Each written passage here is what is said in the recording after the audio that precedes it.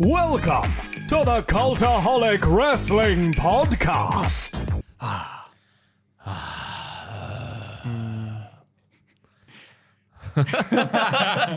It's just long, isn't it? It's just a long ordeal ahead of us. No, not this week. No. Not compared to last week. We'll do it. We'll Three rewind less then. shows this week. I agree. We'll rewind and go, Oh! Iranu indeed, because if you like a lot of wrestling on YouTube, join our cult. Hello and welcome to an enthusiastic, who we're kidding, big throbbing, woo edition of the Cultaholic Wrestling Podcast. You're listening to lovely, excited tones of Maffew, joined as always by the magnificent Jack. Hello. And the lovely Ross. Hello.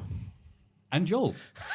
Yay, you did it. How the hell you doing, Jack? I'm all good. It's been an uneventful week, really, though, after last week and all the wrestling and all that. And it's calmed back down again. So I've got no news. Hey, sometimes no news is all right. I'm not going, but in bloody Sam Fender playing at the old St. James's Park, isn't he, on the 9th of June, because it was on the blade races. So all my mates have said, like, if you're thinking of going out tomorrow, don't. Yeah. I know a few people who are going, and I've been like, do you know more than 3 songs? And they're all like, nah. But it's going to be more a celebration of, I think, Newcastle qualifying for the Champions League than it is the Sam Fender game. Right, I've no love for the dude whatsoever, but I like I the have idea. no love for it. But I like the idea he's a local lad. He seems we like like to have our local heroes, not just, Raoul Moat. He seems like a nice boy. He went to Exactly. school with Richard Tubman. They don't know each other, but he was like the year below or something, Nice. apparently. Yeah. I like how he's a cheap knockoff of Bruce Springsteen. He's a He bang does average. clearly like Bruce Springsteen. There's not much else. I like his interviews, yeah. Yeah. Not so much of the music, but each to their own. I like some of the songs. Born in North Shields Line. Yeah. That's pretty much, you've pretty much got it there. But yeah, he's got some all right ones, and he can bloody sing as well. Yeah, good for him. We were born to bike around Japan. There you go, Richard. The gauntlet's been thrown there down. we go. That's when we you know get- you've done too much. Sorry. That would be the end of the world if we had Richard Tubman actually pull that off and do like a parody performance of Yeah. any kind. Yeah. Richard he's part of the cooler crowd than Sam Fender. Not these days, obviously. He's hanging Richard out with Tubman us. is cooler than Sam Fender. Of course he is. Sam Fender would have been the kid at school sitting in his room learning guitar, whereas Tubman was a house DJ. With I thought about that, like, getting all the actually. lasses and that. Sitting in his Getting bedroom me playing on his computer with little buttons and that. Yeah, You know, yeah, you're yeah. a DJ and you No, down at Worldies. hit the buttons, yeah. That's how you DJ. I just hit the right buttons at the right time. Press don't the you? DJ button on his Got a big little screen. soundboard there. Wah, wah, wah, wah, wah. Shabba. How are you, Matthew? All right. Doing grand. It's been a very interesting week for me. Lots of highs and few lows, but I'm focusing on the good bits. Why has it been a very interesting week for you? Stuff might be happening, but I don't want to say it because I've said it 3 times and it hasn't happened yet. So. Oh, right. Oh, I see. The little... Housing. Whatever. Yeah. he's But- building one. Well, best of luck. Yes. Out of sticks. No, that's fair play. I'm only small though, so I'm going to get one of those cardboard boxes. I just order some from Amazon Prime and go, yeah, there we're gone. That's all you need, to be fair. Get yourself a shipping crate. Yeah. Rather lovely. Said it off Steve camera, but Neat. I'll say it again. Haircut, like your haircut. Thank you. Looking good. Shirt's all vibrant and that as well. Thank you. Looks good for the visual podcast. No, Aye. That was the noise of me getting punched by the other 2 lads if you couldn't see it. But we have to simmer down because we like to keep Thank it. you. That's a No wonderful thing. pride from you. Ross, you all right? I'm just ginger, me. What? Just proper ginger. Went Ginger? to East Kilbride, right, in Scotland. Okay. Like an hour north of Glasgow or something it is. 22 degrees it was. I thought I was in Mallorca or Majorca, one of the Magorga. I got sunburned. It's calming down now. You are Yeah. a bit pink. But I got horrible. The face was like a tomato on Sunday. I went on Saturday just for the day. And yeah, just horrible up being there? ginger. Big up all the gingers watching and listening. Hello. What's up there? Oh, it was a kilt fitting do for a wedding. He said that last week. Went all that way for 30 seconds of whoop, right, that's your size. See you later. Oh, you're all wearing kilts. All the groomsmen. Yes, oh yes. Okay. Don't go commando though. That's apparently the advice of those who have worn a kilt before. Because I just thought it was customary to do without, but it turns out no.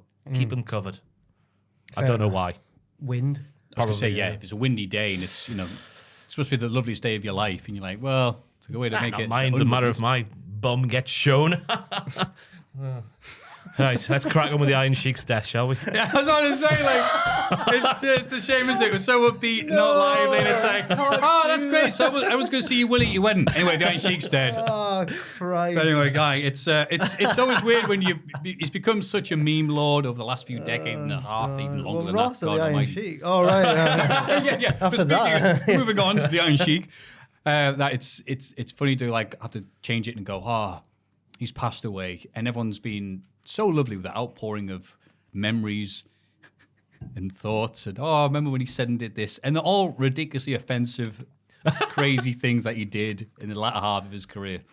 But he did have a hell of a legacy. I mean, Justin Henry's obviously typed up a fantastic biography that you can read, obviously on Cultaholic.com's fantastic news section, and I believe Tom will be whipping out more content.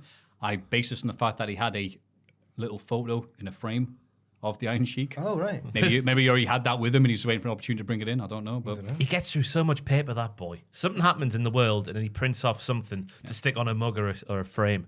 It's horribly uneconomical, you know what I mean? Yeah. So watching all those episodes of Blue Peter as a kid, I think it's had an effect on him. But yeah, he's most known for Iron Sheik being around at the right time when Bob Backlund, WWF World Heavyweight Champion, say, hey, Bob, you lose the Hulk, turn heel. He goes, no, I'm not going to lose the bloody Hulk. He's not a proper wrestler. He's not a shooter. But I will lose the Iron Sheik, who was respected back then. And it's funny to think of, he's a respected wrestler, obviously for his in-ring abilities, very capable with the Persian clubs and everything else.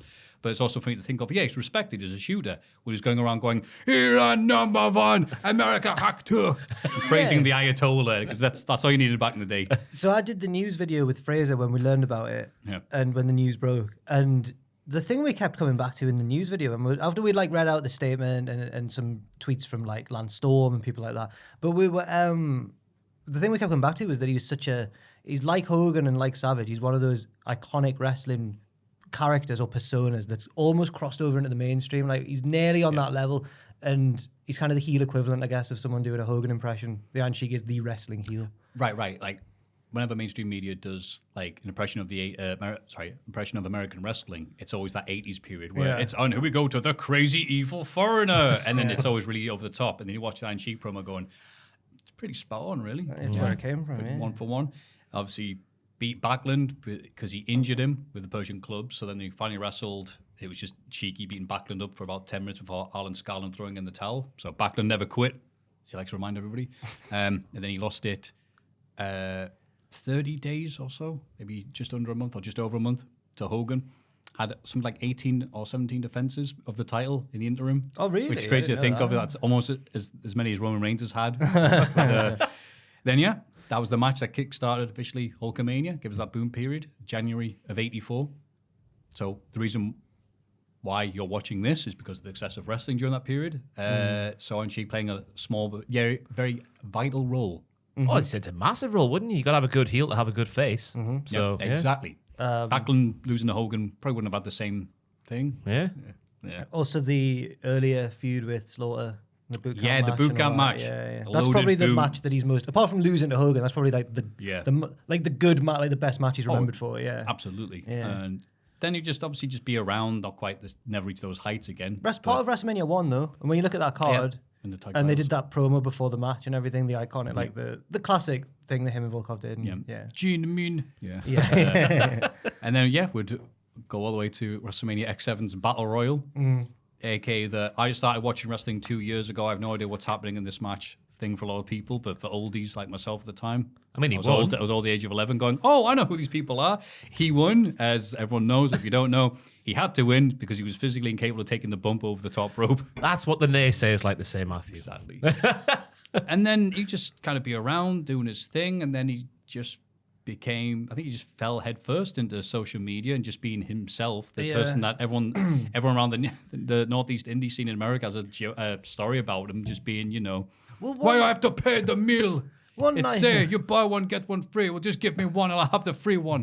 One nice thing, and I don't quite know how trending works anymore. I feel like it might be weighted towards things you've already searched for or things you've already... So I get more wrestling trending stuff, and I think that can't possibly be actually trending in the world. But shortly after the news broke that he passed away, Hulk Hogan started trending because everyone was just slagging off Hulk Hogan. Everyone was just in character slagging off, which I think is a lovely thing, really, in a way, that it happened. So that was, It's sad, but he's left a really good legacy. Yeah, and it's weird that he just meant to change his persona around from being, this guy who's looking for bookings, I guess, who can't wrestle anymore. Just, all right, what do I do for money? Just blast people. He did the Brian Blair interview. Brian Blair, you no good, whatever, make you humble. And then he just kept on getting asked to give his opinions on things, make loads of appearances on the Howard Stern show, and just show up and be like, with his gold medal in the Olympics, which he never bloody won, but he would swear probably to the day he died that he did win it. But now we've all got the internet, we could see, no, you didn't. But He did do some like legitimate, like was it weightlifting or something he did early on in his life? Or was that just? Oh no, yeah, it was. There's the Good Cheek documentary on Netflix, I believe, that goes into it, and those accomplishments are real because there's photo evidence of all the stuff he was up to and stuff like that. But he never won a gold medal at the Olympics. Okay. Never happened. He would swear blind that he did. And would just keep on appearing, do the RF video shooting a view. You know, he's there ordering drugs on the phone, yelling at the dude to bring it today, not tomorrow. He's going to get very cross.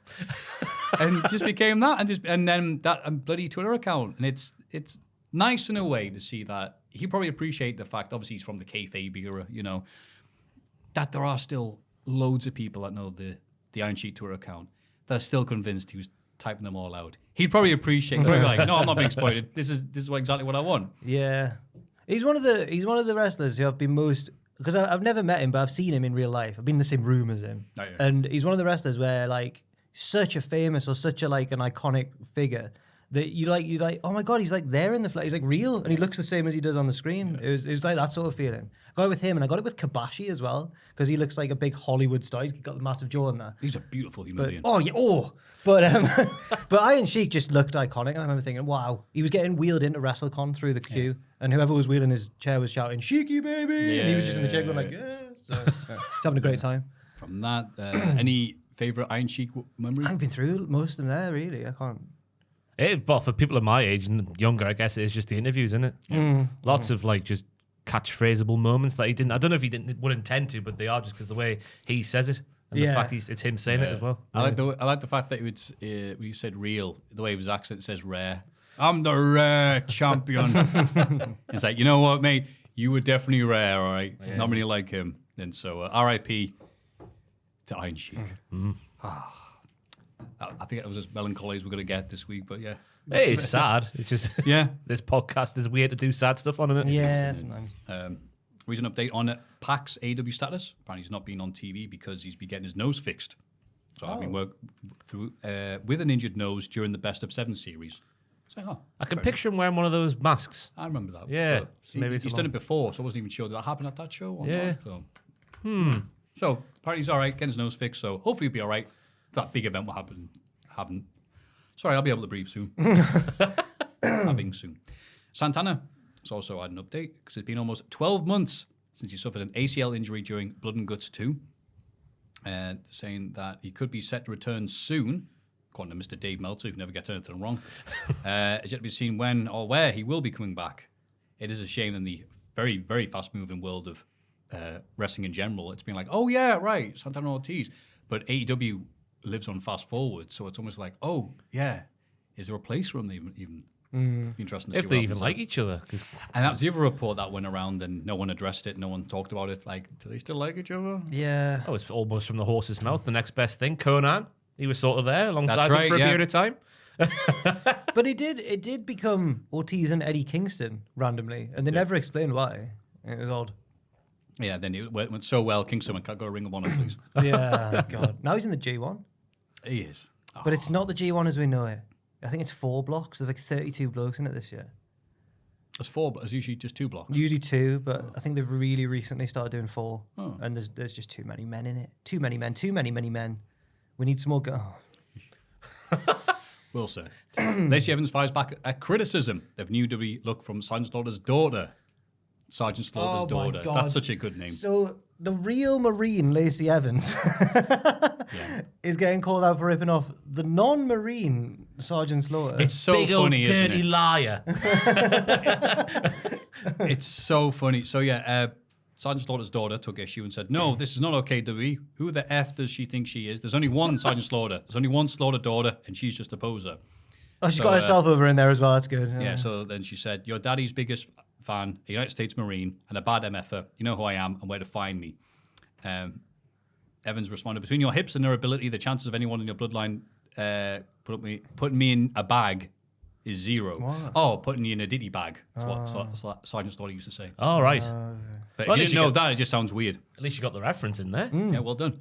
When you birth someone who can carry your legacy or take me out, call me. Until then, salute me. Like the real Marine I am. Rawr. Whoa. Slaughter's daughter wrote, "You've got my respect for serving our country. Oh, I'm talking about the America, gimmick. man. Cobra clutch and now the hat. You look ridiculous. Hashtag stolen gimmick." Whoa. Well, but then more news came out, didn't it? That apparently Mr. Slaughter was approached to be part of those vignettes of, what was it called? Your mission is to use the Cobra Clutch. Operation Cobra Clutch. But he didn't want to do it. Yes, I was about to say the exact same thing. That he would teach and pass down the Cobra clutch, and Slaughter's denied no. I mean, this is the one occasion, like, recently Lacey Evans and opinions have not been things that go well together. But, on this occasion, you got to be full on her side. She is the real Marine. I know Sergeant Slaughter was a thing, but, wrestling gimmicks are quite secular. Speaking of old school wrestlers keeping their gimmicks, being Iron Sheik, Sergeant Slaughter, yeah, that's right. When I was there at whatever war that I was not actually in. Yeah, but in America, that's proper serious, isn't it? Still, But no one cares. No one It's cares about amazing. Any Slaughter, other person said this would be hell on, but everyone's just like, I remember the response when it came out and people bringing it up more. People like, oh, don't tell me Doink the Clown didn't graduate the clown circus either. And then, but also the other example is Cena, weirdly, who never says he was a Marine, but is Marine adjacent. Like he seems he was in the film, The Marine. He was in the film, but he'd also do all his Yeah. And then you've got Randy Orton, who actually was a Marine. Well, But he was for a time. Didn't he get discharged? dishonorably discharged? I believe so. Yeah. Oh, Vince did that as well, didn't he? He got dishonorably something or other. That's right. was he in the Marines or when he tried was to be? when he was a Oh, little boy. right. Well, That's why they got rid of him. Yeah, because he couldn't march in time. While everyone else is marching. He's like, Left, right, left. that wacky character, Vince McMahon. What's he like? Hey. That's how they talk about him on Dynamite. What's he like? Oh, I know, right? Matt Hardy comments on Jeff Hardy's botch and basically just says what I said last week. He goes, he does that spot all the bloody time. He was in great Alright, shape lad, cardio-wise. alright. Why is Jack saying this on the Cultaholic? Nah. I thought better of Cultaholic now that they've been brought up in dispositions in the MLW lawsuit. All right, Matt Hardy, you know how to bring that up. Jesus, God. shut up. I think Fraser got caught as well. I had a little talk about it in the office the other day. Yeah, me and Fraser were dumbfounded. Couldn't believe it. About what? Jeff Hardy's botch. It's just us workers, Matthew, understand, That's right, thank you. Our Yeah. decades in the ring. That's right. Oh my God. When the Marines together. Yes, we were, yeah. Yeah, We're real Americans. that's right. You got to question Hulk Hogan's status now as a real American after all these lies. Iron Sheik with his medals. That's right. Sergeant Slaughter with his position in the army. That's right. Is Hogan actually Dominican? Honestly, you think Hogan. he's a real Dominican. He's a real Fight the rights Dominican. for all the Dominicans. Yeah.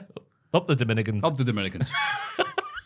Well, he's not Irish, and he was meant to be an Irish hero, wasn't he? Hulk Hogan. Yeah. Irish American. Irish He American. was going to be the San Martino for the Irish immigrants. Boston.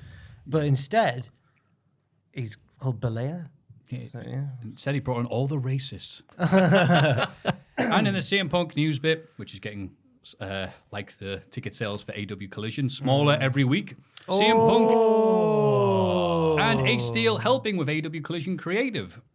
Emergent Steel have been rehired by AEW several months ago.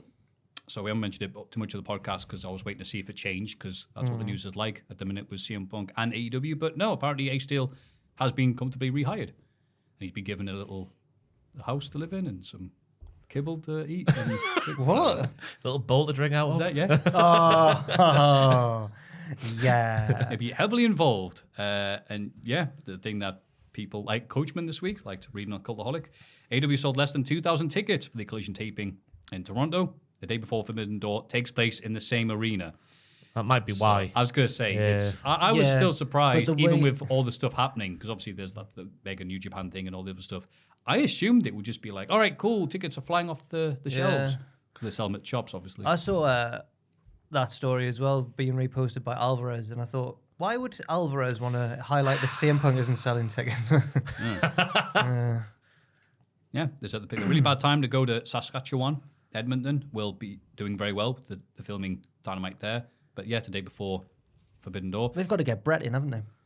When they're up there. Yes, they do. Yeah. Oh, especially Well, now the three I was Bret, about to say, Bret Hart lads are together in a stable. They're just going to put their hands together and the lights going to go off and then they're going to put them on and Brett's just going to be there.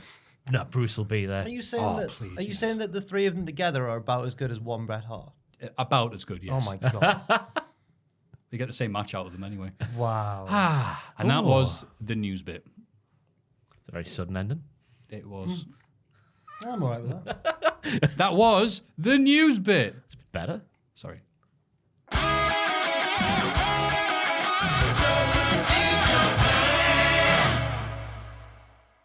Ooh, crikey. Tobin in Japan.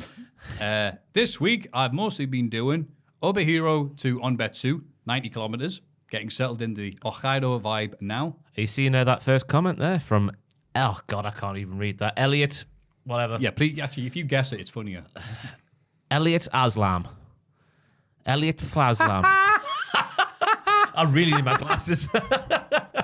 All it says is, obviously, because the way of Instagram, they get a bunch of photos, the slideshow, and then the comments are the same for all of them. Yeah. So obviously we're looking at just a road with some grass. And then the first comment from Elliot says, bit like Maffew, 2 small ears and nothing in between. Or we're looking at roads. So I'm like, all right, what's it going to be? Is that me? It's a bowl of nothing. You're a lovely bowl of soup, Maffew. Wait, was that all of it? What's getting settled in? Oh, it's replying to Dick Tubbs saying, getting settled in the Kaido vibe now. Going between 2 small towns or absolutely nothing in between. Crying emoji. 2 small ears, nothing in between. That's you. Because I've got no brain. Okay. Yeah. Okay, I'll take that. Will you? I'd fight back if I was you. Oh. Go on, get Joel. Kill him with love. Get Joel to reply on your behalf. I've got a message from Thranthony. Do you remember Thranthony? Yes. The Cum Dragon Whisperer, who talked to Cum Dragon. Yes. And then messaged. So Thranthony's messaged. That was hard to say in fairness. Thranthony's messaged in. And you know how you say that I'm quite like, if I make a mistake, I like overcorrect it. And I'm like, oh no, I didn't mean that. I meant this and blah, blah, blah, blah. Yes, so I think Thranthony shares the similar affliction to me because I don't even know what they're talking about. They've messaged me with a paragraph saying, if you can please clarify with Maffew, the Cum Dragon did change his username, but then changed it back after seeing my reply. I would greatly appreciate it if you could do that. After Cum Dragon won the Hall of Fame, I felt like Maffew felt like I didn't get the joke and thought the Cum Dragon was his actual username, but that's not the case at all. He changed his username to Fibian, as you can see in my first reply, and it was why he said he was no longer Cum Dragon on one of Tubman's posts after he saw my reply and caught up to the podcast, which was when he was back to being Curmudgeon. I know this is long-winded, but I don't want Maffew to think that I didn't get the joke. So there you go, Thranthony. That's one of 2 Instagram DMs I got this week regarding matters on the podcast. The other one was from Carmel. Do you remember Carmel who moved to Japan? Saying that me and Sam and I just assumed that Carmel was a boy for some reason. It's clearly a woman. And she's messaged saying... Carmel? I know. Well, I just remember at the time I didn't really register what the name was. So I was like, oh, I hope he's made a good choice there. And now it's clearly a woman. Carmel said, hi, Jack, I'm Carmel. I wrote the Tubman in Japan insert in the last podcast. I felt so bad for you being concerned about whether I was happy in Japan, so I thought I'd put you at ease. I didn't move only for wrestling. I had a choice between staying in South Africa and waiting for the job I wanted to open up or leaving the country. I'm not going to reveal too many. They've said what job and everything. Basically just said, I can honestly say I've never been happier. It was the best decision I've ever made, so no need to worry. Also, I don't mind being teased, and I'm pretty sure most other people who write in feel the same way, because I've clearly been going, we're being too harsh to these people. Anyway, have a great week, and good luck with everything in the future. Lovely. Tubman in Japan is ruining people's lives. No, it's bringing everyone together. I like it. I like how people were messaging me to clarify things. I can't wait for you to try and pronounce a word that's on that bit of paper. I'm so excited. All right. Go on, keep reading on. Churida Ibihiro, 50 kilometers, riding into a lot of headwind. Mount Apoy to, oh my God. Here we go, everybody. Churihishi Ganamachi. Oh, he's done quite well. That was all right. Huh? 106, I beg your pardon, 106 kilometers. 106? Caught the arse Hey, end I of the tell you typhoon. what, Elliot does not like you, Maffew. Would love to see Maffew try and pronounce that word. Whoa. I think he likes me. All right, that's two for two. Thing about me. I hope you liked it, Elliot. Oh, okay. Shuzanu to Mount Apoy, 76 kilometers. Another day of riding through farms on quiet roads. And Tomakomai, to Shizani on 118 kilometers, riding through a lot of farms to avoid the main roads. They're scary, like. If Richard's listening, put it in miles, will you, for goodness sakes? The cyclists like KM. I know they do. Yeah, it's the Tour de France soon, so I'm getting really up to date on it. Oh, and some person says, please read my comment on the podcast. Happy to oblige. Do you normally have the rice and soup separately or together, Richard? Oh, that's a comment. Whenever I've done that at these restaurants, I've always put the rice right in the soup and then mix it up. I would. Is that a scummy thing? I don't know. I'd maybe now and then add a little bit of one to the other. Right. I don't know. I mean, they've politely asked me to leave afterwards. So. Huh. There we go. Then that's the end of the segment. Aye. No Fantastic, harm done. that's it. No harm done. Is sure, Joe, you want to like give us any stories about one time you dreamt of Japan in a dream or? No, Joel doesn't want to do that. Fantastic. Lovely views of Mount Fuji again. I don't Just to care. give- Hey, Fuji. What Just Richie to give says. context, I don't believe Joel's ever been in Japan. When Maffew asked that, you've never. No. Nothing, no connection with It was to Japan. show just how we like to add on other bits of this little segment. Here, to you keep it never going. asked Dan for input when he was the producer. You didn't even know Dan's hate name. Dan. Why do you keep on saying that? Thank you I to don't like that. Thank you to Ross and Jack and lovely Whoever that is man, over there. lovely man behind the camera. I try to do something funny and people are like, did you forget Dan's name? Every Tent! week. Hey! Up the tent. Lovely park bench next to it this week as well. It's a great week for the Oh, tent. Tommy JC, here's been the bit we'll end on. Can't wait for the Tubman Japan finale where Tubman shoot fights Ross, Jack, and Maffew. I've done now. Come Shoot on. power bombs to all. Shoot power bombs. I'd like to see him try and get me up. He's a wrestler though. He's been buying around Japan. He could do anything. I'll sandbag him, like, insert name here. Oh. Aye. All those ones who sandbag. Thunder Rosa, she was accused of it, wasn't she? Shawn Michaels. Yep. Aye. Hardcore Holly. Yeah. Oh, Yeah. yeah. I had to think that in my Sandbag a head. little bit. Here are the top 10 sandbaggers in all of wrestling. You should start talking like that now forevermore. Just like, hello, Maffew on the podcast, here. Time for some jump. You sound like Tony Blackburn there. That was amazing. Hi. Or Cliff Richard or someone. Oh, don't say that. Sorry, sorry. Cliff. Ah. Cliff is what this segment is about to drive off. Thank you very much, Tubman Japan.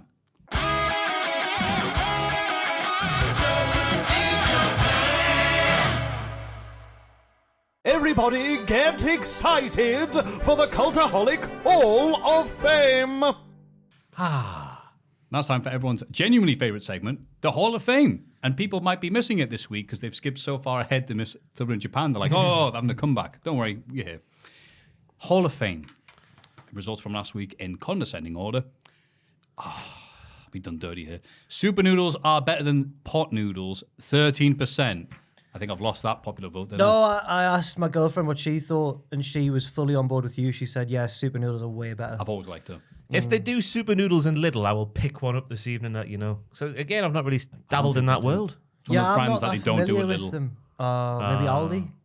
Nah. I think it's one of those things you can only get at like, Corner shop. yeah, Right, okay. or Tesco's or whatever. All right, okay. Can't afford to shop there anymore. Tesco's Maybe and your Asda's. I might make myself sound posh by having super noodles. No, In no. this day and age, yeah. Upper class, Do you upper class Maffew eating super noodles. do you have instant coffee in your kitchen at home? No. I was going to say, well, you know, that would be showing you very rich indeed. I saw a picture where in some UK supermarket it was £9 for like a Nescafe Gold glass jar. You know, I don't know what size they are, but £9. My hamstring pulled. Just looking at it. Yeah. Twang it went. Disgusting scenes. Oh, I'm sorry to hear that. Thank you for enduring the podcast as always, You're welcome. despite the pain. Jack's friend Ron, 33%. Go on, Ron. I'm surprised he got that many. Ron messaged So am I. me saying, how do I vote for myself? I was like, you'll have to sign up to our Patreon. He went, I was like, all right, fair enough. But should've congrats to Ron. And he's going to be up in Newcastle more often, so you might even get to meet him. Oh. Because he covers football and Newcastle have qualified for the Champions League. So They he's have. more of a reason to be sent up here by Sky. Fantastic. Up the Ron. Up the Ron. We do Ron. And surprisingly and interestingly, the Wolf Fursona, 54%. Have we finally, this is our way of doing market research with people who listen and watch the Wolfpack's podcast. back. We're the mass destruction. And they'll come out dressed as fairies. Oh my God, that would be amazing. Do Cultaholic Live and it's just people. Oh, a lot of mascots here today. How you doing? Oh God. Kevin Nash going, yiff, yiff. Which one would be on the end of the leash? Nash would be holding the leash, Yeah, but who would be yeah. on the end of the leash if you do have wolves on leashes? Who was in the Wolfpack? Luger, Sting, Conan. Sting can't be because you None could of use a them. lobster. None of them strike me as leash people. A lobster? Remember Red Sting? Oh, right. I thought that meant there was a fairy reference in there about, you know, Nah. Sting and lobsters somehow. He wasn't a rock. He was a rock lobster. Ding, ding, Right, this I'm week I'm busy going to pick... thinking, hang on, who would be? They were weird then, weren't they, B-52? They really Famously weird. Weird is thinking about who Kevin Nash should have on the end of his leash. Luger.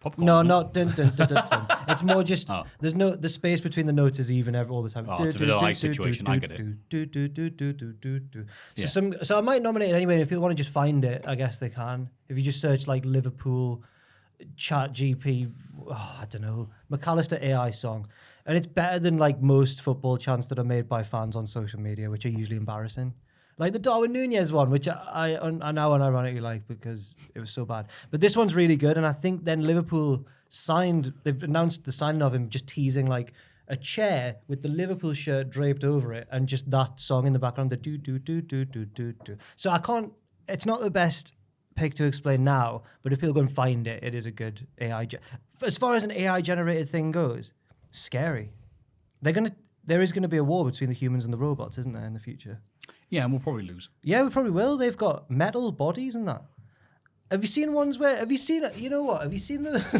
Have you seen when like a video will come out and it's like, this is our security robot, and it's like they're hitting it with chairs and stuff, and the robot's just getting back up onto its legs. It's so weird, is it? Because there's decades worth of like, future bad if we let these things happen. It's just like, we're seeing it happen in real time. People just doing it. We just go along with it. There was a great tale told years ago, was the Terminator. iRobot. iRobot, aye. Now we should be called Robot. Quick, let's run. That iRobot, I'm sure Converse feature quite prominently. Or does he drink brown ale in it or something? I can imagine there's the blue remember star. that. Here in Atlanta, or where the hell we're at in the future, drinking Nuki Brew. No, it's the car manufacturer, because there's I like because he's jumping from car to car, and there was lots of lovely shots of the cool robot car that you could probably now buy. It comes with its own robot that will take over your life. And we were talking about this on the Twitch stream, and Owen was like, "AI is going to take over everything. We're all going to lose our jobs." And I was like, "Hang on, why don't we get AI to do all the jobs in the world, and then we can all just be free?" And just live free. And that would be nice. Is that your pick for Hall of Fame? In fact, yeah. Scrap the Liverpool chant. Mine is... Jack's Robot Paradise. Jack's AI Utopia is my pick for the Hall of Fame. There we go. Matthew. Lovely. What would you do then if robots did everything? What would you do in your spare more time? Big walks, I guess. Go on big walks. Aye, big walks. No. Oh, I could have nominated Lance Storm's big walk. Did you see he went on a big walk? No.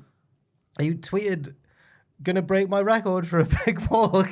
And then like every hour he'd tweet like, update, 27 miles, like 1 million steps. Then the next one would be 30 miles. And he walked like 30 miles in one day, and then just put a picture of his route, and it was just the most boring. Of course. But I went from east to his west. updates were so like unfunny. They were just very Lance Storm. He wouldn't have strayed from the pavement, would he? Lance Storm.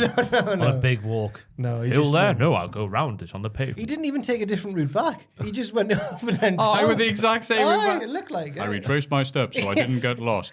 I would love to watch him walk. I've never paid attention to Lance Storm's walk, but I reckon everything's perfectly perpendicular to everything else. He's waiting at the lights to see the change, looking for traffic, and it's like when I'm down there. Someone interrupts the Canadian anthem. He's like Judge Dredd. He is. He's very judgy. Yeah. But no, I'll go for my AI Utopia though. Yeah. What's your pick? I want to pick Lad Storm's big walk. Do you want to read out some? Yeah, I really do. Okay, carry on while I find them. Sorry. I went that way. I went them. that way, and then I went the other You're way. gonna have to go down because he's Don't since Google Lance. I'm going to Google Lance Storm's big walk. he's since talked about like the Iron Sheik and Look at his stuff. profile picture, for God's sake. I wear man Lance. Bit of razzmatazz. You might have to. He's absolutely devastated, isn't he? If I could be miserable for a lifetime. Keep going. It was a few days ago, maybe. Oh no, I can't really say it. Just he squiggled. Oh, you did a picture of a foot. Oh, there's a foot count there. Up a bit more. 66,000 steps. My feet are killing me, but success. Speaking of the robots taking over. No, go further down his speed. Because he was doing it live. He was like live updates. You're scrolling. Look, there he is, straight line. That's his route. Jill, That's Jill, rude. you were scrolling to it excitedly. Yeah. Got back to my car. I still have 30 to walk my dogs tonight, which would put me He's past still my gotta do record. the Hell of a walk. single wall. I retweeted it, but he's absolutely crapping on me because my walk, I didn't walk that far in one of my I walked further than that in total, but like not in one day. Is this a trail system you have to Calgary? Yes, it was on a trail system. It was on a trail system. That's actually, interesting. he's got some pictures. Yeah. I took a photo it's nice. of the road. Landstorm in Canna. This bridge, this bridge enables me to go across the water without getting wet. Oh. Here is where I would have gone if there was not been a bridge, but there was a bridge, so I did not go here. If there wasn't a bridge, you think you'd have just gone straight ahead and straight Just popped out a few weeks. Oh, there we go. That's his update. Walk update, 24.25 miles, 48,000 steps. Walk update, 7.5 hours in and taking my first break, sitting down for a couple of minutes, You sound 26.2 miles. You sound like a Banjo-Kazooie character, and I can't think which one. Walking update, 15.3 miles at 30,000 steps. These are fun to read backwards. Oh no, it's because he's going back. I retraced my steps. But yeah, there we go. That was his big war. Oh, Landstorm's exciting big war. What's he listen to? Landstorm. It's just like brown noise. Bird song. The dial-up noise. That tape that goes breathe in, breathe out, breathe in, breathe out. Oh, good. I did not forget and therefore did not die. He's one of the thrill seekers, him, man.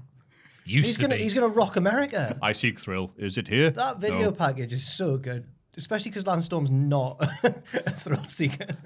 He rides a horse, does he not? And goes on the dodgems and then Oh, takes... in the thrill seekers video, he's playing the role of a thrill seeker, but it's not what he wanted to do. I rode my horse, and because it had 4 legs, I just multiplied the steps I did by 2. I don't think enough is made in this day and age of the thrill seekers video and how crazy it is. They go to a fun fair and he wins a small dog, and then Jericho wins a big dog. That's a good bit as well. And they pick up a couple of honeys at the end and take them back to the hotel. Yeah. That was just real life, I think. We are being recorded. Imagine getting an update from a family member like, wife, I have reached the end point. I will now head home. Goodbye. Mutter. I don't know why he's German now. Does Landstorm get the joke about himself? Yeah. I don't think Because he does. because sometimes when people died, he used to be like, "I never met this person ever." R.I.P. It's hard to tell where the joke begins and ends. Like a true wrestler. Hasn't he done stuff for the wrestling for Figure 4 Weekly Online before? Yeah, him and He's Brian. messed with Alvarez. Him and Meltzer together as one would be my- amazing. I think the internet would God. explode if those two tried to just talk to each other. Putting glass eyes to sleep. References going over both their heads. Do you remember that time in Japan? Yes, I do. Dave, I have a joke. Knock, knock. Oh, sorry, Lance. There appears to be someone at the door. I'll have to stop this interaction that we are having to answer it. No, Dave, knock, knock. Oh no, the knocking is there. I better leave. It would be that for half an hour. I said, who's on first? Oh, you mean Bobby who wrestled for New Japan in '83. I met him once. Did not know him. He died. He jumped got out. a lovely- He jumped out of a building after listening to me talk for 3 minutes. Hasn't Landstorm got the nicest neck in the history of wrestling? He's got a big, thick neck. When they used to pose in that ring with a... Oh, he's a vampire's wet dream, that lad. Yeah, he is, Jesus. isn't he? But yeah, thought- lovely springboard as well. I would say, I bet Darwin would love to get his hands on him, but odd thing to say. But we've said anyway. There we go. Ruined the segment as always. I have a big neck. I've got the neck of a much bigger man, actually. You do actually. Yeah, I know. I don't know what that's about. All them bridges, innit? Bridges. Aye. Not actual bridges. Not the ones that I crossed to dude, avoid getting yeah. wet. I've never done one Well, of them in Dave my Mel life. to the exercise. No, I've never done. I can't do that. Anyway, right. Was that your Hall of Fame pick? Yeah, What, sure. what Were would it they? have been? What would it have been? I was gonna going to do the reverse and do pot noodles are better than super noodles, just to flip flop like a Oh, horrible no, you can't politician. be- yeah, you but can't I think people are just like, we don't care about your noodles, and I can take a hint. No, I can't. Well, left years ago if that had been the case, but that has been the wonderful Hall of Fame selection for this week. To remind you, 'cause it was a long time since we started, we have Reasonably priced groceries. My AI Utopia. Jack's AI Utopia and Lance Storm's Exciting Walk. These 3 picks are yours and yours alone. It's a good week. Allegedly, at patreon.com/Cultaholic. I went to Patreon to place my vote. I voted for the thing I liked the best because that's how voting works. This week in the wrestling. It's this bloody week in the wrestling. This week in wrestling. Smackdown, part 1 of LA Knight's journey to become the undisputed WWE Universal Champion. I thought the titles were supposed to be funny. I'm not. No, truthful. this week I just couldn't think of any puns and stuff. So most of them are just sort of statements or opinions. This one is reflecting the general mood of the office, I believe. Everyone wants LA Knight to I wanted Montez. This office, not the WWE office. No, this office. I wanted Montez Ford to actually be in the Money in the Bank ladder match, and I was proven so wrong. So there we go. Oh, he's been done dirty. Let's see how the episode was. We open with a video package summarizing Roman's 1,000-day reign. Austin Theory is in the ring. He's just has to watch it. It's like, and Austin Theory's there. Anyway, roll the footage. He says it's almost as impressive as beating John Cena at WrestleMania. He brings out Pretty Deadly for a 6-man tag against the Brawling Brutes, which the bad guys win. What do you mean? You mean Pretty Deadly win? Yeah. The bad guys, it says here. They are the bad guys. Oh, yeah, but They are categorically the heels. Yeah. Hang on. Moving on from Roman Reigns' They were teaming with Austin Theory. Exactly. But moving on from Roman Reigns' 2 Cold Scorpio-sized reign tribute that we had there. You can't be making Willy gags this early on. Willy gags sounds wrong. Carry on. But Pretty Deadly, they have a new theme, right? With lyrics. Was this the debut, or have I just not noticed it? No, it was the debut, Maffew. Thank God for that that. will be my I Hall didn't of pay Fame attention. nomination. I know. I think I skimmed SmackDown. What's the... It is ABBA. It is. Yeah. Oh. It sounds like an ABBA song. It's pretty, in terms of like a rhythm, it's pretty similar to what they had in NXT, but it's got like female vocals. It sounds like ABBA. It's that's class. sensational. They song. made them even gayer. Yes. ABBA's not gay. Moving on. CM Punk was in that little thing they did at the start, by the way, which had everyone yeah. going, woo! It's him! Yeah. And in fairness, though, yes, he is coming back. Well, it's a card subject to change. But also, yeah, he was the last guy they did wow, he's got a long reign. Ooh, woo.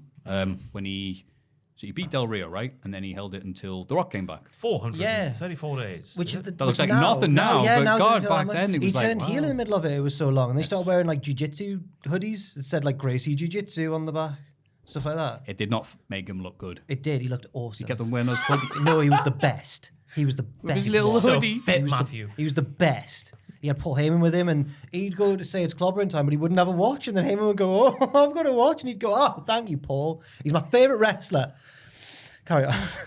John Cena was right about Austin Theory in his promo at the start of the segment. I had this Oh. exactly written down. Go on, take He it was away. just playing the part of the cocky heel wrestler, and it just didn't convince you that what he was saying was actually what he was feeling. You know how Carmelo Hayes is him. He is him. Yeah, he is someone else. He's not. He's not. Yeah. what little interest he had, Cena took away.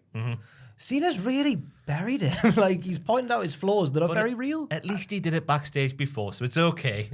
Yeah, in that interview, he said it as though he was being really honourable and honest. I told him he was crap to his face. Then I went out and called him crap in front of everyone, and now everyone knows. And he's look crap. how great he's doing now. I see Cena was like half trending on Twitter yesterday because of some like one of these programs they do on a Sunday night talking about years gone by. You know, about Adam Copeland, such a wonderful human being. Started tearing up like that. I'm like, John, you make me sick. Austin's in that ring there today and you've left him with nothing. Adam's nearly retired now and you go, he's such a wonderful human being. I've got some John Cena news. On the stream yesterday, Owen got a text from his sister who works in a hotel. I believe in Liverpool, probably in Liverpool, I guess. Okay. John Cena was in the hotel. How did you know? How did you know? Because you can't say it. So that I think that's what Owen actually replied as well. But apparently, I was like, why is he there? What could he be doing? And then she replied to Owen, I think he's with Mercedes-Benz. So he was there just as an ambassador for something. So I thought I Who's was she? a wrestler there. I was Mercedes Martinez. And they were wrestling. Coming down to the ring, Mercedes Money, accompanied by Mercedes-Benz. But no, he was just there as like on a company sort of thing. And he gets a free car out as well. Yeah, yeah. Left through with nothing, he gets a free He car. can turn into one, can't he? He was in that bloody film. If he wasn't a Transformer. You know what, though? I'll appreciate that Peacemaker stuff. Or is that something else? That's something else. Oh, the Fast 10 for your franchise. Yeah, you know what? that's something He else. might as well turn He's the actually bloody car everywhere. at this point, considering Yeah. the series has gone from, hey, let's drive around in cars to let's save the world. And no-sell helicopters and all the US. Jason Statham, who can stomp through floors. I like Chris Van Vliet, and he seems like a lovely man. I've never talked to him. Ross has. I think he was a lovely man when you talked to him. I'm envious of Chris Van Well, Vliet I saw an interview where he's talking to Cena about the Fast and the Furious franchise and says, people say, how did they get from stealing cars to going to space and saving the world? And you go, I can't explain that. And then Chris Van Vliet goes, no, you can. You can walk them through every film. How? And I was like, can you really, Chris Van Vliet? But Cena's he's a good interviewer because Cena's going like, absolutely, of course you can. Yeah. Chris trying to out-grapple Cena in the mic. He's like, no. Yeah. No. Next to Chris Van Vliet, Cena looks like an old man because Chris Van Vliet's so shiny and perfect. Oh, He looks drawn. scrummy. Yeah. Anyway. He's like what Ben Stiller thinks he looks like. Yeah. That is unreal. Nice. That is what he looks like. Blue Steel, Chris. And he's got a cool name. Imagine being called Chris Van Vliet. Right. Or as MJF calls him, Chris Van Vliet. The press conference was, it's Chris Van Vliet. I'd be like, it's C-double-V. Yeah. Ha ha! Like the back of your debit card. He's Anyway, a snack. moving on from Thurston over. He's a snack, is Chris Van Vliet. He's amazing. Right, we'll go. There you go. We're there you go. on Here we go. snack down here. There we and go. Wade Barrett explaining what snack meant to Michael did. Cole was one of the highlights. Because he was saying that Pretty Deadly looks so sexy. You just want to take a nibble out of them. Yeah. That's Cole a bit kept on- too Regal for me. He's stealing Regal's gimmick slightly there. Cole had to go back and forth between what he was supposed to be doing because at the very start he started thinking aloud about how he wishes Butch and Ridge started dressing like Pretty Deadly, and then went like, "Oh, sorry, I'm thinking out loud again." And there was a sign in the crowd that I'm still trying to figure out. Last time Roman wasn't champion, this kid was pooping his diaper. Underneath in the same sign, he still does. The guy still poops his diapers. What more do you want? Yep. 1,000 days ago, he pooped his diaper. 1,000 days later, he still does. It's just one of Sam Fender's Bruce Springsteen tribute songs. Sheamus is really over because he's so cool. Written here. People really want him doing the IC title. Sheamus' next plan after this is going to be getting the One Piece. Theory gets kicked, but a Sheamus dive. Oh, that was a outside, comics can't thing, put him that. away. Yeah, sorry. Well, I know. Maffew, but you learn. Barrett uses bounce back ability the week after last episode of Soccer AM. What a ledge. Ian Dowie. It's Soccer Saturday as well, not Soccer AM. Soccer AM. It's a Soccer Saturday thing, not Soccer AM. You're getting your soccers mixed No, up. they did on Soccer AM. They would talk about it. But it comes from Ian Dowie on Soccer They Saturday. showed the clips on Soccer AM. Just don't want the comments to go, oh, Maffew, you got your sporting thing ever so slightly wrong. We won't be able to see them for all the comments saying, "What happened to Dublin and Japan?" I know, yeah. We read I read the comments last week. The tides are turning. I don't read the comments. Can we build the dam to stop the tide? We certainly can. What are your thoughts on SmackDown, this first match that we're talking The about? Cry Martini is a great move name for a great Great. move. It's Yeah. the slingshot code breaker off the back. It's fantastic. Sheamus with a lovely hot tag and another V trigger that would make Kenny Omega say, ooh, ooh, ooh. The twin magic used on the ring apron was genius. Like Elton Prince realized he had a hairier chest. I saw someone point out on Twitter. So he had to pull down the mat even further just to carry on the ruse. And yes, spilt milk again is protected as the hardest move in all of wrestling because nobody kicked out again. I'm going to bring up on the flip side of things, guys. The Brawling Brutes lose quite a lot these days. Ridge and Butch, especially. So maybe they need to start winning a bit more again. Not against Pretty Deadly, obviously, but just at some point. A case of the American alphas. Too good at making other Alpha people Academies, look yeah. good, yeah. I would say they're in the right position because they don't have much personality, unlike the American Alphas or whatever, because they're You've just seen Sheamus' Butch? mates. He's crazy. He's a mangy little freak. hasn't On done it, it- Michael Cole calls him. He hasn't done anything for weeks, though. Like, it's just, hey, it's me. He's the My hair's crazy back, one. yay. They've got to hold him back. And what screams charisma more than a fridge? And that's what Ridge is compared to. What more do you want, Maffew? It's a fridge. Is it Smeg, Kenwood? Who knows? Oh, all the big names. Up there. the fridges. Yeah. There are other fridge brands available, by the way. Yeah. So people say we're in the pocket of big money fridge. After the Big, match, big fridge. big fridge. Big fridge. Like Big Tobacco or whatever. Yeah, Big fridge, big I messed it up. That's all right. It was Big, bollocks anyway. big refrigerator. Afterwards, we got a advert for Undertaker's One Man Dead show. And I'm putting here, take my wife, please. Oh, wait, Sarah went years ago. Oh my God, that was nasty. goodness. He's got a Sorry. new wife. New. They've been together for New, a long yeah. time. Longer than him and Sarah were ever together. She must have mystical powers, Sarah, when you think about the timeline. Is it there. Sarah or is it Sarah? Sarah, you know, Yeah. yeah. Spelled Sarah. Just to get the tattoo there. She must have mystical powers. What, He's for there him with an to be- eraser. Yeah, I know he might have learned from his lessons and whatnot, but you know, where's Money Michelle's tattoo? He might have one somewhere else. Imagine it was on his arse. Ooh. I'm loving life. Just a portrait. Yeah, to true to her first gimmick. I am enough for her. Most eliminations in women's Royal Rumble. And then there's an extra little tally every time she eliminates someone else. She always does well in the Royal Rumble. Spit in the face of people who are not McCool. Backstage, Paul Heyman talks to Solo about making sure that Roman's celebration goes off without a hitch. He wants to make sure the Usos are nowhere to be seen. It's Wrestling 101. Austin's not here. Austin will be there. It was fantastic how Paul seemed to mistake Solo for some sort of events organizer at the start, saying like, Solo, I want to make this night extra special for Roman Reigns. Like, as if it was Solo's duty to do that for It him. was very exposition-y, wasn't it? Yeah. Yeah. Just imagine Solo getting on the phone. Hello, Lawrence Llewellyn Bowen. Get the streamers. I'd call him if I wanted to have a party for someone. It's AJ Styles' birthday. Oh, good for him. He's 40 summit. 45 or 6? 40. Yeah. 40 I summit. He's can't get over still. so good. Yeah, it's crazy. He tells the Good Brothers to beat Hit Row, and they do. Yeah. Top Dollar tries to attack after the bell, but Styles hits him with a phenomenal forearm. Cole's please. Yeah, he's very happy about that. he is. I Forget Gallows Anderson are part of WWE. And every time I see him, I'm like, oh, yeah, right. They are here. Yeah, Yeah. same. It's not very frequently on TV. And Mitchin's part of the Bullet Club. Not the Bullet Club. I'm She about might as well be, 20 no one years out of cares, yeah. date. No, the Bullet Club is now like Dan Maloney and Gabriel Kidd. It's all the British wrestlers now. This is like BC, Old and Carney. Yeah. You know, we've got Bullet Club Gold, Oh, yeah. OG Bullet Club. Bullet Club salted caramel. This is Bullet Club 2000. Bullet right Club now. cookies and cream. But Hit Row made a rap about these I was about to lads. say, yeah, apparently they did a diss track, and it hasn't been deleted yet, so it's better than the last one. Oh, Sandra You better destroyed run them. like DMC because you're going to need an EMT, but I'm more phenomenal than more of you. Than all of you, sorry, I've butchered Oh, I was that. going to say, I was going all right until the end. Than all of Yeah. you. Yeah, that's what the rap was. That's what got them so irate. How dare the Top Dollar say that about us, they said. Yeah. The match wasn't much to it. Ashanti beat down Carl for a bit, and then Gallows got the hot tag, and that was just about it. I just keep thinking of 90s/early 2000s singer Ashanti whenever that name is brought. Ashanti the Adonis is brought. Yeah. That's one song I know. Sorry, I've had to Is that the edit that so it doesn't get DMCA'd, so that's why it sounds weird. Who did? If you had my loving. Oh, it's Jennifer Lopez, man. That's Jennifer Lopez. Jennifer Lopez. Jennifer Lopez, yeah. Is that offensive? No, I don't know. No. It's funny. It's a cartoon. Oh, the South Park. yeah. Oh, that thing. That's Yeah. probably quite offensive. Oh, yeah. And she's going taco. Yeah, that's probably. Yeah, I might. yeah. Yeah. Anyway, Cole's rap made up for the shortage of the match at the end of the final. Cole's rap. He's like, my name's Top Dollar. I got knocked over. AJ Styles took me out. Yeah. That's not rap, Michael. Barrett Cole's called the biggest hater. That's blank verse. It sounds like a bit of a Shakespeare play. What's going on? Big cough.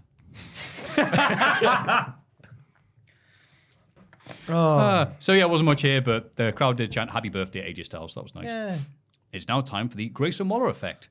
Who's guest for this week? Asuka. Yay. Asuka celebrates winning the Raw Women's Championship, but is interrupted by various potential competitors in the Women's Money in the Bank ladder match. It was the laziest parade. WWE segment. Asuka is attacked on the stage by Bianca Belair, and officials pull them apart. Also, at one point, she like kind of half missed it. She just sort of went, "Beef." And Grayson no-sold it. I thought it'd be a bit like, whoa. Yeah, cough or something. Or go like, whoa. Yeah. He drinks Foster's. Doesn't bother him. Is Asuka Foster's... finds out Australians. It's Foster. If you're at like a party or something and there's a bucket, like a cooler, and there's Foster's in it, I swear it's still warmer than all the other cans. Foster's is somehow innately warmer In the than fridge, it's still warm. It's crap in it. Yeah, it is. I hate Foster's. That was the go-to when you were like 18 as well.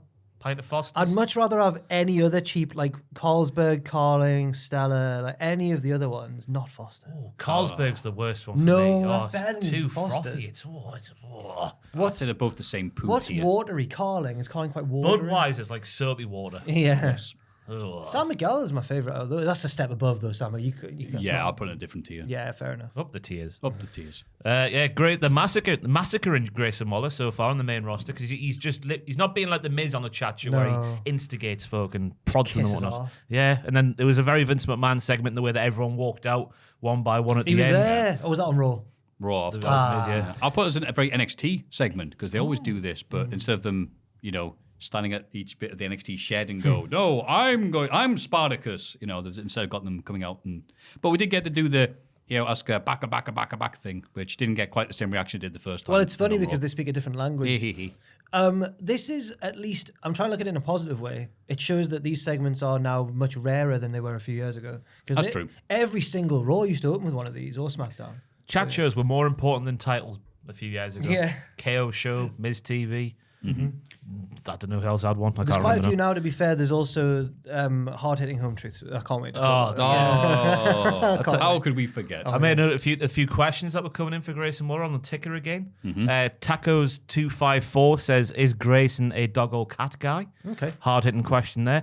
Bearded ZZIK22. I loved it when Grayson won the first ever Iron Survivor Challenge on NXT. Cannot wait to see what he does next. Real Vic Joseph left a comment. What? Grayson has the gift of the gab, he said. Vic doesn't like Grayson. Yeah, that was your highlights there. He's friends with Johnny Gargano. Oh, wait. And Elliot on Instagram says, Maffew is dumb. How'd that get through? There was a little glimmer of hope at the end, though, because when everyone was coming down to the ring, Waller then just got the microphone and said, bring more girls. This is sick. I love America. So there's a little there's a little glimmer of hope there for his character still Unreal. being there. This is sick. These are the women's division that we're trying to portray as serious wrestlers. It's like, oh, more babes, come on. We are reminded that Baron Corbin has gone to NXT to challenge Carmelo Hayes. Cameron Grimes says he'll be waiting for Corbin when he's back on SmackDown. Oh, Yes. well, Nice not bit of later on. continuity there. And on NXT, we had Ali saying, I want to qualify for Money in the Bank still. It's all an interconnected universe. Yeah. Yeah. And then Zelina Vega beats Lacey Evans to qualify for Money in the Bank. She celebrates with the rest of the LWO backstage. And I was happy that, yay, they remembered Vega. I was worried they're going to do the thing where it's like, yay, round Puerto Rico. Not round Puerto Rico anymore. I need to push you now. But yeah, she beat Sergeant Laughter. Yes, she did. Have you seen the bump this week? That's a stupid question. On the bump this week, Why are you watching the bump? It was on Twitter a couple of because Zelina was rattled by The Rock, LA Knight. Oh, yeah. He was cutting his promos, and Zelina, I don't know if it was like a work shoot or a shooty work. To be honest with you, I wasn't really paying full attention when I was watching him on Twitter, just scrolling in bed last night. But yeah, he had her rattled. And I need to watch it again to see if it was real or not. Okay. Rattled how? Like, Just she seemed annoyed with him. Like genuinely annoyed. Yeah. Oh. You know, you can tell where there's a little bit of genuine, like, and she kept going like Every Stephanie McMahon promo segment with Dusty Rhodes or with Mick Foley, she's really actually hateful towards them. Yeah. oh, poor Tom Phillips. Oh, she broke his jaw or something. Battered him. Or burst his eardrum or something. Yeah, slapped him right in the face a few times. she Yeah. yelled, Kobashi! Just slapped him. It's horrible, huh? Lacey Evans did a nice lariat. I like the fact that Lacey Evans attacked Zelina while they were cleaning up the Grayson Waller effect set as well. And then there was a code red that happened, and that was it. Lacey Evans, I don't know what you do with her now. Well, I think in this case, Zelina was the right choice because she's more of a high flyer. She's more suited to the Money in the Bank ladder match. Yeah, she's in the military, not the Air Force. Oh, go on. But your climbing thing should be in a repertoire, should it not? You know, you climb up the Oh walls, yeah, don't you? salt Not courses low, and that. Yeah, that's true. Or something, I don't know. But it's just the fact that she's come back with like another new tweak on the same gimmick and she's lost straight away again. So where does she go? I mean, I'm all right with her just being at this level where she just loses to people. Yeah. Oh, I got a bit of a name. Yeah, whatever. That Dana Brooke tier. But they clearly had bigger plans for her because she was like number 1 in the Rumble that time, and do you remember that? Yeah, she was no. the first entrant in the Women's Royal Rumble. 2019 maybe? And then I think Natalia was the next one or something. Yeah. Oh, well. And then she made a mess of one of her maneuvers. They've Yeah. not quite been the same since. It was very much like, yeah. wow, it's early to put her in this position, and then she made a mistake, and everyone went. And you go, oh, that's very, very unfair to judge people on that one thing. And then you look at her Twitter and go, nah, absolutely fine. Then we're at, no. LA Knight Yeah. beats Montez Ford with a dirty pinfall. Thank you for putting dirty pinfall, 'cause that's what I now do because of the video games. To qualify for Mother in the Bank. If I put mother, You have. why it Ross, was can you obviously confirm? it was obviously an auto. Well, it was clearly an auto correct, wasn't it? Unless there's some weird Freudian stuff I'm going trying to on. think, like, could it be Mother in the Bank? Yeah, anyway, but No. Montez Freud. Commentators can't even ignore how over LA Knight is now, and he steals the win. Crowd pops, doesn't get how he wins. Loudest reaction of the night straight away when he came out Yeah. so far. I did like Tez. He sort of twisted what he was doing and made him like a little bit heelish in his mannerisms, like walking around the ring, being a bit God, cocky. he's like the His Rock little versus slaps. Hogan Yeah, in WrestleMania. exactly like WrestleMania 18. Didn't expect to see a lion salt off the top rope from The Rock. It was astonishing. I was like, focus on your own game, brother. Don't try and out Tez. And yeah, up the cheating for the win. I honestly didn't think it was going to happen, but I'm glad it did. I'm shocked. I'm shocked that they've got a Money in the Bank ladder match and they've got someone like Montez Ford and they've gone, no, we don't want him in that match. What? You imagine there's going to be a second chance. I thought triple they'd threat or give something. Knight a featured match on his own where the spotlight's all on him, yeah, and then Ford can do some crazy stuff in the ladder match, but no. You got to have LA Knight win the briefcase now. Even if he does, I don't think you'll win it. I don't think you'll cash in. That's how Roman's losing the title. No. Please. I think in the men's division at least, this briefcase is a poison chalice because neither Rollins nor Roman is ready to lose their belts. That's why I think the winner was signposted on Raw and won't go after one of those titles. But we'll get on to that during the Raw no. the Raw review. God, yeah, you're right. Yeah. Alba Fire and Isla Dawn are now called the Unholy Union. They still act weak. Wait, wasn't that the Undertaker and Big Show? Yeah. The corporate ministry time. Yeah. I took Big Show to the desert and he Pushed him off the bike. He pushed drove him off away. the bike. Then he came back and he had snakeskin boots that he'd made himself of all the snakes he'd killed in the desert. That promo. And then Sorry, I saved you 30 minutes. By the way. so these are now the Unholy Union. But Was it Unholy Alliance? it was the Unholy Alliance. Phooey. This is a better Big name. difference, between your unions and your alliances. Yeah. They pay tax different. Yeah, an alliance is more informal, whereas a union's probably got more recognition on a legal sense. There's like chanting and Latin verse and druids and Of course. I thought it was very Wyatt family, the presentation of the Oh, no. because there was like the shots of the little like weird village thing with the weird village people in the weird little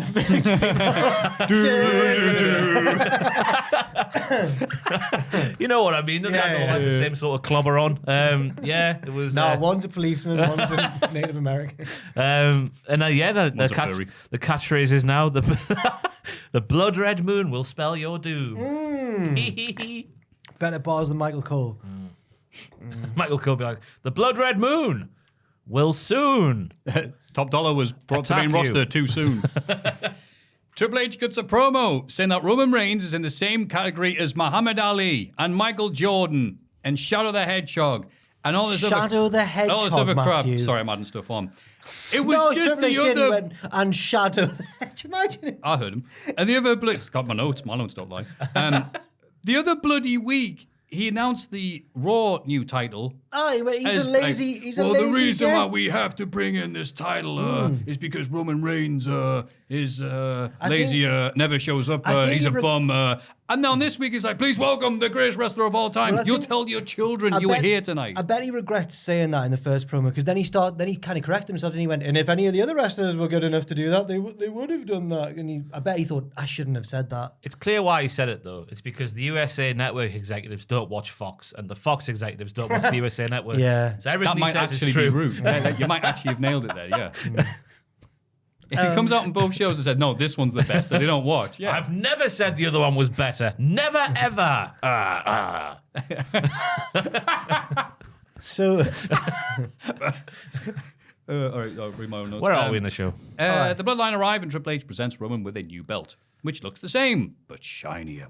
Roman tells the entire universe to acknowledge him. pencil, nah. So the Klingons are like, all right, stand up. The Usos interrupt. Uh-oh. Roman tries to convince Jay to attack Jimmy, but he doesn't. Jimmy accuses Roman of going crazy with power and betraying the family. He didn't say you've gone crazy with power, but I assume that's what the point of it was. He wants the Bloodline to respect each other again and convinces Solo to stand with the Usos. He talks Roman around too, and they hug, only for Solo to attack Jimmy on Roman's behalf. Roman and Solo leave with Heyman, and Reigns predicts that Jay will fall in line as usual, because when Heyman says, but he's still there, and he goes, he's a bitch. But my tribal chief. He's still there, my tribal chief. I love your Heyman impression. That's it's once I noticed how much he says it, I can't now unhear it. Yeah. So there's two bits here. We'll divide it into. First of all, what did you think of the new title? I think it looks like it's got Easter egg wrapping behind the logo. I think there's been, obviously, when this stuff always gets unveiled, someone on Twitter then always presents a better option. I think there is better ways you could have played with the black and gold colour stuff because I think it looks cheap AF, my dogs. Yeah, it's too cheap shiny. AF. I think it's not a patch on the modern, like the WWE belt that Roman's got, like that one. Yeah. I know it's for marketing purposes and everything, but it's the most simple of the three, that the Universal and then the new shiny one. It's the most simple of those three, and it's the best one. I don't mind it that much. I'm more concerned with the fact that it's like, wait, there's two different belts, lineaging into one. I think, well, so that- what's yeah. going to happen if he loses then, or is he just going to lose both? I guess it's just Or is one it belt now, yeah. Right. It depends. We'll see if he comes out next week with just the one belt. Yeah. Yeah. That's why He's going to wear three. Yeah. He's going to wear the two ones he had and the one that represents So the other one. is this just going to be the like the new. This is the WWE title. Yeah. This is Bruno's belt. Sorry, Buddy's belt. Well done, yeah. But Bruno's belt. Yeah, right. I always forget Buddy was the first one. I was assuming Bruno was the And first. then, No, was it Buddy. Buddy was the first one, and then the WF were like, no, not him. Get it off him. Give it to Bruno now. Because he No, I wasn't. think Buddy was. I thought they were scared that Buddy would get shot on and someone would take the belt or something. Maybe I'm mistaken it for the NWA's lineage or something like that. Maybe. I think that's why they wanted away from Lou. Oh, Luther. Yeah. Something like Or that. maybe, actually, no, you know what? We're going way don't off know topic any- here about yeah, something yeah, that we don't yeah. know much about. But yeah. I'll do a video on it. It sounds like quite an interesting. And then what did you think of the Bloodline? No more. I thought it was great that the Usos somehow got in gorilla position when we got told there was double security on the doors and there was no chance of them getting in the building because their travel was cancelled as well. Obviously, in the highlights we saw all night long of Roman's reign, Michael Cole made a good point saying the Usos have been cut out of all the highlights, showing the power Roman has over the WWE. Even the video editors. Yeah, even the video was everything. And you're right. We sadly didn't get to see the bit of them digging a tunnel into the stadium. That's how they got through security. You know what? That's a good point. I wish there Optimum was. gorilla. I wish there was more. When a title holder's had the belt for a while and they start to like be recognized as like the top dog. I wish that there were more little elements they could put in the show of like demonstrating that they are taking over. You remember on Lucha Underground when Mil Muertes won the belt and it all became quite dark, the arena and everything. I think if there was a way of doing that in a subtle way, I'd quite like that. But never mind. Yeah, I that'd be like cool. that. Yeah. MJF has that with his thing on AEW. What's that? And the lights went out. Wait, But they what? didn't go out, did they? They like dimmed. Oh, for his promo. Yeah. Oh, right. Yeah. I would assume that was an MJF thing, The right? triple B as well, hasn't he? Which looks almost the same as the normal belt. Yeah, right. I quite missed the two tunnels in AEW now, looking back. Never mind. Oh, well. Speaking of the tunnel, Usos was able to get the way into security, through security even. They and were, into yeah. The ring, and then, the confrontation. Yeah, it's clear now that the abusive relationship is why Jay is being the bitch that he is, and Jimmy's the one who's seen this going on. That's why he's kicked Roman in the head. Yeah. I like Jimmy mentioning brother a lot to try and get Solo on side. I thought it was a hell of a promo from Jimmy to Solo about like the abusing and manipulating stuff. And then obviously Solo has gone back to Roman because the elders of the bloodline is what has sent him to do one job and one job only. And that is to protect Roman's reign. So that's why he did do the turn. And also, because I did a bit of a deep dive video on Monday, which is on the channel now, if you want to go and watch it, about why Solo. Because there's three main reasons, and one of them dates back to NXT. Watching NXT all the way back then in the halcyon days of the Colour Spew LSD trip that was 2.0. That's right. Solo's debut promo package is on about he speaks about used to hang with the ones from day one-ish or something, and he's been riding Solo. So something's happened way back when, which is split the Usos from Solo, and that obviously bled into. Oh, wow. I remember a bit about that. Wasn't it something like, we obviously know each other, but like I was way younger than them, so almost hang out with the little one when you're that age. So They cast him off. Yeah, it's also that's why like, he's Solo. Yeah. There was a couple of ones like a week or two later after his debut, one where it was on about like being abandoned and stuff like that as well. So there's a deep dive in on the channel. wow. Good, look at you. I'm And it's great invested. because Look at the big brain on Brett. and that actually helps us because most people don't like NXT LSD for some reason, but you do. So people go, wow, Ross is reading his research. That's one of the serious characters, Solo, wasn't he? The street champ. Because you just, but like after that promo package, you then just turned into just like, I'm from the streets. I want to fight. Who wants to fight? Yeah. But I have this, a little bit there. I thought bled in. I'm over there going, I can't believe I was won the North American title. It's like, because he's going to the main roster, right? Okay. Yeah.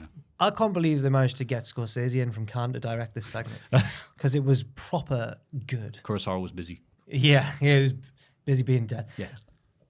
So I like this segment, and I'm still on board. I've been on and off board with the storyline. Sometimes I'm more into it than I am other times, but I'm back in with it now. I'm like, this is really good now. I agree. I think it took a tip. Oh, sorry, Colin. I just don't think. I think that, in fact, I don't think it doesn't need the belt, but I even think the story would be better without the belt. Roman's lost the belt.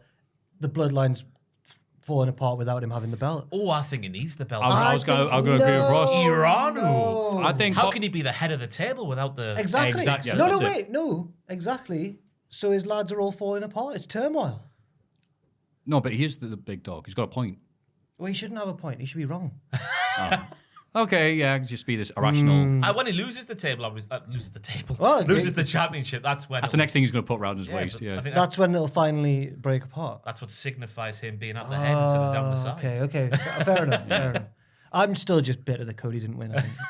I was, but now I'm over it because there was a dip when they put it to one side so they could do the Bad Bunny See, Puerto Rico you're a thing. victim of Brock washing. There. And nothing happened for a few weeks, did it? Yeah, and it was like nothing. But now it's back to, I'm loving this. And so does everyone else on the most watched SmackDowns in quite some time. It is good. It's going really well. Yeah, they're bragging about how many people watched it. And yeah, we're at that point now where it's like, yeah, I'm loving the storyline, the soap opera aspects of it, the elements. And if you've been watching for a few weeks or a few months or, by God, even years, there's lots of stuff for you to sink your teeth into. You're gonna watch. Yay, wrestling! You're gonna watch that new Scorsese film when it comes out. Yeah, absolutely. Isn't it gonna be like 4 hours long or something? Bring it. Fair enough. Too long, that. Too long, that. What, this podcast, you mean? Anyway. I was joking, everybody. It was a reference to the podcast. Monday Night Raw. No joke here.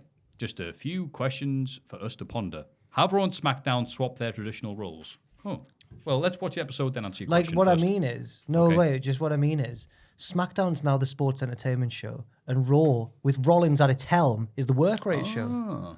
It is. This was a very good Raw because of the amount of wrestling. You could say the matches were a little bit short by and large, but there was a couple of bigger ones there that tickled your pickle. Yeah. Oh, but there's one banger in particular. I still do feel like Raw is full of a lot of filler because it's 3 hours long, though.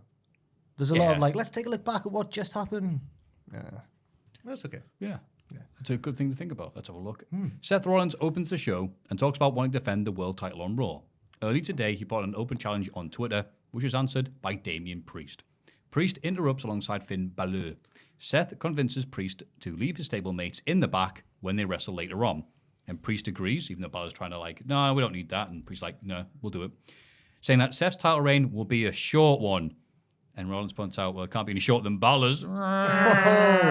You got injured. By him. Yeah. Noble babyface Seth It Rollins. was actually quite nasty, I thought, yeah. He pointed out as well it'd been nearly 2 years since a title match on Raw. Since 2019. November 2021. Wow. It's 2023 now, Maffew. It was when Big E was champion, was it not? It's 2023. Where have the last 2 years... When did the last 2 years happen? I don't know. Yeah. It was just 2021 the other day. I blinked. Old age, man. We're going to be dead soon. The lockdown didn't here's help. hoping. That really distorted time, the lockdown. Yeah, right. I feel like I was 26 like the other day. What? Anyway. You waste away the years. Where this is a good segment. When did 2022 happen? What's happened there then? It was kind of weird, wasn't it? 2022 was like the first normal year, wasn't it? It was, but it feels like Yeah. it feels like it's still 2022 now. Yeah. I feel like dress rehearsal for Yeah, 2023, yeah, which is what we're doing now. I don't know. Just change. You always see there's motivational people on social media going, "Oh, my day's actually only 6 hours long because I break down my day." Just do that, but for years, and just I don't say, see "Oh them. yeah, my years are like actually 17 months long." I don't see them because I actually just block and mute them. It's Get away from me, you sad to watch successful it. prick. Stay on that grind. Oh, I'm just here in my library with my Lamborghini in the garage, and I hate that guy. I remember him. Yeah. It's just me with my cars. My books in my car. What a dweeb. Yeah, Seth is not a dweeb. Seth is really cool and dressing however the hell he likes to. Crowd love him. Crowd love singing. Yeah, I like the line where he's like, "As good as they are, the Judgment Day." 'Cause he spent a little bit of time putting them over, making them seem like the next best thing. He's just like, "As good as they are, they just aren't me." And crowd went along with him. Yeah, and I like the fact that the JD other members weren't allowed to, through Damian Priest weren't allowed to be at ringside because that just sort of takes away the how they normally always win their matches, which was nice. Yeah. Because Rollins was never losing, obviously. It also made Priest look good because he's like, no, I'll do it. I'm brave and strong. Even though he's a heel, but every week now it seems like there's a report from backstage. They're all hot on Damian Priest, and I think this was another example. Look at him. in a featured match. Wolf. Wolf, yeah, of course. He's a wolf sona. Yeah, he's a wolf. Yeah. Absolutely. Yeah. And I All still the think hallmarks of the wolf. I still think that Seth's going to be the one to beat Reigns at the end of the day. Ultimately. But yeah, this is a good setup to go like, yeah, okay, unlike Roman Reigns, I'm actually going to defend my title. And people going, all right. It's got to be Seth. It's gonna be Seth. It is, isn't it? Who beats Reigns? I reckon they'll do a thing where Seth will say, hey, I'll challenge you. He goes, all right. And he goes, yeah, for my title. And No, Seth just proves you'll that he beat can him beat Roman. I think you'll getting the lose that titles. belt and then beat Roman. He's always had Roman. He's always had Roman's number. That's it. Yeah, I don't know. Anyway. Despite interference from Chelsea Green, Becky Lynch beats Sonya Deville to qualify for Money in the Bank. She has to win the Money in the Bank ladder match. It was Sonya Deville. No, she just lost. Silly Billy. Did you know that 100% of the Chelsea women Green. to cash in have been successful? Oh, Yeah, because sometimes it's been no. like 3 minutes after they won the bloody thing. There was that The stat, briefcase wasn't is still warm when they cash in. there? This might be completely wrong, but there's only one lady who's held it more than longer than 1 day, isn't there, or something like that? What? Remember this time last year there was a mad Carmella? stat. Yeah. When she tried to cash in, and Mike Yoda would always be like, "What? Don't know what you mean." What briefcase? What? Yeah, because Bliss cashed in the same night. Yeah. Bailey did. Yeah. Yeah. I can't remember who else there Who was. cashed in on? There was a match between Ronda and Nia, I think, and then someone cashed in on Bliss. That was, Bliss. Yeah. Charlotte was always the one getting Nikki Cross. That was the Raw after the show, I think. Yeah. Well, but there we go. Yeah, 'cause Yeah. they go, well, we can't have two people out doing the exact same gimmick. Of course they can. Different two divisions. shows, yeah. Actually, I might take back what I said that Becky Lynch has to win because that defeats the point of the Money in the Bank briefcase, doesn't it? To elevate someone, she's already at the top. Maybe they could do a nice thing with like, the briefcase like lockdown when you open it up and the belt was in there. And she's like, ask if you've actually won the title. I don't know why this came to mind, but I was just like, imagine that's how she told Seth that's how they were pregnant again. Yee, full circle, lovely. Becky Lynch gifts people things in boxes, In briefcases. Briefcases, yeah. Opens it up, it's just like super noodles for tea again. Noodles just spilling out. Yeah, they're in the briefcase. The boogeyman perks up. He's like, "What? No way!" Just Lance Storm walks out. Hello. God, he's on his I'm walk. walking. I'm on a walk. Becky Monday- got all of her hey. stuff. Monday night walk. All right, Michael Cole, calm down with your balls. Don't call me a briefcase wanker. That's a I don't even own a briefcase. Yeah, Americans won't get that one, will they? Or will they have They one? had an in-betweeners and it was terrible. Oh, yeah. I've already heard about it. I've Never watched delved. an episode or two. Yeah, it was bad. Very bad. It was in between bad and stupid. At All least- right, Lance, sorry. At Stop least it. two of them could be like male models, like really good-looking lads, because it's America. They can't cast. The in-betweeners just look like normal lads. That was part of the charm. But in America, they've cast like telegenic people and that bollocks. Ugh. Yeah. Telegenic people. Ugh. For oh the my match, God, Davey, you're so ugly. Looks like. Becky got all of her stuff into the match. It was a nice little match, I thought. And then the fact that Sonya can't win, even though Trish's music played and she walked out after a shoot suplex after Chelsea kicked Becky in the gut for a V trigger. Shoot suplex. A shoot suplex. Right. And then Chelsea used a bit of leverage as well to help Sonya for a pin attempt. That's just not right for me, because the Karens are very entertaining. Everything was weighted towards Sonya. I get that, the heel sometimes has to lose and we'll laugh at them, but that's too much in her favour for her then to lose, even if it is against Becky Lynch. I would say it was the other way around and say, because no one would believe that the Karens were winning, that having this made it slightly more interesting. This is former MMA stalwart Sonya Deville, by the way. Justice for the Karens. Oh, Just for the Karens. Up the Karens. No. Yeah, they're good. They are good. they are good. Chelsea's I mean, the better Karen. Considering that they were thrown I'll together agree with because that. Carmella got pregnant, so they couldn't do the. I think that was the plan. I assume, just not Sonya. It would have been Carmella instead. I think they're good for what they do. Yeah, they are what they are. Where's Mark Cardona? Oh yeah, He's not employed. Yeah, he's doing stuff with Persia Pirotta or Steph DeLander's her name now. Oh, isn't right, it? yeah. She's just the new Chelsea Green on the Indies with him. Yeah. Good gig, I suppose. That's fair what enough. working with Dill Hudson does to you. I know. Backstage, Sami Zayn says it's good to see the Usos finally stand up to Roman. Imperium interrupt, which causes Kevin Owens to challenge Gunther to a match right now. They broke the rule again. Yeah. Ah! But He's not, like, he's before, like bloody Deadpool, isn't he? He's so aware of everything. but not before a vignette for the Cowie girls who talk about being underestimated because they love fighting so much. This vignette was amazing. Yeah. We're just partying, but also I'm a basketball pro and I'm a gymnast with 12 years experience. I swear that she's probably like 30 and she was like, I've got 45 years experience as a gymnast. I was like, what? It felt like those, when Bo Selector would do Marilyn Manson, it's like, people always think I'm creepy, but I'm actually as soft as mashed potato. I Felt don't like remember. that, but for like, people think that I'm always partying, but I'm actually a good wrestler. Yeah. Shawn Michaels. This was a Yeah, actually, This you was can a do both at the same time. This was a slice of NXT on the main roster. It was. And if you weren't ready for it, you might be knocked off your chair. I'm Yeah. convinced now the person who does the NXT vignette is also doing the main roster ones now. Because after Yeah. Candice, this one here for the Cowie girls, and then one a bit later on up for young John Gargano. They're all the same flavour, aren't they, again? Yeah, but Gargano's was very effective. It was good. It was the anyway. best one of the trio. Yeah. More on Johnny G later on. Can we call whoever does the vignettes Quentin NXTino, please? Go on, you like that one? Why Quentin I? NXT, no. Yeah, okay. I was going through my head like, where's, give that 2 where's feet up. NXT? No, it doesn't work. And then I got it and I was like, I'm going to say it. Yeah. Where we are. Before they got the match, I was there getting a bit disappointed because they're still doing the Vince era stuff of, here comes German man with his sweaters. I'm like, You mean the militant Gunter, as Kevin Patrick called him multiple times this week? Don't say militant. Why? Militant Gunter with his big draping red thing. No.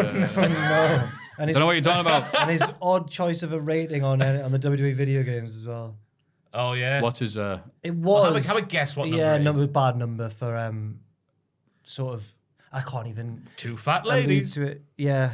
as the bingo callers would say. Yeah. So it's been... Well, apparently bad? that is a number associated with certain supremacy movements in America. Oh, no. Yeah.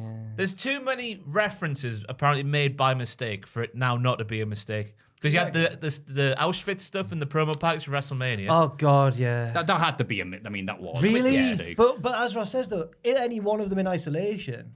But It doesn't make any sense for It's that like one. five now, though. 5 big references. You It's could just be original name. accidentally referring to a horrible moment in The human militant history. Gunter. Every the match week. is sacred. Every week they accidentally refer to it in a way that they shouldn't. I mean, I guess that his character is very militant. He's very regimented. He's very strict. He believes, he takes it all seriously. So it does make sense, but it's just use a different word. do you think it's because he's got written on the top of his papers, don't mention it? And because that's what you say, He's just don't got mention, don't think of white elephants. What are you thinking about? It's got White a, elephants. He's So, just got a picture of Basil Fawlty with the thing on his head. Oh, I mentioned doing it once. doing Doing the walk, he's yeah. like Gunter walking very majestically. Yeah, call him majestic. The majestic Like a Gunter. unicorn. Yeah, there we go. The big sexy Gunther. I Yeah, want that. Yeah. He's Big like sexy the Gunther. he's like the least sexy one in the stable. Well, Oh, not doing this again. it's a hard. No, I'm not actually. No, I'm not saying like that's hard. Come on then, shag, marry, kill. All right. I never thought as Gunther as hot until you saw him dancing. You're like, oh, okay. You can bust I've the never move. seen him dancing. He dances. I've been watching Harry Potter again this week. There's that one in the fourth Do you watch film. that every week? It's on all on Netflix now. Don't make me way through them. Oh, okay. Making my way downtown with Harry and Ron and Hermione and Voldemort. All four of them in a car Not together. him. He can't be there as well. It's in the back seat. There's a scene in that I fourth guess one of the Horcruxes is Harry, so Voldemort is there in spirit. I'll take your word for Oh. it. I don't understand it that deeply yet. Is that a joke? No, I'm it's supposed just to sit here true. and be It's just quiet? true. No, I went like that because Bixby, which is the app I went rid of on my phone, heard that and went, do you want to search for Harry Potter? I went, You've what? got Dave Bixenspan's gonna app on say- your phone. Dave Bixenspan popped up. Well, did you know that Harry Potter, when he was 9 years old, No, he I- once said boo to a goose? I can't think of I always any. know something about going down Twitter when Bixenspan started to tweet with, wait, what? Like, I can't. I have just realised something. I don't think even Bixenspan could find anything to cancel Harry Potter over. It's squeaky clean. Anyway, you're watching Harry Potter. How was I? And speaking of Gunter dancing at his wedding, there's that scene where they have like the disco and Hermione's dancing with your fella with Oh, the the shaver. Yule Ball. The And she's Yule dancing with Ball. Alexander Mitrovic. Yes. Yes. And Mitrovic he's really is into there. Hermione. Yeah, he's the Yeah, Quidditch that's star. right. Yeah, you can't say her Quidditch name, star, right? Yeah. He dances like Gunter does. Does Very he? precise. Oh. He's Is the... someone going to overdub Imperium's theme? This Quidditch guy. Yeah. Quidditch. Quidditch guy. It's Crumb. The It's Wizard General. It's Victor Crumb. Yeah, Victor Victor Crumb, Crumb. yeah. Why is he a snack? Well, the what Wade Weasleys think Barrett so. said. Bloody hell. Yeah. Do they? They go mental for him. Wow, he's amazing. When did Ron say that? He No, loves. He it's- loves him. He's a Quidditch hero. His brothers do it as well. I don't Yeah. like his brothers, George and other one. Oh, R.I.P. I saw them. Fred. Oh my God. I saw the actors who played them. They were at a convention. It was a nerd thing, like, I don't know, 2010. All right. And all I saw was those two running fast. And I thought, oh, I wonder if those two were the... And before I could even finish my thought, there was like this huge crowd of rabid fangirls just going, Really? ah! Chase after them. That was definitely the lads from Harry Potter. Wow. Oh, They I look don't- terrified for their I lives. don't like them. I don't like their characters. The Weasleys. What do they do now? Any idea? Like, They run a joke shop in Hogsmeade. that was good. No, you had to force That was yourself. good. You were That about was to go, good. no! I don't know what they do now. Act. I guess so. I bet they've got a podcast. They'll talk about wrestling. Well, that's a good idea. So then we got into this magnificent little match that came out of nowhere. I thought if these two were going to have a big old match, it'd be on a pay-per-view or live events. But no, instead we're going to do it on Raw. Mein Gott. They beat the schnitzel out of one another, and the crowd were loving every bit of it. Yes, it was a Am I great. okay saying that? Hopefully. It could have been like a pay-per-view match. This. Yep. Oh, Surprised it easily. I just said that. I love the Oh, tone. sorry. I love the tone of it at the start where Owens is just like, right, get out there, blah, blah, blah. He walks down the ramp with no pose or anything, and then they just start brawling, because that was the big bit at the start. It wasn't like a wrestling match. It was just like grappling, strike, down we go, big slap. Why wasn't Jericho Adam Cole more like this? Yes. It should have been. Because Adam Cole, frail and weak. That's not his... As MGF said. I'm just quoting a great man. You make the crack holes jealous. We'll talk about that promo in due course. Because, yes, he was mean about how he looks, but he also deeply, fancies him as well. Yeah. I remember a man burst onto the scene with slick black hair and icy blue eyes. Yeah. Ooh. The devil may care attitude. Perfect on the stick. Nice tight ass. Anyway, they just bat each other with chops for a bit. Kevin Owens taking massive bumps on the apron. The Germans, the lariats. I thought KO made Gunther look like an absolute menace. It was fantastic. I don't know what to say. The stuff off the top rope as well. It was breathless towards the end. Yeah. They were going hell for leather. What a treat on free television. It was a treat. And crowd were like, oh my God, that was going to change hands there, isn't it? They were 100% into Kevin beating him. That wasn't personally. Oh, okay. I wasn't. I don't know who I want. I love that the crowd were like, it's going to happen. Double jump. I don't know if you had to pick someone now who it would be to beat him. It's got to be at WrestleMania next year, you would think. There's a few. There's a few I can think of who haven't yet been built who I'd like to see beat him, but they've not been built yet. No. So your Chads, your Montezes, and all them. But it's fun because I'm imagining that we're going to get Sami Zayn versus Gunther maybe or whatever. That'd be or cool. they seem to be doing Matt Riddle building up to and all that stuff. But I remember CCK took on Gunther and I can't remember the person in ring camp at the time. But so we got the idea of Kid Lycos versus Gunther in Progress. Oh wow! And it's just like, okay, did it happen? Go. Yeah, and he's just not in a tag match, but it was just funny because it's like, yeah, go on, you got this. I like Kid because he's a nice man. I do as well, but it's just funny. The idea is against him. Did he get battered? Yes. Oh, poor Kid Lycos. Anyway, who's just one super strong star? Or was that Kid Lycos 2? I don't know. No, I think it was the first one. Hey! Because the other one showed up, and they're furries. Yes, that's. Which ones are they? Like hedgehogs or something? They're wolves. They're definitely. They're wolves. Are they dogs? Because Lycos is a. Oh, Lycos means like wolf, lycans. Yeah, right. Yeah. What I said. What's Brooks? A squid? He's an octopus or something, isn't he? Arsehole. Oh, that's right. I forgot about the podcast. We all had Chris Brooks stories. My persona is an arsehole. Big furry arsehole.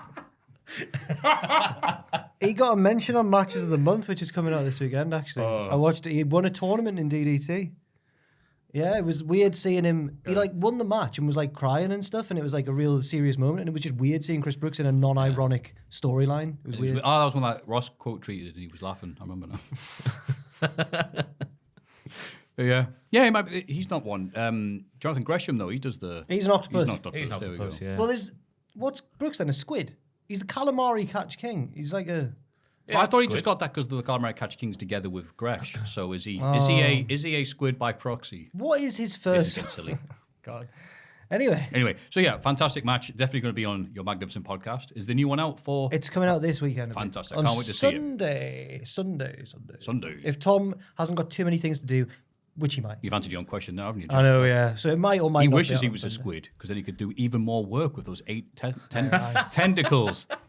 It's so bad not to say testicles, isn't it? Jesus. Oh, were you about to say testicles there? Just instinctively. Because how often do you talk about tentacles?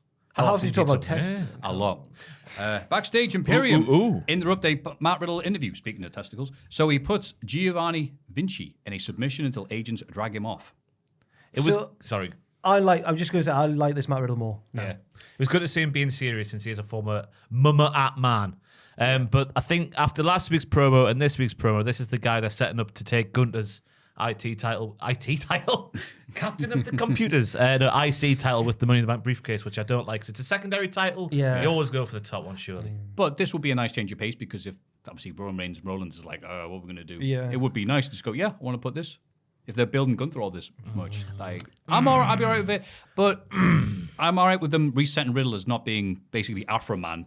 So, but at the same time, it was really obvious. It's like, hey, it's me, Matt Riddle. And there was just they put weak pop on the fake crowd ometer. I do think that it's a good matchup though. They could have really good matches. They've had great, amazing matches live. They've probably had matches in Progress and that before. Yes, they have many times. And I can't wait to see it again. But yeah. Sam told me something about Afro Man, which go on. It sounds like I might have dreamt it now, but I think it's true. I think he showed me a bit of it. Go ahead. Afro Man's house got raided by The story you're thinking about is true, yes. You might know more about it than I do, but Afro Man's house got raided by the I don't know if it was the police or the CIA or something, some agency or something. Got raided by the law. Yeah. And they're looking around for stuff, and it's all on security footage in each room. They can see people rooting through his wardrobes and that. Yeah. And then he recorded an album of him rapping or singing over the top of the footage, going, "They're looking in my wardrobe now." They're going through. He released 3 videos of 3 singles, and they're all made up of the footage of his home of that. And the police, or law enforcement, trying to sue him because it said it makes him look bad. I think one of the songs is "Give Me Back the 200 quid you took," or something like that. Wow. So they're insinuating, they're like, "Yeah, look," but he's like, "Well, here's video of him." Fair enough. Amazing. So that's 2 hits he's got. Where we are. Hey, that's a hell of a hit to have, though. Yeah. What a big song. Oh, I mean, it's timeless, isn't it? I remember getting gifted that by my mum on cassette tape when I was 9 or something. Just sitting in the car with my mum, listening to the Afro Man tape. I woke up because I was high. Ma'am. I know that one. I know the bits in the background, but people go "Rah," like that. What? He's rapping, but his mates obviously. Oh, they're just laughing along. Yeah. Now I'm off. And I don't know why. What, man? No. By the end, they're not even There you saying go. There's words. the Shooting Stars version of it. Ronda Rousey and Shayna Baszler want to know who their next opponents are. The Cowie girls arrive and say they'll accept the challenge. They have a match, and the champs retain. Are we going to Munchkin Land? Said Ronda Rousey. Yeah. I thought it was good them saying it's time we legitimise these tag team titles. And then Ronda was talking about figurative balls. Anyone with the figurative balls to take us on, come and take us on. Yeah, well, Yeah. Yeah. The Cowie girls were there. I'm glad you specified. Yeah. So she talked about balls this week, and last time she went D's nuts, and apparently one of them clarified on Twitch. There's no, she didn't accidentally say it. She deliberately said it, and I was like, how could you accidentally say D's nuts? When you cut in a promo, it's got to be panic stations. Yeah, but What's going to come out of my mouth? I don't know. Good lucha thing, D's nuts. Exactly, yeah. Actually, you know what? If he said that, then people put a title on him. It was a match that made the TikTok twins look pretty efficient. The TikTok twins. How They dare got some you? stuff in. The Cowie girls. They are the Cowie girls. They take all the cowies. Yeah, they do. Just in case you're wondering, in NXT, these two lasses would go to festivals endlessly. Endless festivals. And you Sometimes they can't, take JB and BJ. and you can't do that without help, can you? I'd imagine. I don't. Thank you for Yeah, that. The dancey festivals they go into. Yeah. Because Yeah. there's rock festivals where everyone's just on the tins. Yes. And the Afro Mans. And the Afromans. But in these festivals, you're not going to get by with some tins and some Mary Jane. Everyone's got sunglasses on, but not because it's sunny. Yeah. Yes. They look lost really the good. match. They look really good. They got all some of their sick combos in. I thought Ronda Rousey had good heat when she came in, and I thought it was a little bit of a shame the finisher came out of nowhere like it did, but it was good for the Cowie girls to get as much offense in against the 2-woman power trip. Yeah. They've got a tag name, have they? Well, yeah, that Hard Lasses Incorporated. Yeah. Bad on Twitter. D's No, Shayna's quite a lovable character out of the ring, isn't she? on the Twitch with their dog She Isis. seems pretty cool. Oh, no, don't say the name of the dog. It's one of my favourite things. It's going after a Greek god, isn't it? Not Yeah, you can't. Yeah. I'm assuming the dog was born before that whole. Couldn't have a Nubis or anything else like that. It's got the head of a jackal. Nah, it's got to be that one. All right. Cool. It's a lovely dog, though. It's the only reason I follow her on the ground. It is. She's got this scooter where she... I know, but just the idea of the dog she getting do out of the any- house Come and her running down the street yelling its name. She's a magician, isn't she? Does she do any magic on Instagram? Not as much. It's more like workouts and dog content. Okay. Yeah. But Because she's- Oh, okay. Yeah. She's got this scooter device where she puts the lead of the dog onto the scooter and the dog runs off and drags her along with it. It's fantastic. wow. Oh. Okay. Yeah. You know what? Good. One of them's good on Twitter. That's the tag name. Yeah, one's good. That's about as good as Dragon Lee's. Well, we'll get to that. Oh, God. Bronson Reed complains backstage about not qualifying for Money in the Bank despite dominating his match with Nakamura. What a loser. Why would you say This that? isn't what you should portray Bronson Reed as. That's what I was saying. Why would he get involved? I mean, but then it came clear at the end of the match, didn't it? Yep. So Ricochet has little simpy, and Nakamura arrives to remind Reed that he lost fair and square. Yeah, cheers, pal. Ricochet and Nakamura have a singles match, But Bronson interferes and beats them both down. Good lad. Getting his heat back. Yeah, at least he looked good at the end. And the crowd were gagging for more. They kept chanting one more time when he was beaten down. Yeah, and they went, nah. And he walked off. Yeah. Good for him. I like that. This match was littered with textbook headlock takeovers, a textbook drop kick by Ricochet, a textbook horrifying death fall by Nakamura, backwards over the top rope, which looked like it hurt severely. And then, good for Bronson getting his heat back after the loss. Yeah. And, fobbing off the crowd. Yeah. Yeah. Graves said, hey, remember Crouching Tiger, Hidden Dragon? Ricochet thought that was a documentary. Now, I wonder if the commentator he's talking to was even alive when that came out. Kevin Patrick probably just went, oh, man. 'Cause that's all he does these days. Does he? He's looking for offensive things to call Gunther. Kevin, I don't quite get. Fair play to him for rising to the position in the company. He's gone from like the pre-show man to now the announcer on Raw. It's great, but what does he bring? You were talking about your lovely idea of the AI robot utopia. Yeah. The negative thing of this is what it'll sound like. for wrestling. Art will die. You can do the ad reads and the catchphrases and the offensive content, all right, but everything between it's just dead air. Yeah. He's what, like, when Vince was in charge, good and proper, he's what Vince apparently would want for the main roster. Right. Just say nothing of character, just call the moves kind of, and just get little plot points over with noises. Ooh, oh man. Gunther is operating on a different level right now. Yeah. The control frenzy. You see, I've seen, haven't you, the Raw watch-along footage from this week that Tom shared. Tom shared that, and I had to ask him, is this real? We'll be able to play it. And he went, and I think Jack said, no, it's all AI. But I was confused by this. Dumbfounded I was. I'll try and find it for a sec. That was a horrible noise. I was turning my sound on. Oh, right. I thought But it this was is like a warning noise. You know how we do watch-alongs, like pay-per-view companions, I guess you call them, and we're all like, getting excited about the wrestling and you think whatnot. it's stuff to say. No, you don't want dead air. So could put this on. I'll tell you when I'm pressing play. I'm pressing play. Oh, move out the way. And you do need to be told. I'm pressing play now. Gosh. Gunther is operating on a different level right now.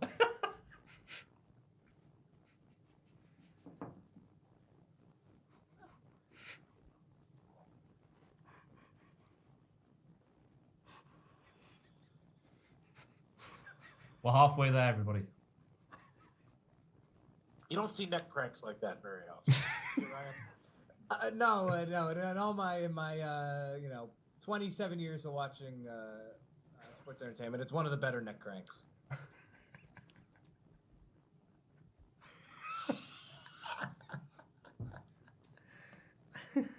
And that's it. That's 47 seconds of that there. Oh. Unbelievable scene. Because I got they can't be on. I just think they've got a list of things to say for it, and I'm like, Gunther is operating on a totally different level right now. And I love Gulak. I really do. He's so entertaining, and he's just there like... He could not be asked to be there. That would have been during Gunther versus Owens. Right. Yeah. Battering each other, and that's the response they Wow. get. Disgusting. In all my years of watching pro wrestling, sports entertainment, it's one of the better neck cranks. What a good neck crank. Yeah. Tom Campbell would best all of them together in an enthusiasm off. Yeah. He'd be like, oh, wow. That's just Tom when Raw starts. Well, that's just Tom at 9 a.m. at the start of the working day. Hello, team. Alarm goes off. Hey! Yeah. Alarm goes off. Yeah. He doesn't sleep. Oh, of course, because he's on the... Oh, Maffew. It's hard to fall asleep when your heart's going 180. Backstage, Chad Gable and Maxine Dupri argue over Otis.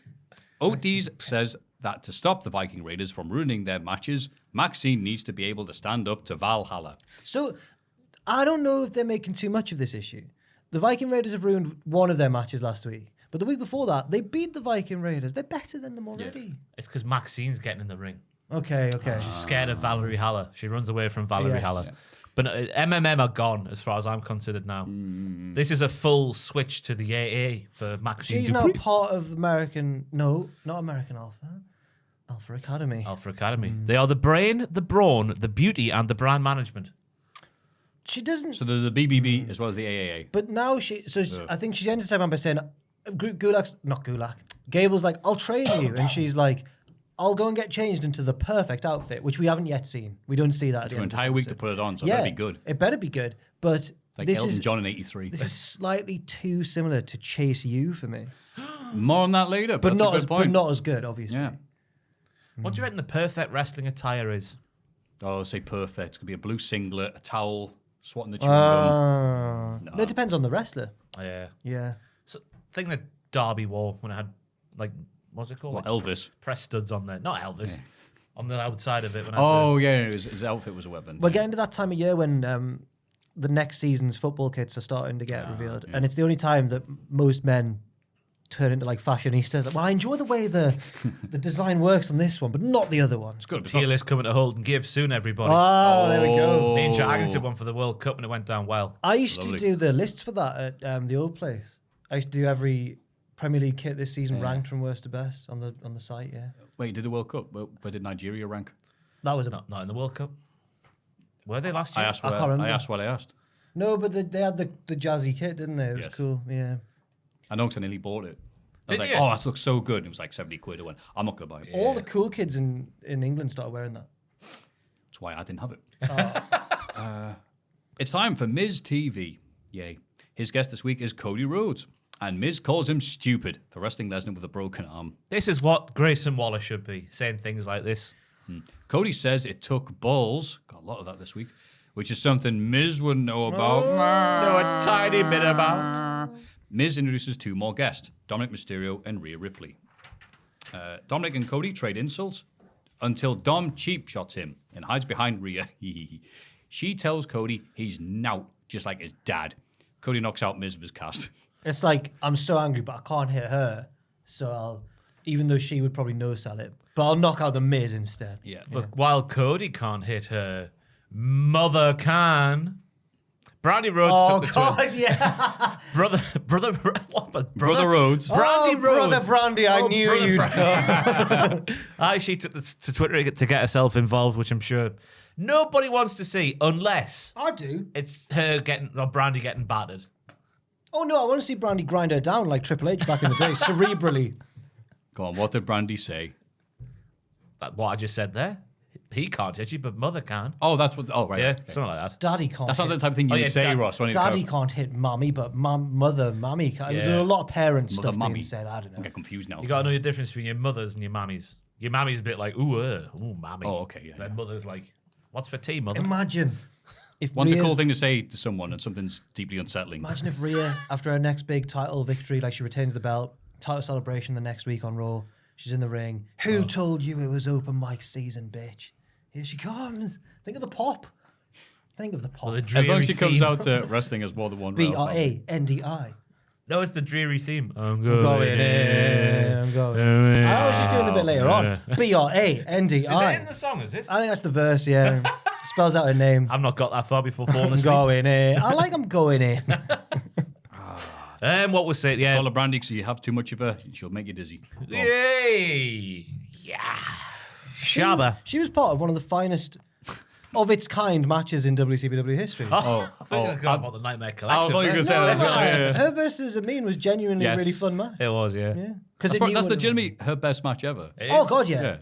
And she had it with the UK's finest, Prince That's right. Amin. Yeah, Wrestling's richest man. yeah. Gurjrat's finest. Sorry, he's the richest man in Gurjrat, India. It was good of Miz to heel it up good and promising. He had like the biggest guest in history of Miz TV and then whapping out Dom. Cody's lines to Dom were quite good, saying like, oh, your 15 minutes in jail were tough. And he's like, oh, hard times indeed, because his dad's, Then he goes, you've got an even worse prison tattoo than me. Yeah. And I was like, you can't change the narrative like Yeah, that, you can. Cody. Of course you That's can. not a prison tattoo. That was a drunken mistake tattoo, was it not?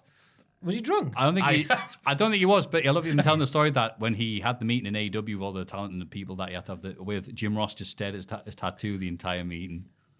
Have you heard his commentary on the saluting AEW game, it. by the way? Oh, no. Jim I Ross. was watching a bit of Dank Up the other day. no. It's like, I'm Jim Ross and we are here. Oh, They got you out of the commentary of the game. It's one of the No. storyline modes. Like, welcome to Dynamite. And there's like the pyro going off like it's the start It's of the AEW show. Collision. Yeah. Welcome to Dynamite. I'm Jim Ross. And Oh, why? gonna They've got pass- 19 commentators. They picked we're gonna JR. pass things backstage now to Owen Hart. Owen Hart is here on the game. What? Oh. Yeah, Owen Hart's on the game. Oh. Yeah. It's just Jim Ross. Oh, no. Being even less arsed than he is on TV. Mr. Excitement himself. I'm really want These video games aren't as good as the old games. This bit, it looks like a really good game. Back though. in my You can days, throw- Space Invaders. I don't know if it's actually a bomb, but you can throw bombs at folk in the ring during like. I'm going to throw a bomb at Jim Ross. See the skateboarding clip I from saw that, yeah. New Legacy Yeah. where they scream. They're good lads. They are funny boys. Oh. They are funny boys. I've been listening to the Deadlock podcast quite a lot, and it's just embarrassing. It has me like suppressing laughter in like the queue in the supermarket and stuff when they read out their patrons, and it's all like Dick the Cock Johnson. I'm like, don't say that when I'm queuing in public. Some of them are like show up on Twitch and it's like John Blood fears toilets. Right? Whatever. Okay. Why? I can't remember. Just It's they've a got joke, like it's a relative. million in jokes. It's hard to keep Yeah, up yeah. sometimes. Yeah. Yeah, like all good podcasts. When- Isn't that right? Tubman in when- Japan. CM Pulse gets a bit too excited. He starts really like his accent really comes out. He's like, "No, Tony, don't say that, dude." Yeah, good. They're good people. I like them. Yeah, they're good. Anyway. Apparently, they've got a promotion. Yeah. Deadlock PW. It's all JPW. orange. They've called it the orange market in Yeah. wrestling. With Chris Denk. Apparently, it's Denker. apparently it's pretty good. They get some good wrestling. They get like Calvin Tankman in there. Yeah. Right. Anyway. Yeah. Promotional consideration paid for by the following. Zoe Stark beats Natalia thanks to interference from Trish Stratus, thereby qualifying for Money in the Bank. Some textbook wrestling by the pair. I thought it was a bit odd for the match to go as long as it did after how conclusive Natty lost to Rhea. Didn't think that did Zoe many favours. Yeah. If you're watching from week to week. Zoe shouldn't have had help. Yeah. She should. If they want to portray her as like her persona, which is like serious, good wrestler. No, but she was, and now she got Trish, so now she's an evil, experienced good wrestler. But you So I needed was all right. Trish to get past Natalia. What hope does she have? She's a goat. She just got squashed by Rhea. Squashed. Squishy squash. That's mummy, not mother. Yeah, Yeah. doing it right. Okay. Zoe's auntie Zoe. Auntie Zoe just got. Yeah, there we go. Yeah. It all makes sense. Of course it does. Wrestling's one big family. Did we just skip there, or am my eyes playing tricks? I've not got my lens in, to be fair, but Oh, hallucinating again. These eggies are kicking in. Backstage, Paul Heyman says that on SmackDown, Jey Uso will have to decide which side of the family he sides with. yes, he will. He may have shared a womb with his brother, but Roman is also here. Yeah, well said, Paul. Yeah. And Indus are set to have a tag match against Cedric Alexander and Shelton Benjamin. Hooray! But they attack before the bell and beat Cedric down. Boo. It's one hell of $1 million arm Via has got. That's what they call the Clariot. The Clariot? Hey. The Lariat. Oh, the Clarion. That's a good that'd be thing. a Bust great name, people wouldn't open, it? yeah. Yeah. Oh, I'll hit you with my Clariot. Oh, he busts open by the Clarion. I'll ruin your bed sheets with my Clariot. Promises. Via is of a baseball background, I believe. So maybe that's why the $1 million arm, if he was a pitcher. Ah, I right. don't know if he was, though. But maybe. So he's on steroids. Sorry? Is that how they say it? Then? The second most I'm public, not saying he's but you know. the second most public steroid allegation made this week in the world of wrestling. Oh, more on that later. But in the main event, Seth Rollins successfully defends the World Heavyweight Championship. That's the one on Raw, in case you're not paying attention, against Damian Priest. Finn Balor comes out for a stare down to end the show, setting up Seth's next title defense. He's a fighting champion. Certainly is. And also sowing the seeds of dissension in the JD, because Priest was like, no, I don't want you to come down, bonny lads and lass. No need for you whatsoever. And when Finn Even came after down, the match? Yeah, Finn, he'd look down at Finn, he was like, what are you doing Oh, out yeah, here, man? yeah. I forgot about Finn that. Balor, what are you doing? That's got to be Finn. Yeah, I guess I'm it, part of the universe of Tomverse. Yeah. I thought you were part of the DPW universe. Yeah, and that. Oh. I'm part of many. Multiverse. You're in the multiverse they're of all Jack. they're all the raves Oh, now, aren't you're they? Spider-Man. Oh. Yeah, I made a reference to the Fraser Cinematic Universe the other day, but I can't remember what it is. Fraser supports 2 football teams, Wrexham and Sunderland, because they've both had documentaries made about them.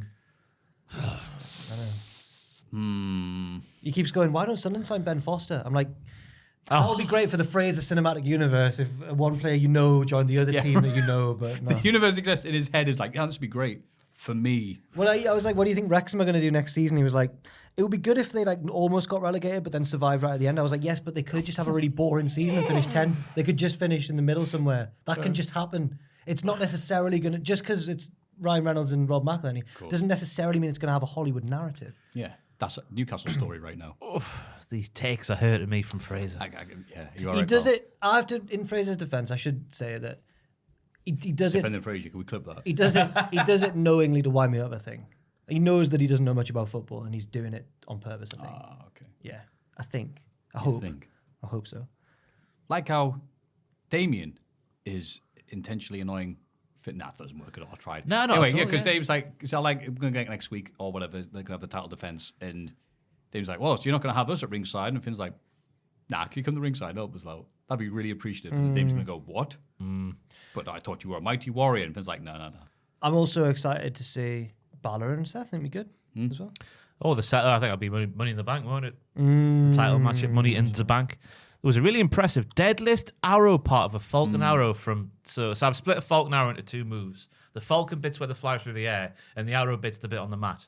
Oh, but it doesn't have I've never thought of it like that. Falcon arrow. Falcon go up in air, arrow come down there. Why is Hey! it called the Falcon arrow? I've never even thought of it like that. No idea, but the You're a deadlift, bloody genius, the Ross. deadlift arrow part from Rollins on Priest was very impressive. Wait a minute. Which bits? I thought that would be the Falcon part. Falcon. The Falcon, when they fly off the top rope. Oh, a Falcon arrow can be on What? the ground though. It doesn't necessarily Well, have to be. Rollins does the elevated one, doesn't Rollins he? does a So that's super, why- all right, Rollins okay. does a superplex into a Falcon arrow. Yeah. What did they call it? They call it a big one, don't they? Oh, right. Do they? I don't I just know. made this up. They don't, but I like Super it. Falcon arrow, is that what they call it? Yeah, I guess so. Yeah. Oh, if it's off the top rope, yeah. Super Falcon Super Falcon arrow. arrow, Yeah. I'm not a genius Davey's at all. looking at where's the hard camera? Super Falcon. Arrow kicked. Yeah. It was yeah. good. It was good. It's going to be interesting to see if they do Was Roman your move Reigns. of the week? Yeah, we'll go. We'll go Whoa! for a while. Oh, baby.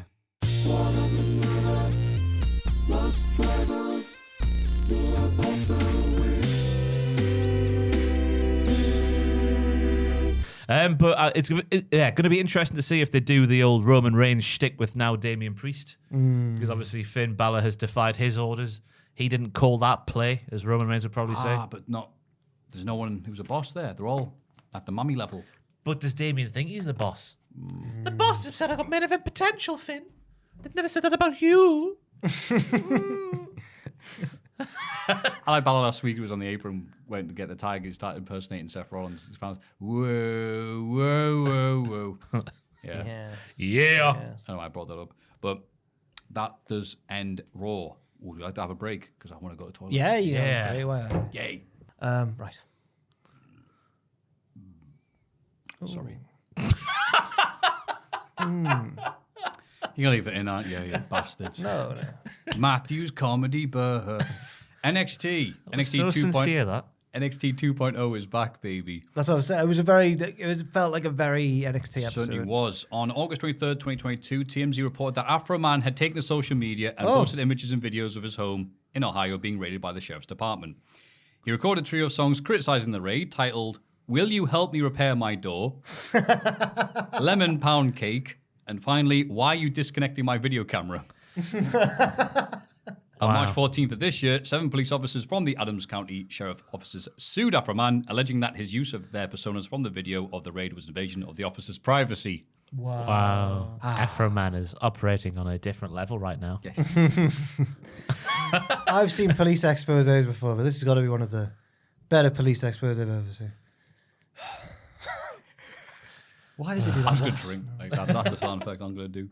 Baron Corbin arrives to open the show. He needs new music. I agree. That was 'cause my first Yeah, I was observation. going to say, he complains about this new generation of ungrateful, egotistical NXT stars, especially Carmelo Hayes, Ilya Dragunov. No, there's a full stop there. Especially Kamala Hayes. And you're right, he comes to the back and everyone's treating him like, yikes, it's Baron Corbin. And it's like, play my music. And he goes, "Boo, casino noises, cha-ching. And it's like, Ilya Dragunov interrupts and tells Corbin that he's the most intense superstar in all of NXT. He leaves. Kind of and just goes away. He's Yeah, like, look he at just my sort- bruise, and he goes, that's crap. you want to keep going.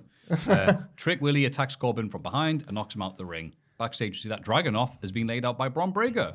A very happening segment. That's because Braun heard Ilya call himself the most intense man in NXT, and you can't do that on his watch. I think Ilya is more intense than Braun. I do as well. Braun's Yes. got hobbies that we're aware of, but they've never made that mistake with Ilya. He's just got a family. Exactly. When he's doing the fishing, Braun, what's Ilya doing? Well, His family are beating him up. He's getting locked up in the sex He's dungeon. getting whipped upside down, hanging from a thing. Yeah, he's more intense. Kinky die, Jack. I thought Corbin was a weird guy to have cutting this promo, because surely he is what he was talking about. I think that's the point. Yeah, that's it. Yeah, I think you're meant to be like, what a hypocrite. Oh, but that's what he does. Yeah. It didn't get that sense of irony from his delivery. Maybe that's a shame on him for being bad. Oh. I don't know.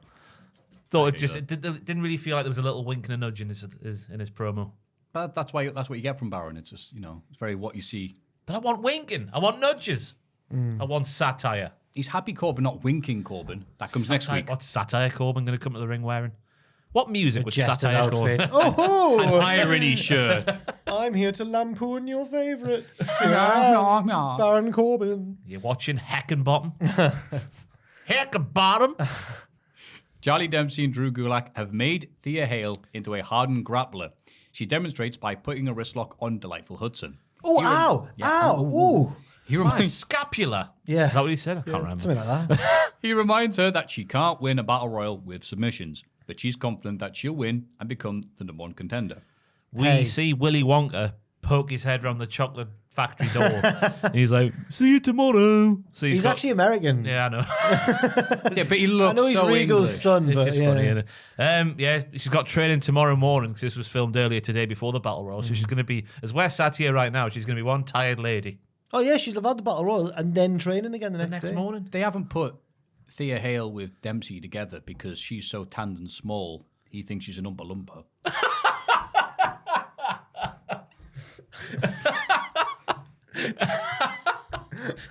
Hiding in plain sight, that one. If she starts doing rhymes next week, I think we're onto something. If they start trying to get Gunda to eat all the chocolate and go, oh no, they need to get arrested for each one of the kids. Oh my God. I've just realised he's called Charlie as well. Who are going to be cheering the up. kids? Cheer Up Charlie. Yeah. We had a player called Cheer Up Charlie on the Cultaholic FC streams. We named him that. He was crap. Oh, Cheer Up Charlie. Rob like Charlie. Yeah, and so Delightful's just like, I can't believe my little plan, or maybe it is a plan, maybe it's not. We're not too sure I don't yet. think are they we? know. It's No, I backfired. think They don't, because he's Now he's supportive again. supportive in this segment, but then at the end of the Battle Royal, we'll get on to later, very different. I think they're stalling until whatever's happened to Andre, if he's injured or whatever, until he's back. Because where's he gone? We'll find out. Will we? I don't know if we will. Maybe not. What is it? What was the last match he had? Against Braun, wasn't Has it? Drew... Was it against Braun? Yeah, I think it was. Delightful went, no, you got this. You don't even need the Judgment Day at ringside. Yeah. Has Duke- And all this, and then Braun battered him. Has Duke killed it? Is he locked up in his garage somewhere? No, I thought the beating that Braun got was so bad that he's not been able to come back. Has Duke killed Andre Yeah, I think and so. framed Tony D'Angelo? It was Braun that did it. It was Yes. Braun that did it. Diamond Yes. Hudson has nothing to do with it. This is like the third act of a film where it all comes together. It's like the end of Hot Fuzz when all the villagers are in on it. Hang on, Thea, there's someone at the door. Oh, no, it's Daniel Craig from Knives Out. Well, lad. Oh, It's Uncle Howdy.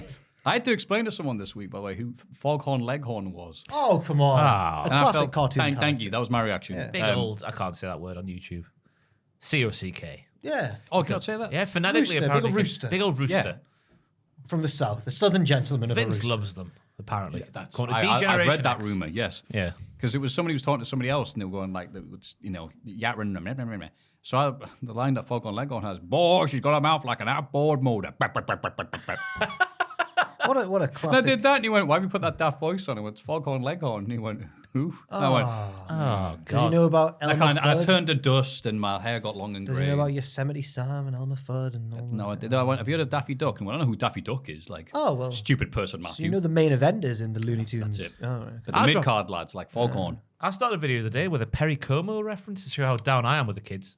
Wow. Magic moments. I was I'm saying not the sure. Bloodline, I'm yeah. not sure I know Perry.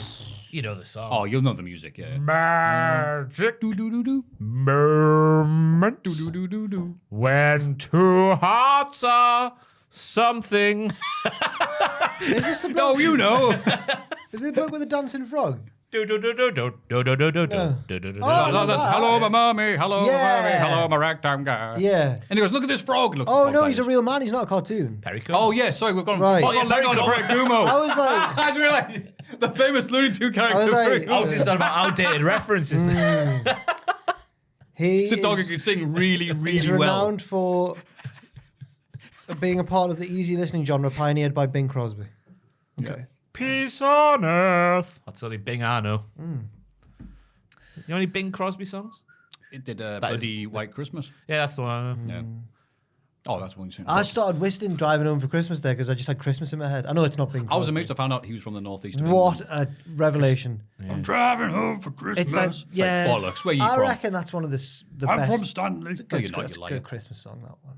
It is now that I know he's from this area. But no, if he wasn't from this area, I wouldn't care about There's it. a story with Bob Mortar involved as well on the Chris Thames. Rea? Yeah, and Chris Rea. Or is it Krista Berg? I might be getting Chris mixed up. Have you seen Tenacious D have covered Wicked Game? Survivor Series I 98. wanna fall in Oh, love. Deadly Game. Bloody hell. It's just Oh, that one. Jack Black and Kyle Gass frolicking on the beach, just in slow motion in black and white. It's great. I haven't seen that. Jack Black's a great singer. I like him. Aye. I like NXT. He's operating on a different level. Oh at the my moment. god.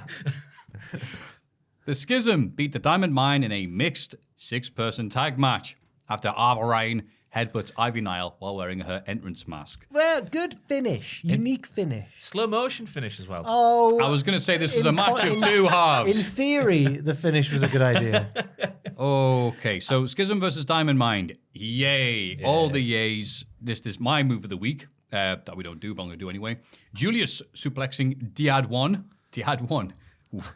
The guy wasn't Zach. From a sit-down position. Oh, Jagger Reed. Thank you. I forgot his bloody name. I didn't even... Chris James- No, I Rea. think you're James thinking of Rip Fowler. I think. Oh god, no, that's Whatever. James. That's Gibson, Rip Fowler. That's what I'm about. Eh? Zach, he's the one who took it. I said the one who wasn't Zach. Oh, Yeah, the the one one who who wasn't wasn't Zach. Zach, Oh, And you know it's not Zach because I call him not Zach. Yeah. Chris That is Rea gets Jagger Reed. suplexed by Julius while Julius is sat down on his ass, picks him up, stands up with him in the suplex, goes along the corner, tags in to Krista Burr.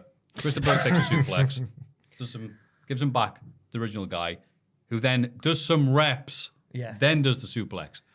Bloody hell, lads. Tiny penises. That's all I've got to say about that. Overcompensating, I feel now. God. No, it was really impressive. I think Julius especially got to show like everything he can do. He was doing like mat-based wrestling, then he was doing like a flip escape from a monkey flip attempt on him. yeah. The hot And he's a tag. long boy as well. He's a long boy. It's a long circle. The hot tag he did with the double Northern Lights suplex, and then Brutai got him to like. What did he do with the German suplex? That sort of. I forget what he did now. I've just written down. And then Brutai got him and landed on his feet on a German attempt from Rip So Fowler. he's backflipped. Yeah. So Brutai was also doing impressive things as well. They're doing cruiserweight escapes, They are. but they're heavyweight lads. Yeah. And then Ava Rain, after all this hype of her showing up, begs a tag. She comes in. She didn't do much, but what she did looked pretty awful. I feel bad for her. Like I she's don't- not like Dabakato, who's been there for bare time. More on him later on. Relatively new. He didn't look bad this week, to be fair to him, but she's new, and it shows. Yeah, like- and if you are that new, just maybe don't put them in matches on. Well, it's not live, is it? But on TV. Yeah, exactly right. Really obvious looking slow strikes, really nervous body language. Is The Rock proud of her? No, I just mean that he never really mentions that she's a Rock, wrestler. are you proud of me? I just mean, like, is he proud of his daughter being a wrestler and that, or is he more concerned with his own Hollywood career? I don't know. I've got a bit in there on The Rock. Sorry. Pay more attention to Ava, The Rock. You know, After this. 4 rocks, 1 tree. She needs to go. She needs to get away from the tree. Yeah. She doesn't fit, but it looks like they're maybe coming to an She end anyway. fits. So. She can do the creepy promos sort of stuff. She's a good counterpoint to Joe Gacy in that, I Yeah, think. she's but, as scary as the village people, as we've Yeah. clearly established. but I don't know. I think she's got kind of at the minute that heat Eva Marie had back in the old days of NXT. Wow. Yeah, but she isn't supposed to have that. That's what neither was Eva Marie, but she had it. She was supposed to be. When That they was were the having idea a- she came on NXT, When the they were having Grapple, the CageMatch.net like rating show, Eva Marie. That I was, feel they like knew at what they were first- doing. That at was what's first, great. You know, First they they weren't tried meant to to. sneak her in. No. And go, Yes. No. maybe she'll get over because she looks really Don't good. be silly. When they were having to eliminate Asuka from a battle royal when Asuka's streak was still Yeah. going, that's exactly what they were doing. Yeah, to get people going like Eva Marie, the woman who can't wrestle. Nah, they don't know exactly. We So that's- all fell for it, hook, line, and sinker. The answer for this is for Ava to have her do like fake entrances, like she's stuck in traffic. She's stuck in the tree. God, that was funny. I forgot about That was good, that. She's stuck in the tree. Her root cannot be uprooted at the moment. Alan Titchmarsh There's is on the tree scene. works. It's just footage of Alan Titchmarsh. Oh, this is a bugger. I can't get it out the ground. Two big birds are having an argument. Just wait for them to move out of the way. In a little tree car. In a little tree car. A little tree car. You've got something else in your head. You've got into full... Oh, we're not picturing her like driving through a tree like it's a road. And... Oh, wow. Why would you? Why would you? No, but it's really creative. I like it. Yeah, you've got a vision. Yeah. So soon after we're talking about Looney Tunes as well, it really fits. Are you all right? Been hanging out with Tom a bit too I'm much. laughing at myself for saying something so stupid. I've told Tom it could be a bitch sometimes because Tom is like, let's say something dumb, and the other person will be like, all right, let's go along with this and see how dumb we can make it. And then, we'll go on Twitter and one person will go, I like that. But then we come here and it is like, hey, something dumb. And you two go, okay, Maffew. Because it's like, oh, right, because you're not Tom and you're not I play along when I understand, but I didn't understand what you were going at. Someone play along even if you It's don't know asking what a I'm bit talking much about. of us to know that you were picturing a giant tree that she was driving along. So the branch is like the tree to work. The tree to work. This is really abstract. This, like, it's. The tree she lives in the NXT bit. Obviously, there's the car park of death. I'm burning calories trying to imagine this. Oh, God, just shut up talking, man. Then when a little car breaks down, she asks one of the crows for a lift and they pick her up on a flyer. See, now, there we go. That's what what you call Mrs. Valkyria. That's what she is. She lives in the tree, obviously. What's the animation style you're picturing in your head here? It's like classic sort of like Enid Blyton or Bag puss, I reckon. Yeah, Beatrix Potter's on the ring, Okay. on the ring side. Oh, shut up, Matthew. I'm typing Oh, speak who's now. this? It's the Pots and Pans man, washing all of his pots. Remember that? Remember the faraway tree? Moonface lives at the top of the tree. Oh my God, Moonface, yeah. Yeah. He scared the crap out of me as a Did he? kid. Why's his face all moony? I hope Dame Wash-A-Lot doesn't throw her washing away. We'll get washed down the tree. Oh no, she'll make a Tory Jemima Brit. puddle duck everywhere. All right, enough of this awful segment. What were the I'd say, characters Other Rain, called? you were not as bad as what I just said there in the ring, all right? You still got potential. My best days are past me. So is mine. Now to breathe for the first time in 5 minutes. Okay. Any other thoughts on this, Ross? No, we said it all. Yeah, we've We literally did We say said it all. more, all that and more. All I put here to be horrible is you think with her awful strikes and the body language, you'd be teaming up with Jericho and AEW. Oh! We were way too nice to that match last week. And his body language. Jericho. No. Like, God, the exchanges last week with bloody Adam. Jericho looked so good last week in that big tag match. I think we were way too nice about it. I went back and rewatched it because everyone keeps on doing that bloody segment where they're like, hockey fight, but they all think they're Don Fry in Pride, but it's just Well, yeah. Anyway, so Alvarane, Maffew advocating actual injuries here in the wrestling. absolutely Shoot punches and the like. shoot punches. In that Chris Brooks match I mentioned, there was one of the stupidest shoe headbutts I've ever seen. Oh, The other bloke's called Kazusada Higuchi. He's a huge man. He's not as tall as Chris Brooks, but he's no one is. But he's mass, like he's wedge, and he just grabs Chris Brooks' head and just goes, "Oosh." And I was like, why have you done that? I saw Is that why he was injured? Is he injured? No, you said Chris Brooks. No, Chris Brooks was injured, right? Is he? All right, that's somewhere. I don't know. Oh, never mind. I'm sorry. I assumed you knew everything about Chris He Brooks. finished the Sorry about match and everything. Oh, okay. Well, good for He him. can't remember a thing. I saw Ishii. Was that a recent one from last weekend, maybe, on Moxley? Where he just Oh grabs him my and god! does the yeah. same And thing. there's like a clonk. Like, Yeah, why bother? Why do that, lads? Yeah. Because they love those headbutts over They're there. so stupid. Those Idiots headbutts. though, aren't man. they? Yeah. Yeah. So I can't wait to watch that and go, ooh, I wish I hadn't Well, watched that's why that. Shibata. Well, he ignored medical advice and continued to wrestle, but yeah. That's right, because they took his brain out and put it back in. Meltzer didn't really think that, did he? He was on there. He was all there, black and white, clear as crystal. They stole Shibata's brain. Okay. Put it in a Then his T-Rex. skull needs to be washed. Cleaned out. You get nothing, you lose. Try. You stole fizzy lifting drinks. Then. Anyway, where are we at now? Stax goes to visit Tony D in the Clink. The Yeah, Clink. I thought I'd get in the spirit of things, you know. In the clink. He's Tony- in Sing Sing. Tony says it's not so bad in jail. Oh my I god. hated this. Okay, this is all crap, but some of the guys are in there with him, and they've even got a prescription to Peacock so he can keep up with WWE. Last week, Booker T made a point of saying prison sucks because you can't get cable there. So they've mentioned that. Oh, So that's they've why gone, they did aha! Hey, but a to be plot fair- point we need to fix. Don't worry, I've got Peacock in my cell. When Booker was there, they maybe didn't have cable, but now 2023 in Yeah. prison, you assume they do. Yeah, They've got a hey, lovely hey. life in prison. That'll be the punishment. You got cable. I'll get in, but it only shows NXT. Oh. You got to watch it a day later, though. That's the sacrifice of being in jail. He My did say God. that, yeah. But they advertised it. This is an advert for the Peacock that you're watching. Tony tells Stacks that it was probably Gallus who ratted him out, and he wants him to get revenge. He advises Stacks to combat Gallus's numbers advantage. And he goes, how do I do that? He goes, well, that's why you're the pretend You're the underboss. The younger underboss. You'll Underboss. work it out. Knuckles is in here with me. And when Knuckles is in here, and I thought, God, Tom would have loved this in the podcast. At one point, Stacks goes, Pika, yeah, it ain't so bad. He's like, he agrees that. Yeah. So, yeah, Stacks, yeah, he's great. And again, so Gallus have framed them, but have they? They haven't specified what it is he's in there for, and we've seen him kill people. Are we supposed to be attempted murder? Oh, sorry, Your Honor. Attempted murder. They didn't die. They got better. We saw footage. Well, of one that. of them did. The one's, when AEW Well, then he showed died. him- I've no idea what happened to him. When he was being interrogated by the two police, Tony D was being shown something, and he was like, that ain't me. But what could it be? Coffee in a wig. Are they ever going to even reveal what it is?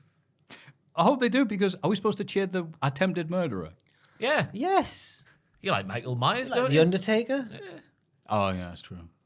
Yeah, you've got me there. Well, it I was a murder the weird- podcast every week, talking about it tree was a cars. weird- So. Blair Davenport is about...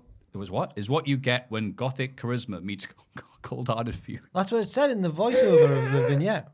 She's the rightful... I hate this. She's the rightful heir, that's what she said, to the NXT Women's Championship. She didn't say women's. Did you not say women? Nah, I went back and checked. She said women's. It's women's, man. It is women's. There's multiple. There's It many might be of them. different in New Zealand. She's actually... I can't remember if she's British or New Zealandish. New Zealandish? And I've met this woman. We've had conversations. She's got a twang. Has she got a twang? Because she's got an English accent, but has Yeah. she? Yeah. Yeah. She was always very lovely to talk to as well. I should have Yeah. paid more attention to her accent. Yeah. You think she'd know what women were? Those people she fights with backstage all the time. Maffew, now, come on. You are naughty. Yeah. A naughty little Naughty boy. man, yeah. Get yourself to the naughty tree right now. Oh, no, but there's a delay. Yeah. Get in your car and drive to the naughty tree. Okay. Take a left at Branchy Junction. I thought that she was a witch to begin with at this match, right? Because they left the smoke machine on for ages. They did, didn't they? And it was just like they kept showing the little bits of the rampway and the smoke was there. I was like, is this on purpose? Is she taking over the crown of those who dance under the moonlight? It's just her thing. She's Blair Davenport. Yeah, we need more gothic women on NXT. Apparently they're doing great for ratings. Well, she's what you They're a get big when you hit in mix the, gothic clink. charisma with... I can't remember. Hey, the well, name. me and Jack did that NXT stream WrestleMania weekend, and little Lila, but little Lila Dawn. Oh, the Little chat, Isla the Dawn. chat were inappropriate. So yeah, They all got very horny for Isla Dawn. They did. They just did. The Twitch chat, man. They're great. They were like, barrage. they were saying things like, OMG, one of the witches, and then a shy face and stuff. I was like, oh, God.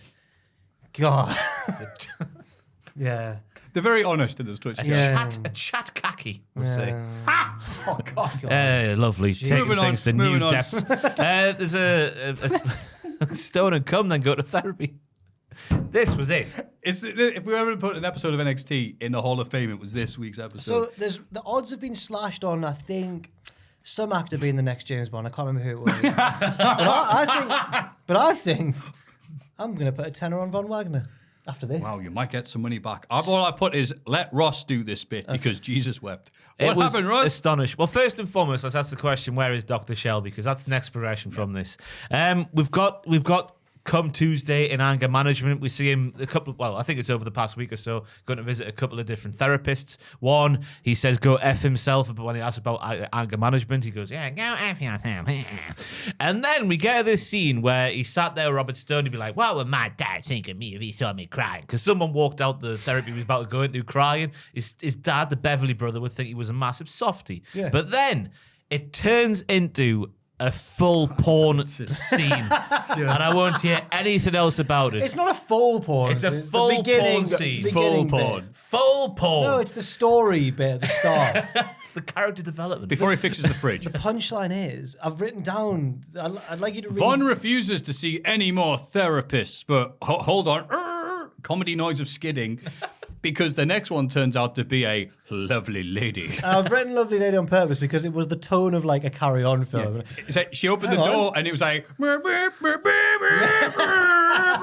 Von's heart starts like coming Yeah, the legs are first thing you see through the doorway. Hey, Rob, I can give this a go.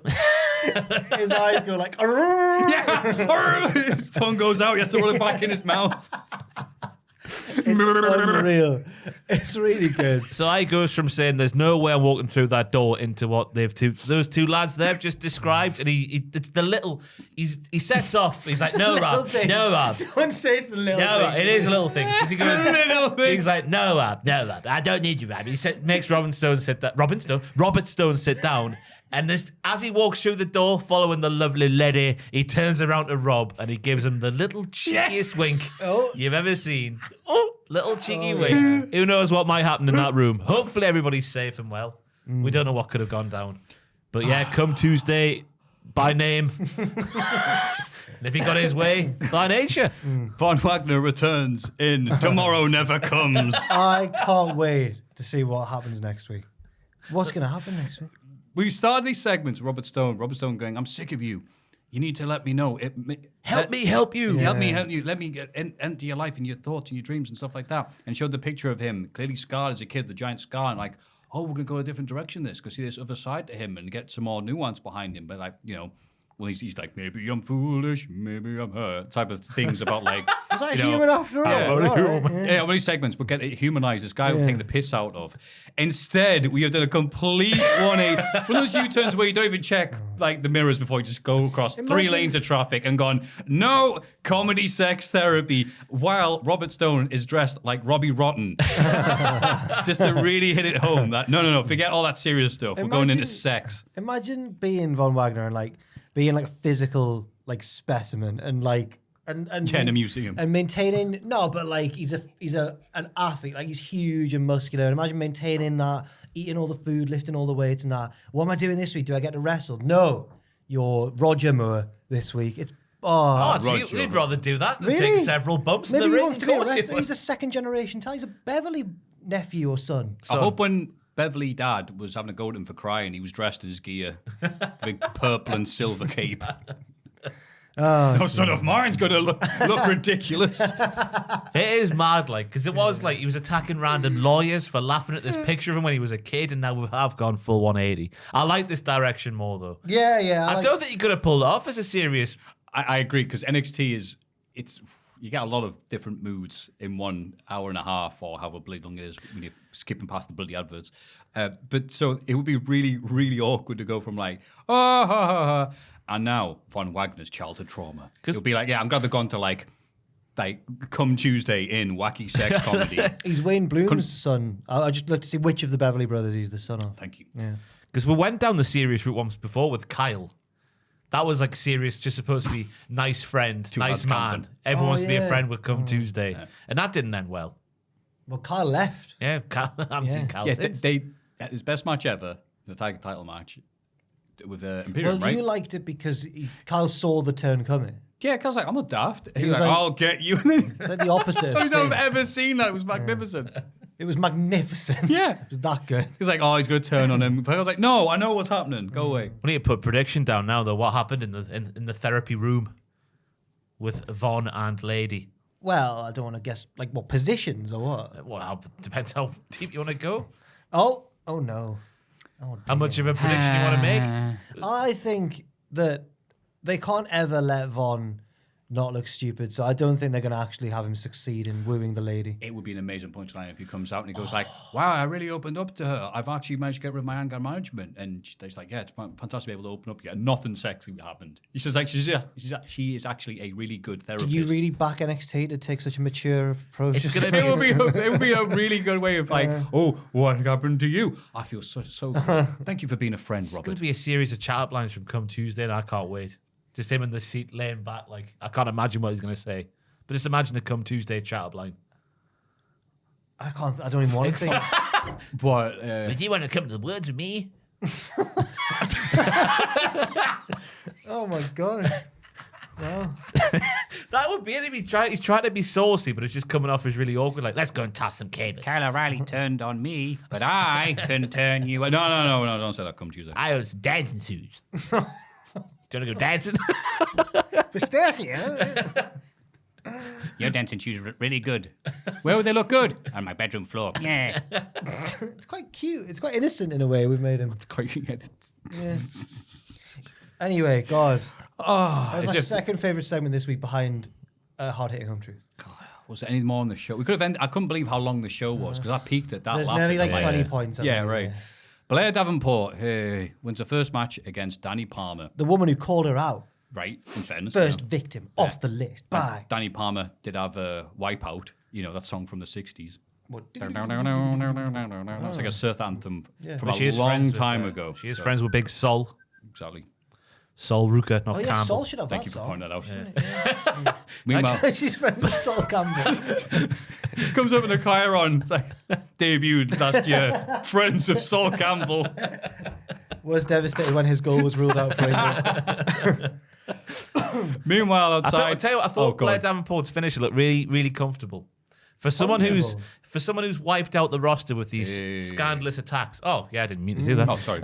Just that it was sort of like a Falcon Arrow. Well, it was a Falcon Arrow, wasn't it? And it just looked really comfortable to take. Yeah. Oh. But sadly, she didn't yell Falcon Arrow as we've demonstrated before. Get the move wrong like I did. Bless you. Dana Brooke appeared in NXT. And then Dana Brooke, that's right. I want to be in tonight's Battle Royal for a shot at this. Okay. Yeah. It brought back horrible memories of 2015 because it felt like, remember they did like this yearbook sort of thing where it was like basically like who are going to be the Mr. and Mrs. NXT in years to come, and it was Dana Brooke on one side of the screen and Apollo Crews on the other side of the screen. Wow. These are the chosen two, and it didn't happen. That sounds like a thing you don't want. Wouldn't that be Yeah. when Dana was like Emma's sidekick? Yeah. Wow. Well, she wasn't initially. She got Charlotte? put in that. Yeah, she got put in that role. Was she Charlotte's sidekick first? Or after? No, that was on the That main was roster. after, Yeah. Right. Where they had her dress up as Rick, was it? Right. Oh, the disguise. Yeah, she was in the robe. Yeah. Was that a regular thing or was that just one time? And one time it was like to distract. Right, I was it was like a gonna say, distraction. Dana Brooke dressed as Ric Flair. Yeah, well, the Rich, robe you're was, looking good. well, All right. she's really small, so the robe was way too big. Yeah. She looked cute. Apart from that, it was perfect. She looked adorable. Yeah, Dana Brooke arrived, and you'd think they would have done more to build this up, but with this, Mustafa, Baron, yeah. it's like, oh, okay. But It's the free agents. It's a good thing Yeah. to be a free agent. It did highlight like the you thing can that, go anywhere. yeah. Brock Lesnar's a free agent. You could rock up on NXT and wrestle Trick Williams. It could happen. That sounds like you're slandering Trick. I can't. Yeah, stand sorry, I just picked a random name. Actually, and wrestle. That's the future. Go on. Axiom. Yeah. Oh, Axiom. Tiffany Stratz thinks that Lyra Valkyria. Oh, I tried so hard. Lyra Valkyria. Lyra Valkyria. Lyra. Lyra. Valkyria. Valkyria. It's, Lyra like, it's almost like Valkyria. Val Kilmer. Val Kilmer Yeah. will win the Battle Royal because she took it to the limit at Took it to the Battleground. danger zone. Took it to the Batcave. Yeah. Hey, but regardless of who wins, the result will be the same. Tiffany retaining her title against that lad from Tombstone. It's a good film he was in. Yes. Uh, It's nice though that Yeah. she's made a prediction. That's cool. That was nice. Yeah. At least she wasn't reading the promo this week. Oh. She was last week. I know. We need to say She it. was. But I think I tried to defend last week. She did that because they need her to be bad because she was getting cheered wildly at the big show. Yeah. What, so they have her be purposely bad but in not a good way? They've done this before in the past. It's don't- like, oh, you're going to cheer the bad guys, are you? Okay, Actually, cool. no, We're going to make no it way. uncool. We'll I make it found look amateur. I found myself mindlessly agreeing with Matthew there, but no, I don't think that's true. I don't think that's I was agreeing with Matthew, then I put a thought together. No, I just was like, yeah. Wait. Yeah. Baron Corbin beats Trick Willie.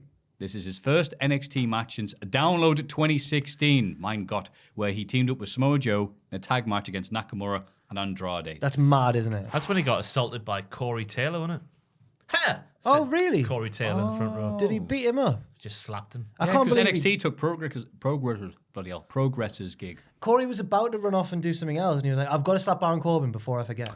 Yeah. Called a spot. Come on, guys. Yeah, it's a Slipknot Before song. I forget. Before I forget. I was a Oh. world before. Come on, Maffew. I actually didn't get that. Yeah. Thank you. I thought you just said, "Oh, I'm going to do it before I forget." Well, I had to spit it out first.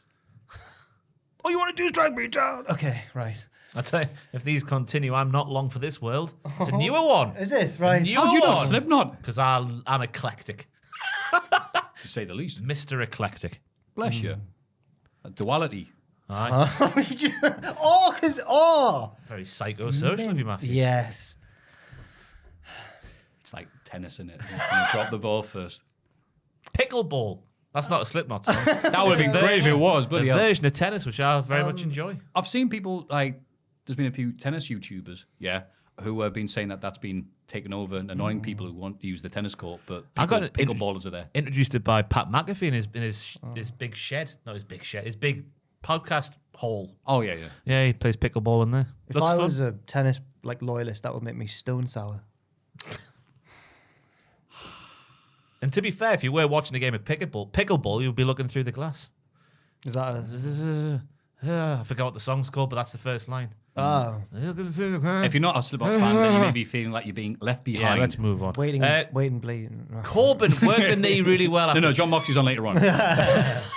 Corbin worked the knee like a veteran would after Trick Willie kneed the announce table. Yeah, I'll stop there. I was liking the match. That spot looked bloody terrible. Because for it to work, Trick Willie had to just for no reason. Baron didn't move.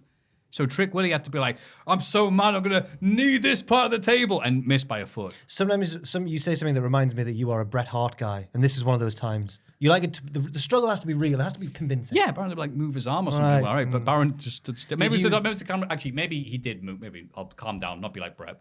And maybe it's because the camera works like that. Did you Maybe hate he when did. Del Rio's finished? They used to have to hold. Oh, Jungle Boy took that to a new level this week on AEW. Oh, I can't remember. Oh, I was okay. furious. I used to hate when Del Rio and Andrade as well do Because that. Del Rio wouldn't just do that, and it's already like, okay, we're pushing it a bit. But there was times in the week he'd be like, come on, see. Come Oh on, yeah. Del Come on, Rio. kick me, please. Let's go, Del Rio. I'm the best wrestler in the world. This the guy's is just sat mother there. effing pro wrestling. The guy's just doing sit-ups, just waiting. Yeah. But But you this say that match though, was, but Corbin's wolf sonar is, it's a wolf in it. Because he's a a lone lone wolf. wolf. Yeah, so he's going to be nimble. Yes, he is. So just in Trick Willie's defense. yeah. It was a nice little spotlight. I know he lost, but Trick Willie doesn't normally get this much of it because Hayes wasn't around this week. So yeah. Yeah. Yeah. I thought Trick looked the part But in you're there trying as to tell well. us that Trick's Hayes good. wasn't it? Hayes travelled. Oh God. No. Well, We can all hear it in our head. It's all right. R.I.P. John. And Hayes. he died, didn't he? Yes, I only met him once, but yes, he did. Actually met I him. worked for Hayes Travel. That's like meeting Gandhi. Yeah. Yeah.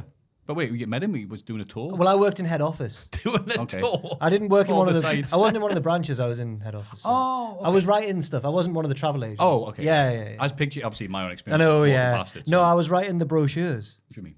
So Oh, okay. yeah. Nice. Yes. This is the Burj Khalifa. It's very lovely. Oh, carry on. Sorry. Anyway, I thought Trick Willie looked good here. Obviously, his role was that dude who loses to the guy setting up the Hayes versus Iron match, but it did work very well. Apart from that one little bit, Corbin just doing his job. He did a nice neck break, swinging neck breaker did Trick, followed by a kick thingy. I've called it because he moved his legs in ways I can't describe. Yep. He was on the mat and he kicked Corbin when Corbin was on the move. Like a therapist's legs. Like a therapist's legs. Oh no. Ooh, ooh, ooh. Ooh. Stay here, Rob. And also, there I'll was, be the stone in the. there was a This Is Awesome chant for a Baron Corbin match. Yeah. So that's never happened before. NXT's a magical land. I tell you what, is it just me who hates the finish where they're moving fine and then remember they were injured early in the match and it stops them doing because Trick Willie was moving around fine for a good 3 or 4 minutes after hurting his knee initially, and then all of a sudden that's what he. Annoyingly, Jeff Hardy, not to go back to him, but when he did his bloody, me ankle, and because he obviously, the insecurity, blah, blah, blah, I can barely tag out my brother. And then his brother tagged him back in and goes, oh, okay, cool. Shut off. Corner You're- stuff, yeah. la, la. And he's like, yeah, you're like, I hang don't on. hate this finish that Trick Williams did, but I feel like it's happened a lot recently, and that's made it worse, maybe. But yeah, it's just the first step. It's Baron Corbin being NXT champion. Yes, that's what we're hoping. But who cares about Baron Corbin? It's time for another episode of Hard-Hitting Home Truths with Nathan Fraser. Oh, God. He talks about losing against Carmelo Hayes last week, thanks to himself and Dragon Lee. You love to see it, he says. You love to see it. You love to see it. Fraser introduces the new senior international correspondent, Dragon Lee, who's prepared a list video. Uh-oh. Wrestling is supposed to be my escape, it says here.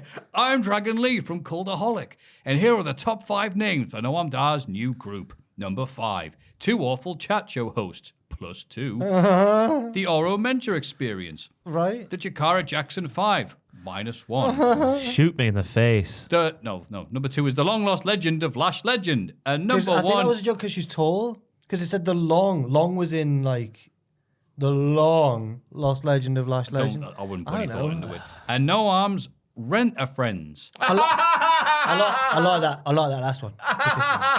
Fraser challenges Dar for the Heritage Cup next week, and Lee offers to be in his corner. Peace. Rest in Well, peace. we've got to go. Peace. And then they go, But swing their chairs away. This was like it was written by an alien who doesn't quite understand humor, but Again, you got to be worried about this AI utopia. This is it. Yeah, they know the rhythm of a joke, but not the content. So it goes like, Yeah, right. But They put down right the roast, well, and here's where we'll put something funny in it, and you look and go, yeah, but you haven't written anything funny. It's weird. Also, they did the bit where, are we still doing this now? Is this a thing we still do? Are we not sophisticated enough to go, Dragon Lee? And then Dragon Lee's like, Spanish. And then Fraser's like, see. Oh, I couldn't have put it better myself. Okay. It's funny though because he's not English. I couldn't mind Speaks EPL. English. I think these two. It's the death nail. If it wasn't already through Nathan Fraser's head, Nell. His head? his head, yeah, it's gone. Any hope of these two Wait, being is it Death cheered? Knell? It's Death Knell. No, I actually like the idea of No. a death nail being put into Yeah, his his head, coffin, massive big spike with a Death big nail. old hammer. Final nail in the head. The nail in the head. But You can't why is cheer this of these all two- things the Death Knell? Because Nail? it was already halfway through his head with the hard hitting truth segment to begin with, but then now this has been brought Well, on. he's charming and whimsical. No, he's not. He's trying his best with what he's been given. What he's been given Yeah, it's really is bad. a large rusty nail. Dragon Lee. I don't know where to put this. Hang on. Dragon, give me the hammer. Dragon Lee was See? having 5-star matches in New Japan a few years ago, and now he's doing this. This is bad better for than him. that, to be fair. Yeah. No, it's Who, not. Anyone can who have a remembers us? five-star match, Yeah, isn't it? Osprey has one every week. It was with Osprey the one I'm thinking of. It was amazing. It was an amazing match. Was it? Dragon Lee was incredible, and now he's the senior International correspondent. He's a senior senor. Is that the Give the joke they're ball to making? Roll and he will score. Yeah. Who sat there and went like, "Oh, that's really good, lad." The awful chat show hosts +2. See, they've done this before with, what's his name? Adam Rose. But he was supposed to be a prick. Yeah, right. He played a prick really well. Nathan Fraser meant to is like supposed to be these. a likable chappy from Jersey and all this other Pretty stuff. much a beach. Yeah. I mean, go there and I could have played in the EPL. Aye, chinny reckon. And he got his hair back and stuff, and they've tanned him up, and he looks 10 years older than when he first started in NXT. And they've given him, you're right, no material to work with, and gone, be funny. He's like, no arms, rent a friends. I like that last one. That's what you say. You out. Peace. It's just, I'd love to be there watching these filmed, just to see like one that say cut at the end. God damn it! I'm sick of this. They've got how they I can't. didn't shake Shawn Michaels' hand Thank one you, Mr. time, and I'm Michaels. doing this. Thank you, Mr. Michaels, for the opportunity. This was wonderful. What a Yeah. wonderful script you put together there. Did you ever want to do this when you were having Hell in a Cell matches with The Undertaker, or did you wish you were doing... It's like, so what was it like wrestling at Crockett Hall? And Dragon's like, don't talk to me. If the cameras are off, I don't want to talk to you. But yeah, I don't know what you say about it. Like No. big old rusty nail. You know the South Park episode where they have a wrestling promotion and they do auditions for wrestlers and it's all about, they never actually wrestle. It's all like, where is he? Here he is in the forest. This is what NXT is like sometimes. Like it's acting, but it's not even. yeah. I'm worried that between Nathan Fraser, who appears to be the most boring person alive, and between Tyler Bate, who is every bit the whimsical, all right, I live in the Willows, I smoke weed, but I don't say that, and jam, that NXT, the people running it, think... For like 3 weeks you talked about Tyler Bate eating jam. Yeah, they're worried that they must think all English gentlemen are the most boring human beings in the Aye. world if they're wrestlers, But then and once you all get- the women are goths When you get, yeah, it's what it's like here. and Yeah, live but in the even- woods. I'm not got any problems with the second bit, by the way. But Stoners and goths, but Triple H's only experience of the UK has been Download Festival. So that's oh god, you're right. People, Right, you see- the people selling drugs and the people collecting the rubbish at the end. Yeah, Gallus are the alcoholics there. Yeah, Just having a Oh, good that's time. right. Yeah, sorry. Yeah. Scotland's different to them. Obviously, it's a Yeah. completely yeah, he's been different up to kettle tea of in the fish. park as well. But Yeah, but all the Yeah. English people are just like, all right. yeah, he's been a Download. Thinks that's what the women are like in the UK. Yeah. Yeah. Okay, he's half right and half wrong. Well, less than half. Just the circles that we mix in has more goth ladies, doesn't it? I suppose. Why have I gone all weird there? I've got a good circle. Jesus, But yeah, what the happened there? That was Nathan Fraser getting shot in the head. he's His Shawn lip- Michaels like, more nails. Honestly, sounds like they're dragging him away. And well, Oh, rest in I love peace. every week he shows up with more nails in his head. Looks like Vivian from the Young Ones. hey, PCO did a match dressed as Frankenstein's monster the other week. Oh, did he? He was having a title match in Impact. And at Oh, one I've been point, told about this match. You Steve need to watch Macklin it. stapled his mouth shut, and then he got up and went. like he was Frankenstein's monster. It was weird. He's nuts. And Tom interviewed him for Desert Island Graps. He interviewed PCO. Yeah, but he had the staples in, so he went. Backstage, Wesley is excited to see Mustafa Ali in NXT because it means he won't have to be anywhere near Tyler Bate or Nathan Fraser for a bit. Ali tells him not to give him a title shot. He'd rather earn it. And maybe they'll end up facing each other down the line. I hate Wesley after this. Why? Because he's butted in this Ali promo and just set himself up for the same scenario that he was in with Tyler. But when Tyler did it, it's an issue. But Well, he Ali does says. it.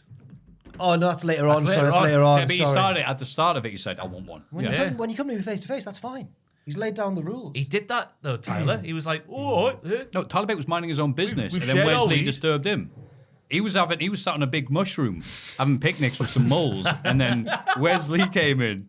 He's like, "I can't believe you want a title shot." I said, "Well, leave me bloody alone then." Tyler split his 20 bag with him and then asked for a title shot. And it was a big issue for Wesley. He's like, "Oh, I didn't realize you wanted something." He's like, How "All has right." Tyler gone from Peaky Blinders to the magical faraway tree in space? He has a match against Gio Gacy and wins. Gio Casey. Gets beaten down by Gio Casey. right down The the orienteering man.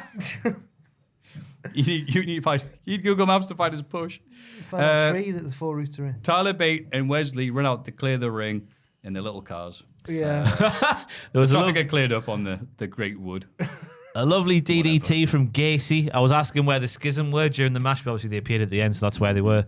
Nice sunset bomb off the top, and I was shocked it was Gacy put in this role initially. But then we see the Schism backstage, and all our questions are answered. Yeah. It's coming to an end. Oh, do you think? Oh yeah, Yeah, gimmick changes incoming. And it was good though because they were quite. Even though I don't care about the group at all, it was nice to like. Well, it's all right. He didn't look that bad. He's like, "Oh, lost." They were really nice. A to him. bloody They were loss. so He's like, "Don't worry about it. We won our They were match." so supportive of him. Yeah. It was lovely. Come on, cult leader. Yeah, he went quickly Cheer up. from next week we will expose this union of convenience between Tyler and Wes, Yeah. or Ali and Wes, and then he's like, "I need to reflect and I need to rectify," and he walked off. Yeah. Yeah. Jagger and Rip were looking at each other like, "No way." Should have been like, "No, Jagger stop, and come back." Oh, God. Just then- when you say it out loud, it just reminds you what NXT is like. And then Jagger and Rip couldn't believe it. And then Ava Rain butted in to say, "One root cannot stabilize an entire tree, no matter how strong it is." You need about 4. Really. And they all looked at her and went, "You don't want to talk." Bloody rubbish. She won the match for them. She did. on. I mean, you are right. It's but all about checks and championships. You just get the checks back and the winner's half of the purse. That's exactly what she sounded like. Thank you, Ross. In the locker room, Edris Anofe and Malik Blade confront JB and What BJ a segment this was, by the way. about. I mean, this is the WrestleMania X7 of NXT This segment, 2.0. every tag team got shorter as it went on. So when Gallus turned up at the end, I was like, how tall were the first lads? It was like Russian dolls. You're right. Yeah, it was crazy. Good God. Because you started off with the cowboy lads. Yeah, and they're big. Then you had Hanging Malik, Tang. Hanging Tang, yeah. Well, Hanging Tang were on that side. Then Yeah, Idris and yeah. Malik. I think little Gallus, who aren't that little. Well, Joe's little, isn't he? Well, I'm scared. I don't want to. Height-wise, he's Yeah. I don't want to. big bars and big marks. They're big. I reckon that Joe's probably the only one shorter than us. Yeah. So the other two are tall. We'd look short next to this group of people. I think I might be at the same height as Joe, but I'm not sure. I'm not going Right. to go up to him and go, And hey, he's hey, Joe, tiny. Joe, come on. I'm scared Joe Coffey's going to beat us up. We never see him. Sorry, Just have to Jack, all you need to do is hold his hand. Oh like my that. God. Dangle a can of tenants in front of him. Here you go, Joe. Jumps in incoming traffic. Joe, the ship's down there. Oh, up the ship. Up the ship. Up the ship. Wait, you can't fight me. It's December 31st. All the best for the new year. I remember meeting Bret Hart and being shorter than him, and then watching that battle royal from like WrestleMania and being like, Yeah. he's the shortest one in there. These are all giants. The 80s was a mad time. Yeah. Yeah, it's crazy because I've been reading Bret Hart's book near the end. 98, he takes an entire little bit of his book, I'll be quick, where he craps on Dean Malenko and points out how short he is. I'm like, Bret, you spent the entire 80s being like normal so size, good. playing a giant. He's like, oh, crappy Dean Malenko. His stuff looked re-rehearsed. I'm like, Dean Malenko? Why does he get a shoe in? Bret mentions a couple of times that he is the largest of the Hart children. I love him. Yeah, but He he's wears his insecurity on his But he shirt. admits that he's not the best looking, though. That was his brother who died. Dean, maybe? Oh, he was yeah, the yeah. smallest and prettiest of all of us. No wonder Bruce is so bitter. Aye. Now the best looking nor the tallest. No, yeah. What's yeah. he got, eh? He was the booker who ruined his dad's promotion. That's right. That's what he was. That's right. Yeah. Just as I always ask, who was the last person Brett fornicated with in whatever point of the book you're up to? Not his wife. They've just had the divorce.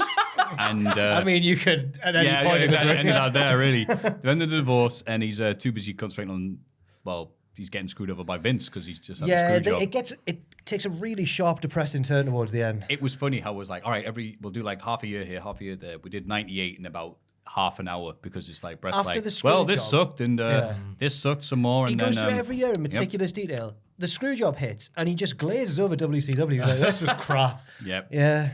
But he just say nice things about Goldberg when he first met him. Oh. Oh, you is first funny. met him, yeah. Yeah. Wow. Then it's like, so more on that to come. But anyway, in this exciting segment, We learned Did you hear that Fallon Henley's a mama, though. We've still got Mammy. Good luck, here we go. Mama. Yeah, good luck, mama. Good luck, Mama's a new name. Johnny Sounds like Bravo. the lad who played Elvis in the film. good My luck, mama and my Mama. daddy. So what's the difference between your it mama does and your sound mammy? Johnny Bravo. Is Johnny Bravo just Elvis? But bloody is. It was pretty much just an I Elvis remember it was just impression. Elvis. Yeah. Oh right. Oh, hey, Mama. With some kung Whoa. fu maneuvers. 1, 2, 3, 4. Oh, mama. Yeah, he was karate like Karate Elvis. like Elvis, yeah. Oh. Do the monkey with me. And then he does a dance, doesn't he?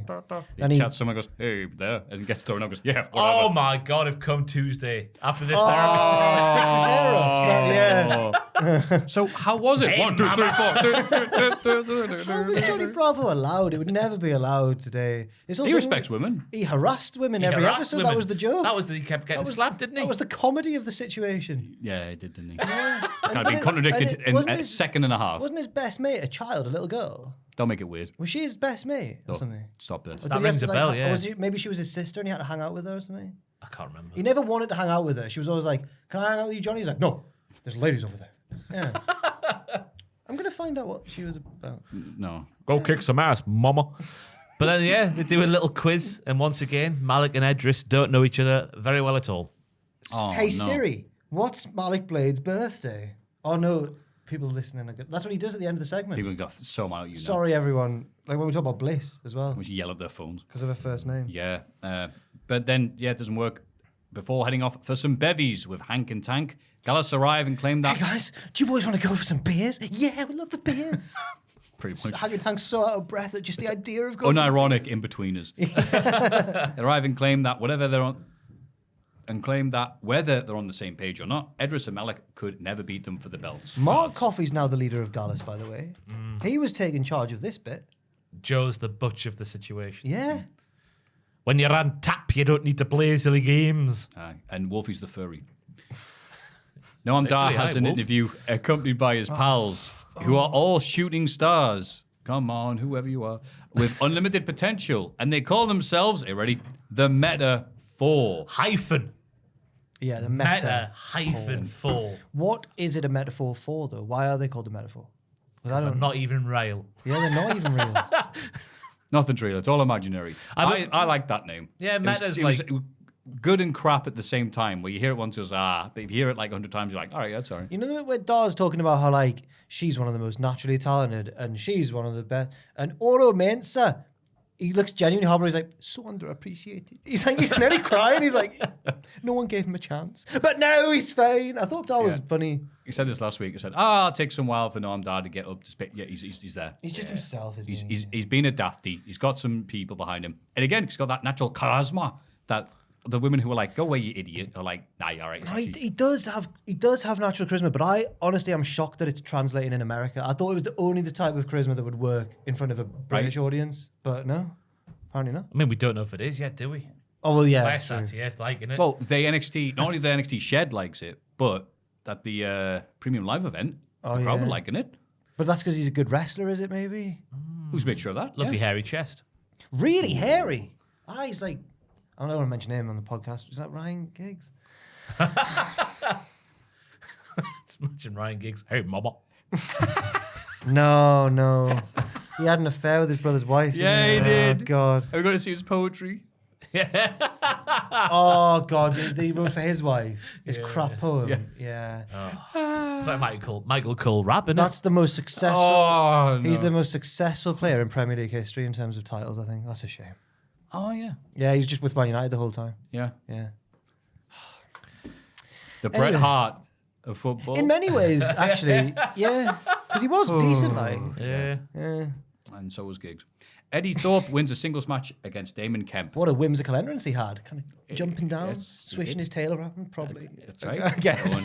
Go and shout out to Cultaholic for the anyway. Is he a friend of Matthew's? But we'll have to see.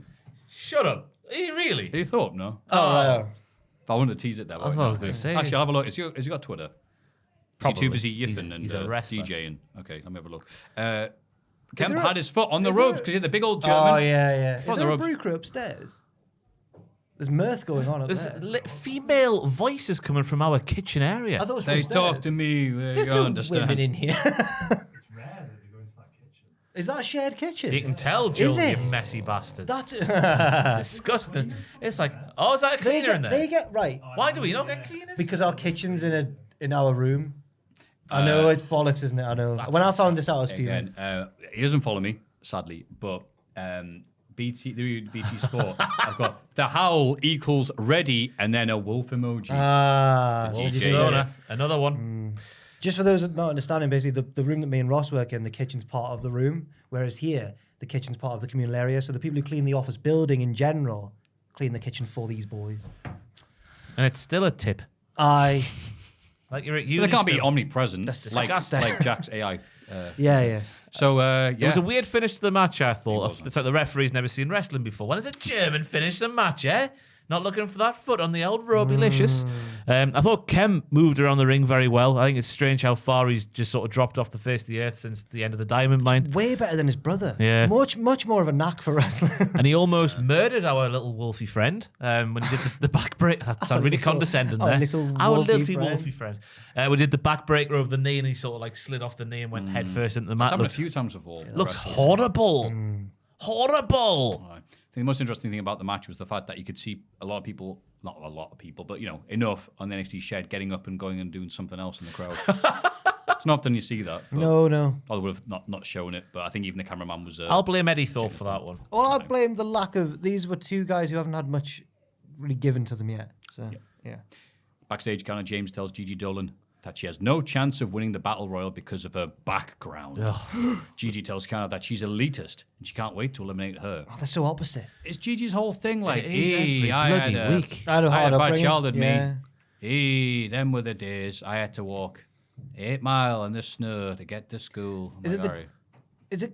Is it the grandpa from? Is it Grandpa Simpson or is it the grandpa from the Rugrats who does? Is it both of them who talk about the old days how they had to walk 15 miles? That's just a to- typical thing you hear Yeah. old people do. So anybody with grandpa on the name. Yeah. Yeah, it's just like, remember the Toxic Attraction where this wasn't mentioned at all? Just go back to that because it works a lot better than hearing a moan all the bloody time. I get it was hard, Yeah. It doesn't have to be brought up when you're having a battle royal for the NXT Women's Yeah, it's Championship. finding the personal. It's finding the personal feud with your former best friend. Right. But not now. Kind of Subway, and it's like, all right, what type of bread do you want? Oh, well, because of my my- background. Yeah. Well, I'm a background. Bad gum. Back in my day, we didn't have a choice of bread. You get what you were given. Yeah. Are we doing They the- threw the sandwiches at us and said, shut up. Is this going to turn into 4 Yorkshiremen sketch? A glass of Chateau de Châtelet. God, that's an old reference. Jesus. Yes, it is. Well done, you. Thank you. Yeah, that happened. We were lucky And- if we had a lake. We had to sleep in septic tank. Anyway. Septic tank. You know how good you got it. Luxury. Yeah. The funniest thing of that is seeing John Cleese try and do a Yorkshire accent. The funny thing about that's Joel thinking he's home. In result of the century, Scripts beats David Kato will roll up. Wow. And Kato beats him down afterwards, That's as a well as actually crazy tries to make the save. That's a crazy result, though. That wasn't the best thing in the match. The best thing was Vic saying, well, here comes Scripps. And Vic goes, Reggie. He goes, no. He said that. He goes, Booker's no. He said last week, he said, my friends and family call me. No, big it's people. difference. It's people. Oh, it's people. Oh, So you mean your family? No. No, You know- definitely not his family. So Yeah. Booker got it wrong. It's not his family. Oh, he says you're neither a friend or family to him, so you have to call it Reggie. Well, Booker got it wrong because the lore of Scripts is that his people nicknamed Oh, him he did say Scripts. people, you're right. And then then Axiom went, you mean your family? Yeah, he was down at the dentist last week when he in the dentist waiting room with that random lady on her phone.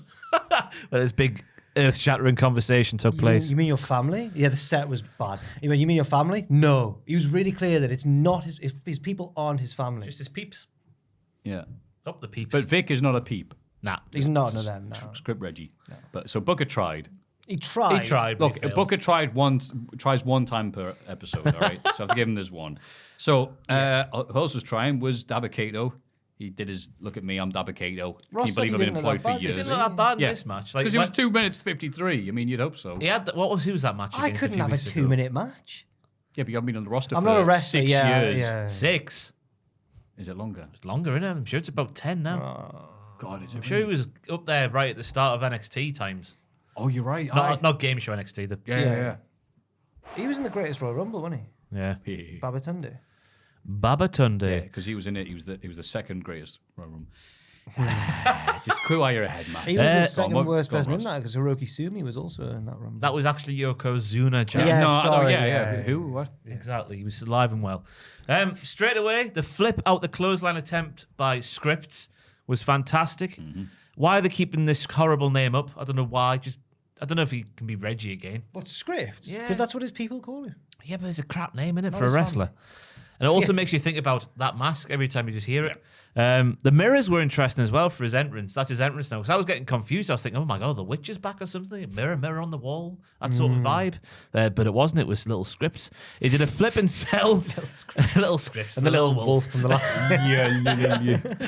He did this wonderful flip and sell off a big boot. He was making Dabba-Kato look like really, really scary. But then the finish should never happen for a man of Dabba-Kato's size. is the most impressive non-wrestler ever. Like, his style is so far apart from what we think of as a wrestler in terms of how he moves and how he flips and everything. But he's unquestionably really talented. So it's just a weird experiment to have him in the Performance Center learning how to wrestle. This really specific style they force on their talent.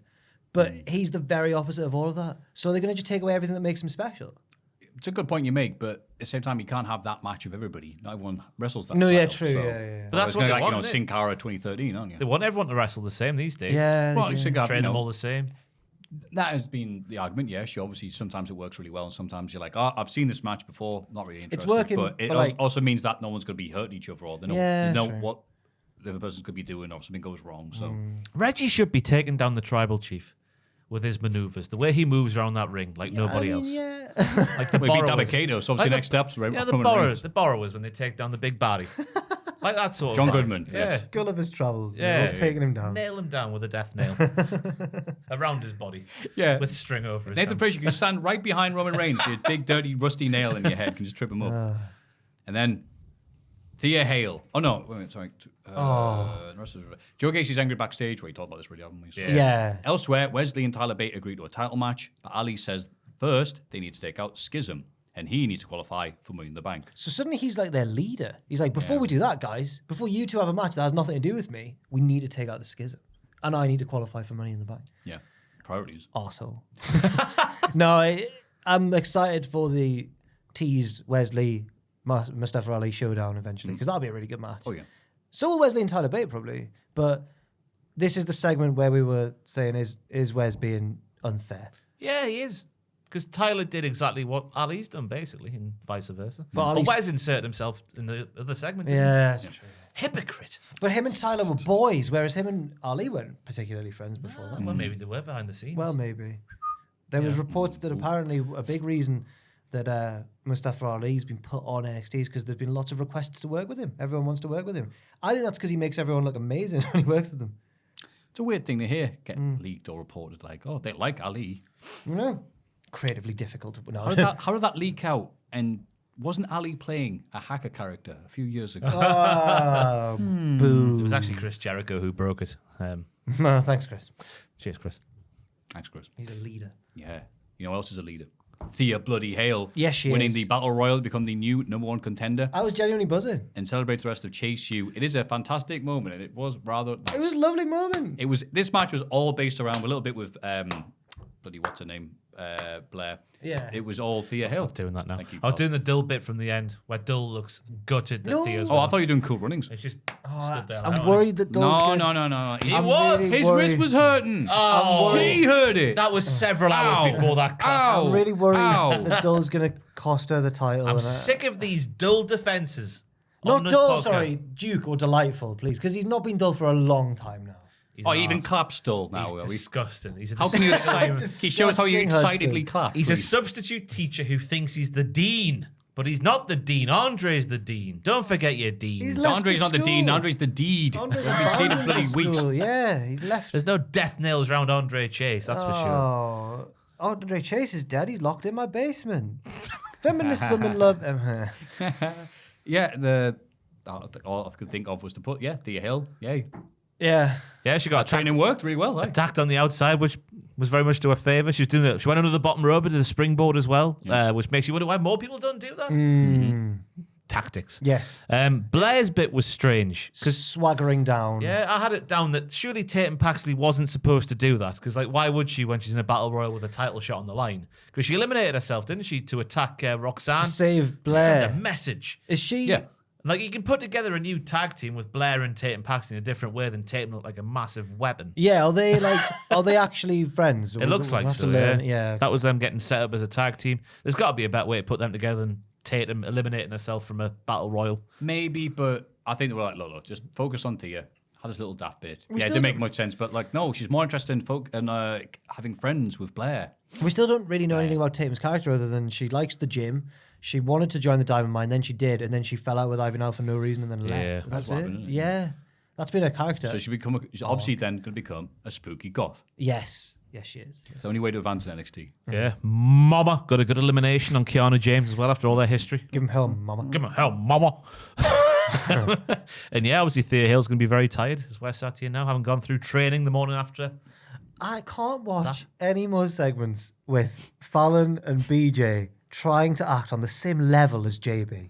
Because he's so convincing compared to them. They are very wooden compared to JB. Yeah. He's like the CM Punk of NXT. Everyone hates him.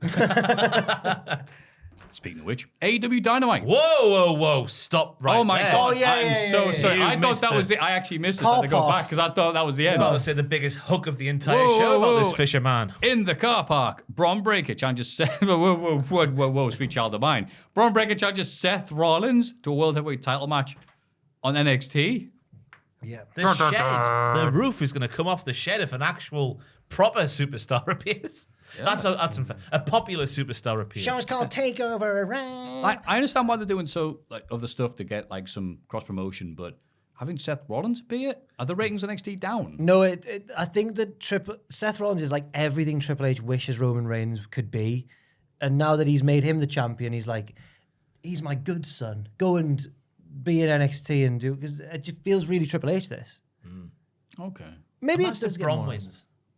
Oh my God. Braun's the World Heavyweight Champion. Oh, On NXT. Oh my God, no, yeah, imagine that'll be mint for us. Yeah. Just us three. Yeah, because you can put out a video, who is Braun Breaker? And then people watch it. Braun is such a complex character. Yes. Oh God, yeah.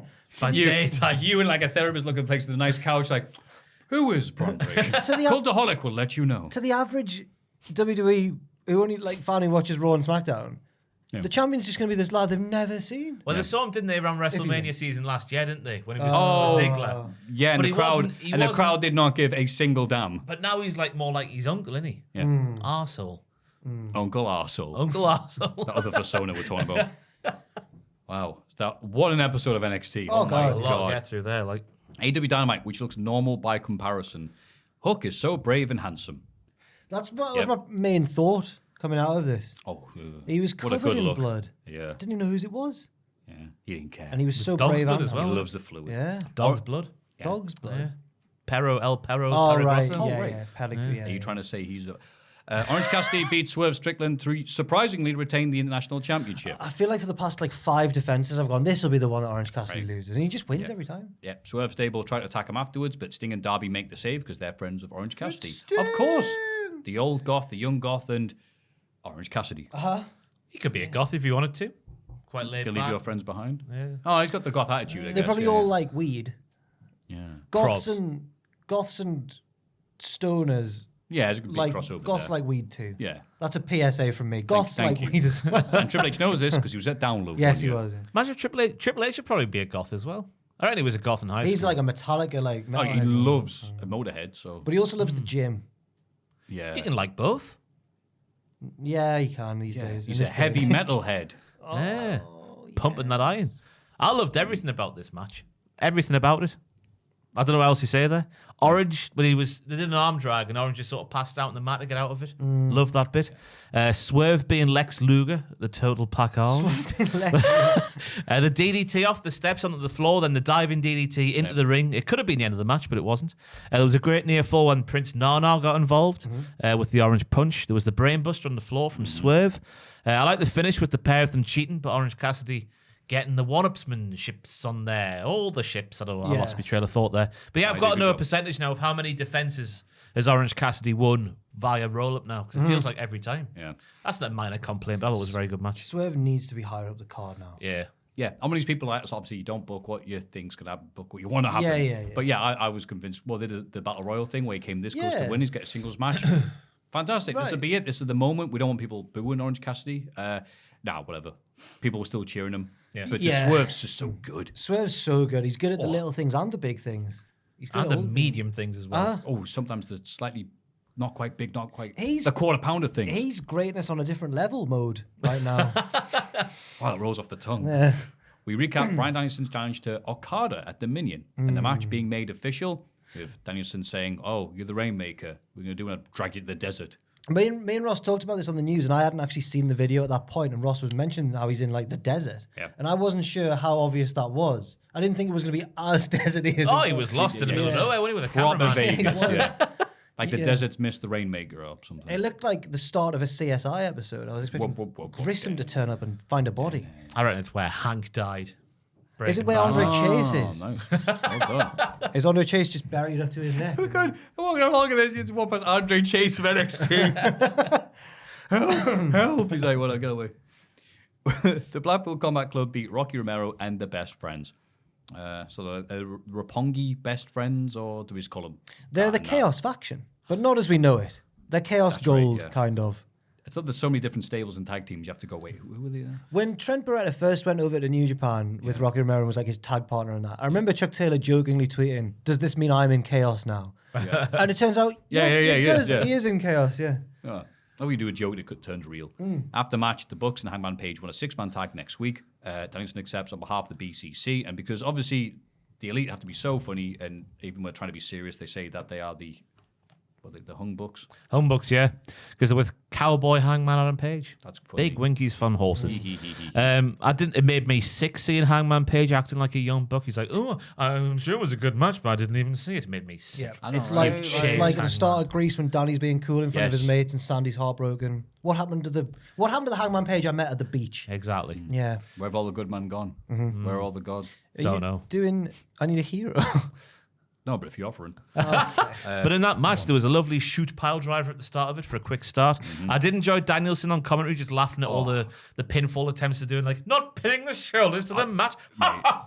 Chortle. Yeah.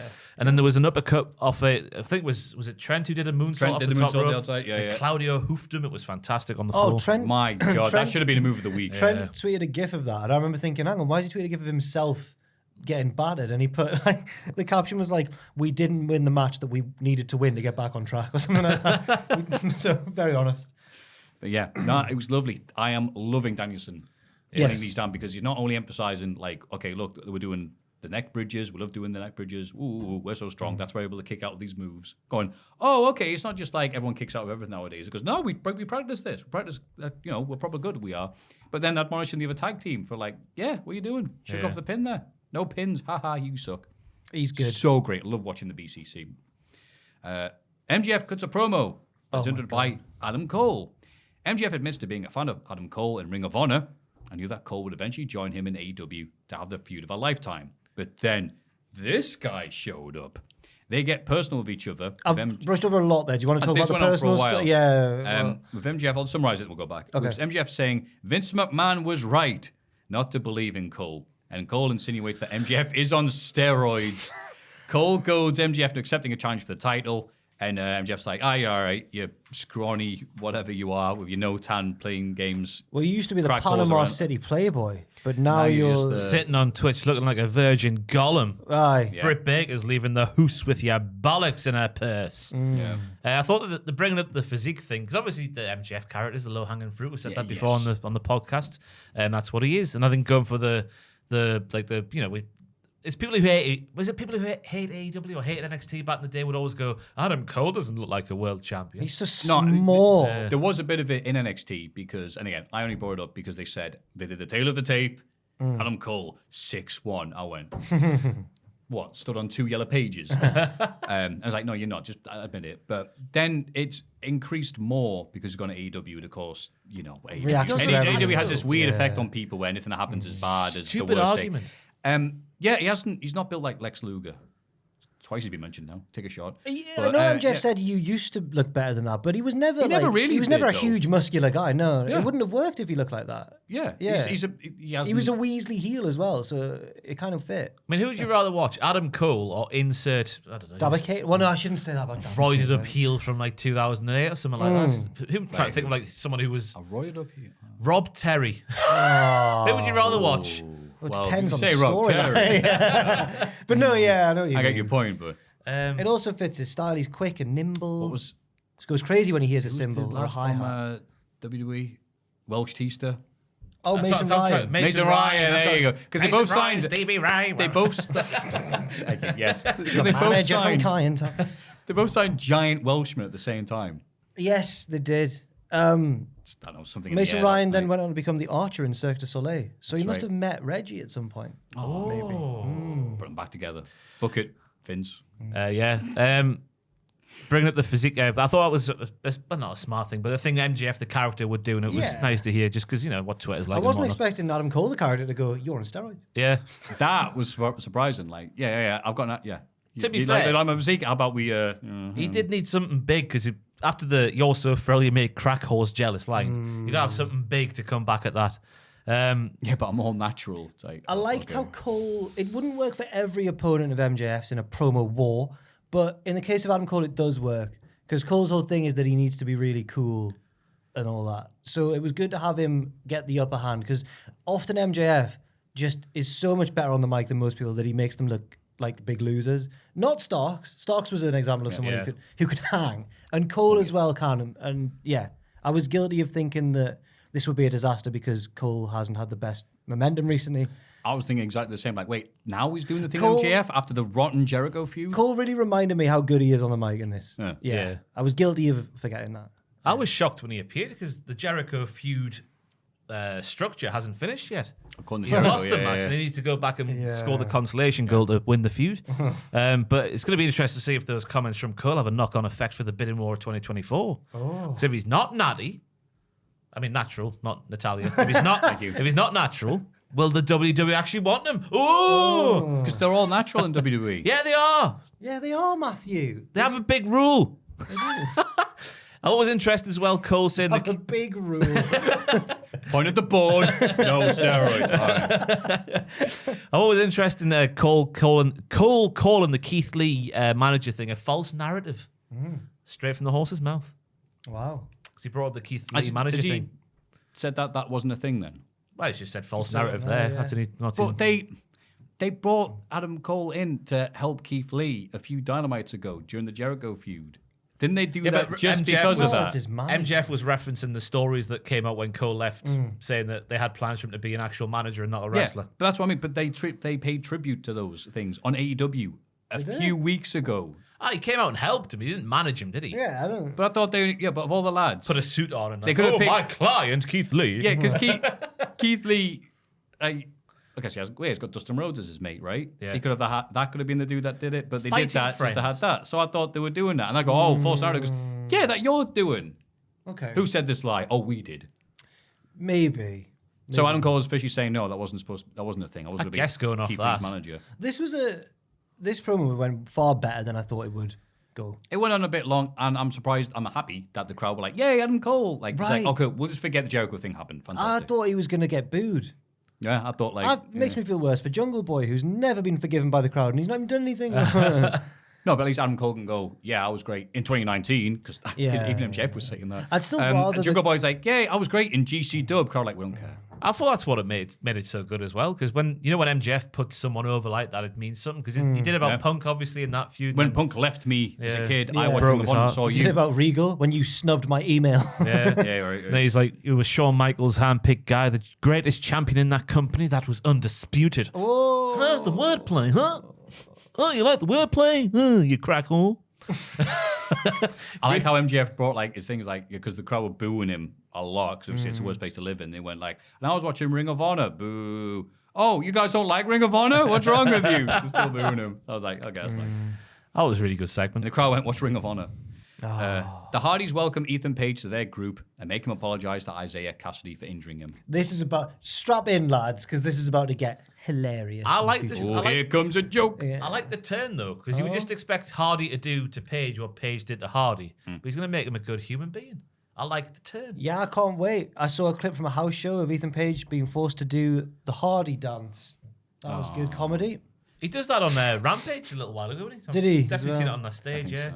It's just like when they took Kamala bowling in 93. Yeah, it's good. I think Page will be a convincing baby face because I've flicked on a couple of his toy hunt.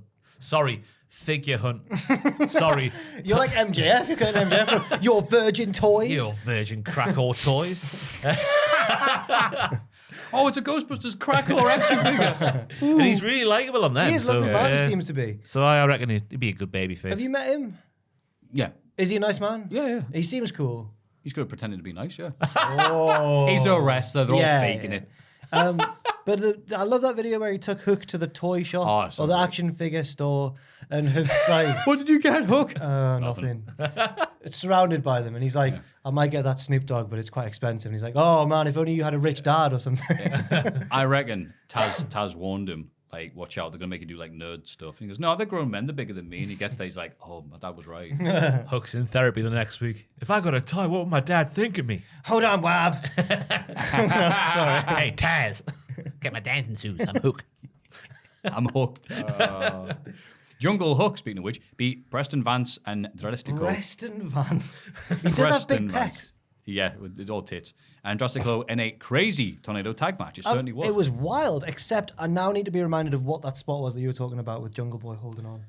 Oh yeah, it was he was in the not even in the corner, in the middle of the rope, just waiting there for what's his face, Dralistico to get on the top rope and then do the stomp. But the fact that Dralistico had his mask ripped wasn't helping things, so it took him an age to get up there. And Jungle Boy was just like, do do do do do. It was a more egregious effort in that move than. Well, he's trying to hold on because if he falls to the mat, he's toast. That's a more dangerous place to be. it would have been what am I more talking comfortable about? fall, wouldn't it? Yeah, Just it would. gravity instead of kicks and gravity. A man, yeah. I thought it was a big silly bollocks match, and it was nice to see the shoot shot with the oh my god, the shoot shot with the chain from Hook. Yep. Lots of blood from El Pelagroso, and he did well to carry on. He hit a massive lariat after that as well, and he took the throw off the apron. Wait, so you tell me he bled, then he hit that. The Clariot. The Clariot. Oh. You predicting the At future. least you're awake. And I thought it was a nice finish with the double submissions with the big dog down. Preston. Yes. Woof, woof. And also No. the butterfly suplex of the tables was cool from Hook as well. I didn't know Hook had the balls. What am I talking about? Of course he does. He had the match against Stokely, wasn't it? Yeah. Oh, that was more of a hardcore type. Yeah. Yeah. Not quite the same. But That's not a spot I would like to do. They're going backwards on it. Yeah. Oh, it looks scary. I like it though, because you used to think, it's an episode of Dynamite that might not go. Because that felt like a pay per view. I think that would happen, like the big silly bollocks match on the pay per view. So yeah, it was good. Yeah, working hard. And Jungle Hook are doesn't- back together again. Oh, okay. Tony's all action all the time in his book, and he's like, I like crisps. Sorry, I like chips. Thank you. oh, Hook. good for right, you. yeah. oh, That's what he says. oh, I present him with Chip. Oh, he's great, Dan. What has Harmon. he got? Oh yeah, he's injured. No, I like him. Danhausen too busy counting his money. He's best mates with CM Punk now. It's weird though. How does he fit into FTR, CMFTR? CM Punk, FTR, Danhausen. And foreman. Dan Haugen. Oh my god, it was so good. I don't know. So have you've seen the best of Bret Hart Volume 6, right? Danhausen like, You know the famous like the Survivor Series match where Punk is more over than the Hardys and DX. Oh, And 6, yeah. They're all like, oh, this guy, huh?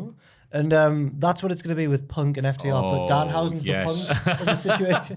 FTR announced AEW Collision Tickets don't increase. CM Punk's announced for AEW Collision. Tickets stay the same. Danhausen will be doing a meet and greet.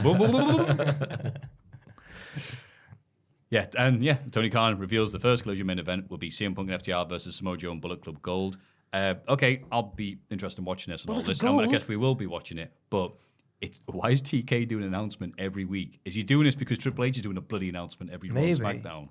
He doesn't need to be doing this every week. He doesn't. This was the best announcement he's done so far, though, because they gave him it looked like an actual auto cue, not just a bit of paper below the camera. So he didn't look mental. He doesn't need to be doing it. Let's just do the graphic, or have Excalibur or someone, or have Jim Ross on the game say it, because he'd still say it and sound more natural. Didn't he call out Tony's best promo in my memory was the one where he was next to Shivani and he had his biceps out. An Impact one. Was he cutting a promo on Impact? Yeah, he was. Because he's playing himself up. Basically like, I coined the Forbidden Door. And all this that stuff. was my favorite Tony promo. When people cared about Impact. Yeah. When he was a cocky heel Tony. Yeah, cocky heel Tony. But now it's just like, hi, get this. Please buy the tickets. But at least the Bret Hart boys will be able to wank each other off now. And then also, do you reckon this has set the rumored... In my mind, they're the best things about AEW. It's such an opposite opinion. No, I'm not saying they're bad. I just, one Bret Hart reference maybe a month is enough. Again, it was funny. I think it was Promo Joe put them together, the comparison videos of this on Twitter. And FTR were quoting it like being mad. Oh. But I'm like, wait, we all know. I know, It's things like hiding it. Like... But you reckon this has set the old wheels in motion for the rumoured Elite versus CM-FTR match at Wembley? Remember the thing that everyone was like, they have to put that on the card to sell the tickets, and then they sold the tickets anyway. If that were to happen at Wembley, then that would be insane. Insane. We'll be there, brother. But I don't know if they'll need to. That's why, do you think? Because all the Canadians bought the tickets to come to the UK and enjoy, Toad in the Hole and all the other lovely cuisine we have down south that they haven't got the money to go. Deals. Hey, Jelly deals, yeah, you ready for that? You take Gangrel, give him sausages and mash at Wetherspoons, he's happy. And a pint of Stella, I still can't believe that's a thing. That's good, though. Good that he likes those things. Yeah. His fangs just I going know, to mashed imagine- potato. There. I'm going to lick them off. In a Spoons on Merseyside. Hey, La, were you in the Brood? Yeah, it was great, man. Gangrel. Fanging and banging. He's looking at Jack going, you've got a nice big neck. That was several hours ago. That's a Thank callback. I like callbacks. That's all I've got. Takeshita wins a squash match against Damon Ace. I thought it was Sean Spears when he first appeared, but it's not. Don Callis cuts a promo taking credit for Kenny and the Elite's success. He says that he and his family are going to cut the Elite out of AEW. Who is this? Doing a compelling argument so far. It's the same promo he's cut before, though. Yeah, but who's the family? Yeah, who is the family? Don Callis' family. Well, I thought that was the thing because him and Omega were, or like they were not family. No, but he like, keeps saying, we're not family anymore. I've got a new family. It's like a Bobby Heenan family incoming with Takeshita. Oh, I hope they do the network. Where's that? That's what he did in ECW and TNT. It's always with throwbacks. Imagine it was Kurgan. Bull Buchanan. Oh, God. The other one. The Truth Commission. Truth Commission. Oh, wow. Who was the other one called? Sniper, Recon. Yeah. Recon Sniper. Yeah. You had Bull, you had Kurgan, you had the stockier build. 8-ball. I don't know. Was it 8? Yeah, Nightballs in DOA. Damn it. I'm going to find out, don't worry. But I liked the footage of the turn played I was about to say, on the Titantron. like motivation it was for Takeshita, who, shock and horror of it all, was perfect as well at being more aggressive in his wrestling. Yep. There's nothing that man can't do when it comes to wrestling. A lot of aggressive hot guys in AEW. Tank. Are we looking for Tank? Yeah. Tank. Tank was Mantor. Really? Mike Halak was Mantor and Tank. There you go. I didn't know that. Sniper That was... guy went from Mantar to Truth Commission. Sniper was Luke... He must have been like Mussolini in a previous life. Sniper was Luke Poirier. Also Rambo in CWA. Oh, he's an old European dude, yeah. Rambo's wrong for ages. Recon was... What was there for? Was Buchanan. Yeah, it was 4 of them considered the Survivor Series team. So Bobby Cannon, so Kurgan. wait, and then Kurgan. Kurgan, yeah, Bobby Jackal, Buchanan. and then the Commandant, Robin R. Smith, an actor. Was he like the higher power or something? Oh, because they got rid of Jackal, didn't they? Oh, right, okay. Oh, yeah, he was a manager. Oh, they need to bring back Don's promos from his little plinth coming down from the sky. If he's game for it, like, I imagine it's terrifying. You know, those are some of the craziest stuff you've ever seen in a wrestling show that never gets replayed. And he hung out with the Howard Stern whack pack. Yeah. Crackhead Bob. He was sat on Raw. next to Jim Ross and did commentary. The man's name, Crackhead Bob. This was 97, 98, though. It was the Wild West. 2003 WrestleMania's theme was crack. Hank the Addict. Angry Drunken Dwarf was there as well. Wow. These are their names. I'm not familiar with really the Howard Stern universe as such, but it sounds. Oh, it's exactly what it sounds like. Beetlejuice made it onto WCW. Oh yeah, no. That? Oh yeah, Beetlejuice. Yeah. Who's made a comeback recently on Twitter? I saw the other day. He's just walking down the street wherever he lives, and people in the car like, "Are you Beetlejuice?" And he's like, "Yeah." And that's a video.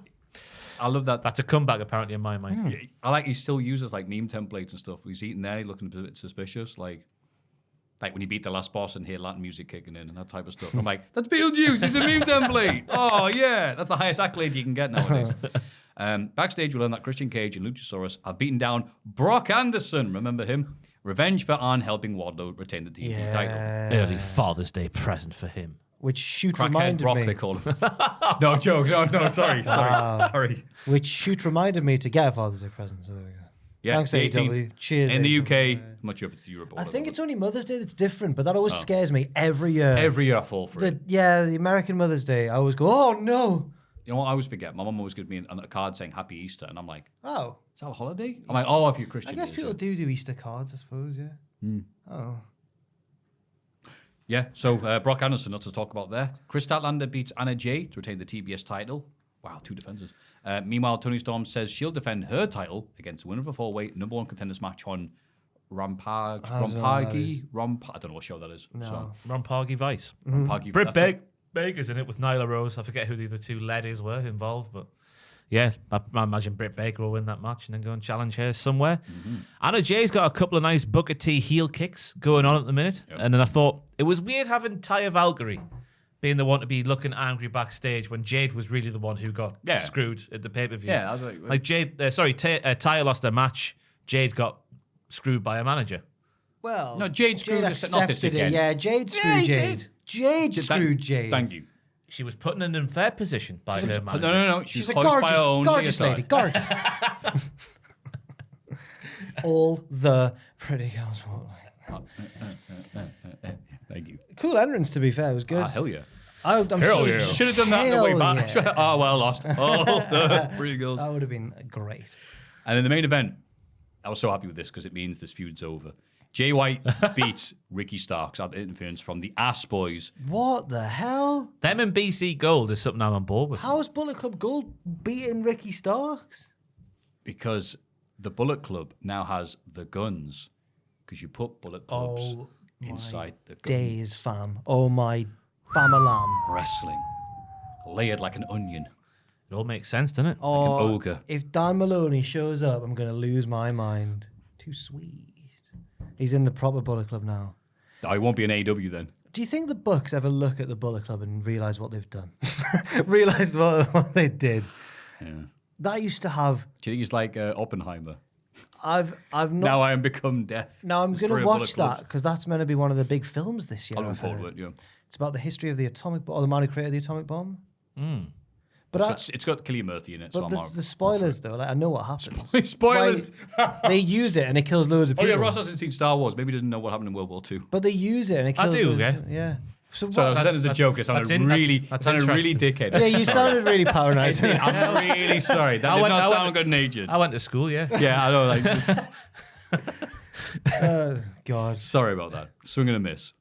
What do you think of the main event? I thought it was a very good match. I thought Ricky Starks got the tone of it bang on with the just running out there, wanting to just kick the lad who attacked him backstage at the pay-per-view. White was just being a chicken poo heel for a while, not really That's showing what makes much. him one of the best pure Yeah. heels in the world. And then slowly he did like a heely beat down. And he did a nice spinning uranagi towards the end. So now you've seen pretty much why people said that. That's basically what made him. Finally, still after don't what, get it. 4 months of Still don't nothing. get it. He's not sticking out. Sometimes as he anything has special. like that match, but over half an hour, and then people go, Oh, get in. and then he cuts like an angry promo afterwards in the press conference. That's at the sort of peak. yeah, Jay that's White. the thing. All I've seen of New Japan highlights of Jay White on Twitter is him going "Rah, rah, rah, rah, rah," like that. Yeah, after a big loss. Yeah, we he goes- haven't seen that. It's just bloody Juice Robinson going, yeah. Juice has been the star so Yeah, far. Juice when had he came more- down celebrating at the end, Right. captivating. Someone mentioned this. Juice has had more presence than Jay White. Someone mentioned this week. I think it was Aiden. Said that his fiance doesn't know anything about wrestling, but sometimes we'll see him watching it, and she was she was like, "Oh, I like it." She liked Juice Robinson, and when we were in Japan, there was a lad called Chad who was a really nice guy, who did some translating for us and stuff because he lived in Japan. He knew how to speak Japanese, and his mate came to Wrestle Kingdom with him, but he'd never seen any wrestling. And his favourite was Juice Robinson. He's just magnetic towards non-wrestling fans, Juice Robinson. That's great. Yeah. He is captivating, like, now that he's getting more time to show what he's about on the show. Yeah. Yeah. And he'll stand out even more when he's got not only the natural charismatic Jay White next to him, but now the guns. Juice Robinson's going to get like an international title shot out of this. Yeah. Yeah. I feel like the comments might take this the wrong way. I just don't see. We'll go back to Richard Tubman, just in case people aren't aware, saying that might be in 2019, 2020 sort of time. Yeah.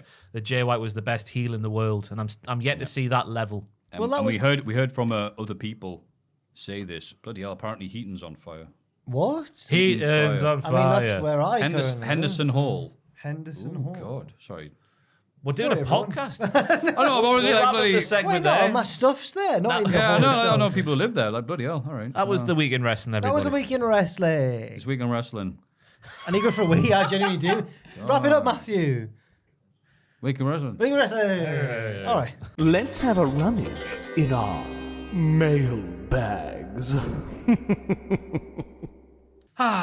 The mailbag. What was a mailbag? Mystery solved, by the way. I just nipped outside before, and the people talking in that kitchen were the cleaners because it smells of bleach in there now, and everything's spotless. Thank you for confirming. So you've got a nice clean kitchen now. Don't make it go to waste now. All of you take care of it. We'll walk in there tomorrow and it'll be like a pigsty. Aye. These frat boys. And also, I lived with Owen, and he was way cleaner than me. He's a very tidy boy, so I don't know how he feels about all these rapscallions messing up the kitchen. Rapscallions. Anyway. Bless you. Good day, lads. As I currently cannot be bothered to come up with an exhaustive, self-centered, but mostly unrelated to the question introduction, I'll come straight to the point. With Maffew's now openly lived furry connection shining a very new light on the dog pictures on his wall. Oh my God, you're like Keith Lard. No. Which wrestling gimmick do you see in a completely new light in retrospective? Best wishes, cheers, and thanks for everything you do. Chris from Luxembourg, now living in Norway. I wonder why. But currently sitting in an Italian restaurant in Germany. German, honestly, whatever. Germanly. Euro boy. Yeah, whereabouts in Europe are you being, Chris? Yeah. I don't know anyone from Luxembourg. I've never even heard of Do you know anyone. the capital of Luxembourg? Luxembourg. That's right. So What's happened there then? I didn't want to dab because I hit the microphone, so I did a pathetic looking. I don't know what that was. Did the Shoulder Army Obi celebration? I just told an airplane to come down on the. But anyway, I'm just confused. No, I don't have pictures of dogs on my wall because I'm that type of furry. Is he drawing a dog? He's drawing a dog. So good. Is it, Again, it's for people such who a don't good know, episode. this needs to be shared because it's such an amazing story. Peter Kay, when he was King Pooh of comedy, had a show called Phoenix Nights. On the show, he had a fire. Was it Marshall? Fire. It's like the fire marshal safety character. bloke who comes round and they're all like, oh, it's this guy. Called Keith Lard, portrayed as very boring. Also and- played by Peter Kay. Also played by Kay, and who was a dog botherer. Inexplicably, That was never it confirmed. turned out. They Photoshop to get him to pass the club's safety thing. They Photoshop a picture of him in a compromising position with a dog. Yeah, but that was the character of the show. Inexplicably, Oh, it's crazy it what you can turned do out, with access to Tinternet. Inexplicably, though, there was a fire marshal, fire instructor, whatever bloke called Keith Lard, and they had to at the start, it was at the end of the episode, put. This has no connection to this poor bastard called Keith Lard, who all his mates probably rinsing him every time Do you not calling him a think dog that's botherer. deliberate? Do you not think that's real? They must know it. They I must see have what you known a mean, Keith Lard who they were like, he's No. weird him. They wouldn't have Yeah, to I always display thought it. that it was deliberate and then... Oh, I never thought about it too much. Oh, though, yeah. right? I reckon, what are the chances of Keith Lard, a fire safety man? I think he's also like he's also from like Bolton. I've never actually looked into it. I always assumed there was I actually think a he is guy who actually a complained. fire. The real Keith Yeah, Lard is a I thought real that's why they had fire. to do it. Yeah. This was like 20 years ago now, but yeah, I didn't even. Yeah, but now you're saying it. Yeah, it might just been at work. maybe it was a shoot, brother. Like, no, not the Keith Lard, the fire dude. He's not a dog botherer, but our guy is. Like, of course, that's assumed, but you know, I have to I don't investigate know, that. man. I Anyway, always I'm not assumed a that- Keith I Lard always assumed that in Peter any Kay- capacity. Oh, you right, yeah. bastards. I like dogs. No So desire did to Keith do anything Lard. like that to them. Oh, right, okay. There's just the bit where he's drawing the map of the club. He's like, the fire exits are here. She's drawing a dog. It's like, it looks like he's And drawing he goes like, here's a doll. She was in the fire for 3 minutes. Now look at her. And the guy goes, she's a bit rough. And then woof, the whole place will go up. What? And the whole What? place will What go will up? go? Woof. No. It was showing the picture of the burned girl. He goes, they had to identify her by her dental records. Do dolls have teeth? That's a real girl. No, it's not. It's so good. What was the question? Is Maffew a dog brother, I think? Which wrestling gimmick do you see in a completely new light and retrospective? I don't understand the question. Because your furriness Right, that's it. has thrown the dog thing into a whole new We light. thought you were just a dog lover, Yes. but now we think you're a dog lover. Romancer, right. Yeah. Yes. I can't think of a single answer to that question. Almost like it's an excuse to just say the first. Yeah, I think that's, Yeah. Something, Maffew dogs. Oh, All right, okay. Chris from Luxembourg, what do you like? Thank you, Chris from Luxembourg. I've got Sean O'Hare. Have you got an answer? Devil's advocate, yeah. In what way? He seems like a bad guy, but in reality, he's just being a bit harsh, hard-hitting half-truth, isn't it, really, when you think Oh, about No, it? I think he's one of those just asking questions, guys. I've just tried to scramble for an answer Yeah, there. you do Yeah, a I great job. can't Why really- am I trying to like, prod you for stuff? Thank you. Yeah, I'll say Sean O'Hare as well. I'll say Von moving Wagner. swiftly on. Oh, no. Duke Hudson. It wasn't... I've totally seen him differently. I used to think he was boring, but it was just the material. He's great. Oh, okay, yeah, right, like that. Yeah. Yeah. I thought you were going to say because we thought he was trustworthy, but he's actually not. I'm like, not this. He is. He's the dean. Arse. Howdy diddlers. Since Howdy. the podcast is probably long enough already, I'll skip straight to a long-winded personal story, as is podcast tradition. But this time, it's actually related to a question. What a twist. They often are. You guys have, for a long time, been part of my life. And one of the main reasons wrestling still is something I'm passionate Well, thank about. you. I feel awful now. Well, Thank very you. sorry Yeah, for sorry about putting that. you through the wrestling every week. Though I'm probably not the only one in saying that I came for the wrestling content and stayed for your personalities, I feel awful. the great Thank you community, so much. and all the non-wrestling bollocks you guys talk about on a regular basis. Most of it going straight over my head due to me not being from England. Oh, no. After years of wanting to, but never being able to, I'm happy to say I'm finally financially stable enough that I booked my first real vacation. Inspired by your stories, I'll be staying a few days in Newcastle. Oh, my word. Upon time.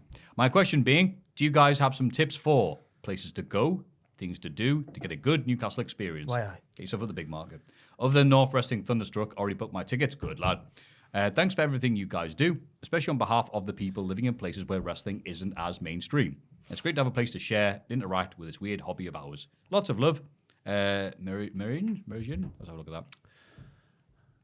Marin, I would go for. Marin from the Netherlands. It's got a silent J, maybe? Or Marin? Yeah, maybe Marina. Marin. I'll go Marin. Thank you. Thank you very much. Cheers, Marin. Sorry for the... Oh, Because Jack was wondering last podcast, the name Holland is used in reference to two provinces, which in the past made the biggest contribution to the nation's economy, whilst the Netherlands That's the refers whole to the country. whole country. there you go, Joel. Well, thank you very much, pal. Yes, thank you. Right, Newcastle recommendations. Granger Market, straight away. Granger Market, have a wander around the shops. Get a nice bite to eat in there as well. Lots of nice scran. You've got to go to the quayside to see the bridges and that. It's got to be bridges. Done. Gotta If be you're here done. on a Sunday, Quayside Market. Big fan of markets, it turns out. No, mate. we're very traditional here, aren't we? And if you go to the Quayside, you get to see all the bridges. Yeah. If you're near Central Station, Coop Chicken. Coop Oh, chicken. yeah, Coop Chicken. Ooh. If you're after a night out, Rise Newcastle on a Saturday. If after the wrestling you're going to go out, go to Rise. Yeah, if you've got stamina. Have you got the stamina? Go to Greg's, obviously. Greg's. We also recommend Dixon's. Geordie Bangers Well, in the Greg's. Granger Will we Market recommend have Dixon? taken sausage rolls to a new level. Go to Geordie Bangers. I Oh, want yeah, a they're paid great as well. sponsorship from them now. In the Granger Market and have one of their sausage rolls. I've My God. never known that. Ooh. Never Long tried them. drink, Maffew. If you're Sabloy dip from Dixon's, absolutely. if you're a The hair on your person chest. if you're a person who enjoys a more kind of maybe you're not a nightclubber, but you enjoy a more chilled pub experience, the Oosben's got loads of cool pubs. The Oosben's a cool area. From the place that we went to, the sold out arena. What's the name of that place? What? Pub that we went to for Cultaholic Live. Oh, little buildings. Little buildings. Little buildings. Also, the Grove, which my mate's brother owns now, so I've got to plug the Grove. Dippy the dinosaur used to live at the Hancock Museum. I don't know if he's still Yeah, there. yeah. Oh, I haven't been there in bloody ages. Up the Dippy the God. dinosaur. But real pubs that I'd recommend are the Time Bar, the Clooney, the Ship, all the... Crow's Nest opposite Haymarket. Lovely beverage in there. I'm scared of the Haymarket pubs. What? Spot White? Don't go to Spotlight. You can't even get in. You will get harassed Can't with a even get heroin needle. Do not go in there. Wait, hang on. It's a terrifying place. I went in after a night out once and never again. I've only This is like 5 a.m. on a Sunday morning. I was Oh, gonna say Joel, then, yeah. you're outing yourself for something we didn't know here. Wow, You're in there on a Joel. Sunday it's a morning at that scary time. place. I've only ever been in if I've been with someone out that night who has a membership to get into Spot White, because you can't just walk in the nighttime. And everyone in Spot White at that time is all the night people who work. So you've got like all the bar staff, the strippers, let's be honest, there are strippers in there. Organised gang crime. Gang people. And also Scotty T from Geordie Shore as well. I couldn't, because Scotty T was on the table. I couldn't get anywhere near it. He's huge. Don't go to Spot White. It was a scary place. Fat Hip were lovely. Joe's suddenly way harder than we thought. I was going to say, Joe's a bit of a miscreant on the weekends. It's such a Moss Isley Cantina. Spot White. You know that thing Virgil would do with the $1 million title where he'd put it on you and then ask for money? Replace the title with bags of cocaine, and that's what you get in Spot White. It's also just across Putting the white in Spot White. It's also just across the back alley from the casino. So you get all the people out of the casino into Spot White as well. Oh, it's like Al Capone, Chicago. It's a scary place. Yeah. So you go there. Don't go to Spot White. St. James's Park as well will be a lovely place. Obviously, just to stare at it. Club Ignore shop that is there. noise, sorry. Get yourself a t-shirt. If you want to get around, if it's a lovely day and you Shivers. fancy it, if you're here for a few days and you don't know what to do on like one of the days, go to Tynemouth, go to the beach. Go and have a dip in nice. the pool. Use the Tideway Metro. The Tynemouth open air pool, isn't there? Is that They're in the river. I think they're the Tyne as well, yeah. Stay out the Tyne, you'll catch a disease. Yeah. What else? We've done quite a lot The there. Sage, there might be a that's concert it, yeah, on and, there. Yeah. Bloody the Baltic. In the modern art. Well, that's quite good. We've done quite a lot there. You used to be able to see the car park where Michael Caine pushed off the blokey, but it's gone now, isn't it? So And if you go to what the hell, the high level bridge is still there from that film, so you can go and see Get that. Carter, is this? Yeah, Get Carter. right, Yeah, okay. Pink Lane is still there. Well, Get Carter was filmed. that's right. I don't know why I know so much about Get Carter, but there you go. Pink Lane's another dodgy area of town. It's not Pink bad. Lane's not dodgy. Yeah, it's where the Fourth is and the town wall. they're the good. bakery, They're nice good pubs. pubs. Yeah, they're good. But isn't there Oh, also... that Pink Lane, right? Sorry. Aren't there also like dodgy... Well, never mind. No, they're Is that a clean rumor? now. Or was that true? That was Once upon back. a time. That was like 2009 time. There's these days. massage parlors on Pink Lane, which apparently are like... But not anymore because my girlfriend went there and she didn't get asked for a happy ending. Right, but... but also... okay, fair Or enough. asked then. for. Yeah. In fact, I think there was a thing on the wall she said specifically saying no. Oh, that's good that they put. Yeah. It's like the ref says no steroids. She had one of the Oh, massages done Wagner where walks out. Damn I it. hate therapists. She said she had a Massage therapy. Wow. It works. get rid of anger management. Wasn't it? The anger part anyway. Yeah. Stress relief. Anyway, Robert Stone has to tug him off after every match. So he gets on. You can focus on the match. you got the fastest hands in the West there, Rob. Now, the matter in hand. I forget what I was I'll talking say. about now. What else is there in Newcastle? I think that's it, isn't it? We've done quite a lot. Well, we talk about all the heroin spots where the crime is. So yeah, you're sorted now. There's like remnants of the wall and that. And I'll look at the wall. Yeah, town wall. Town wall.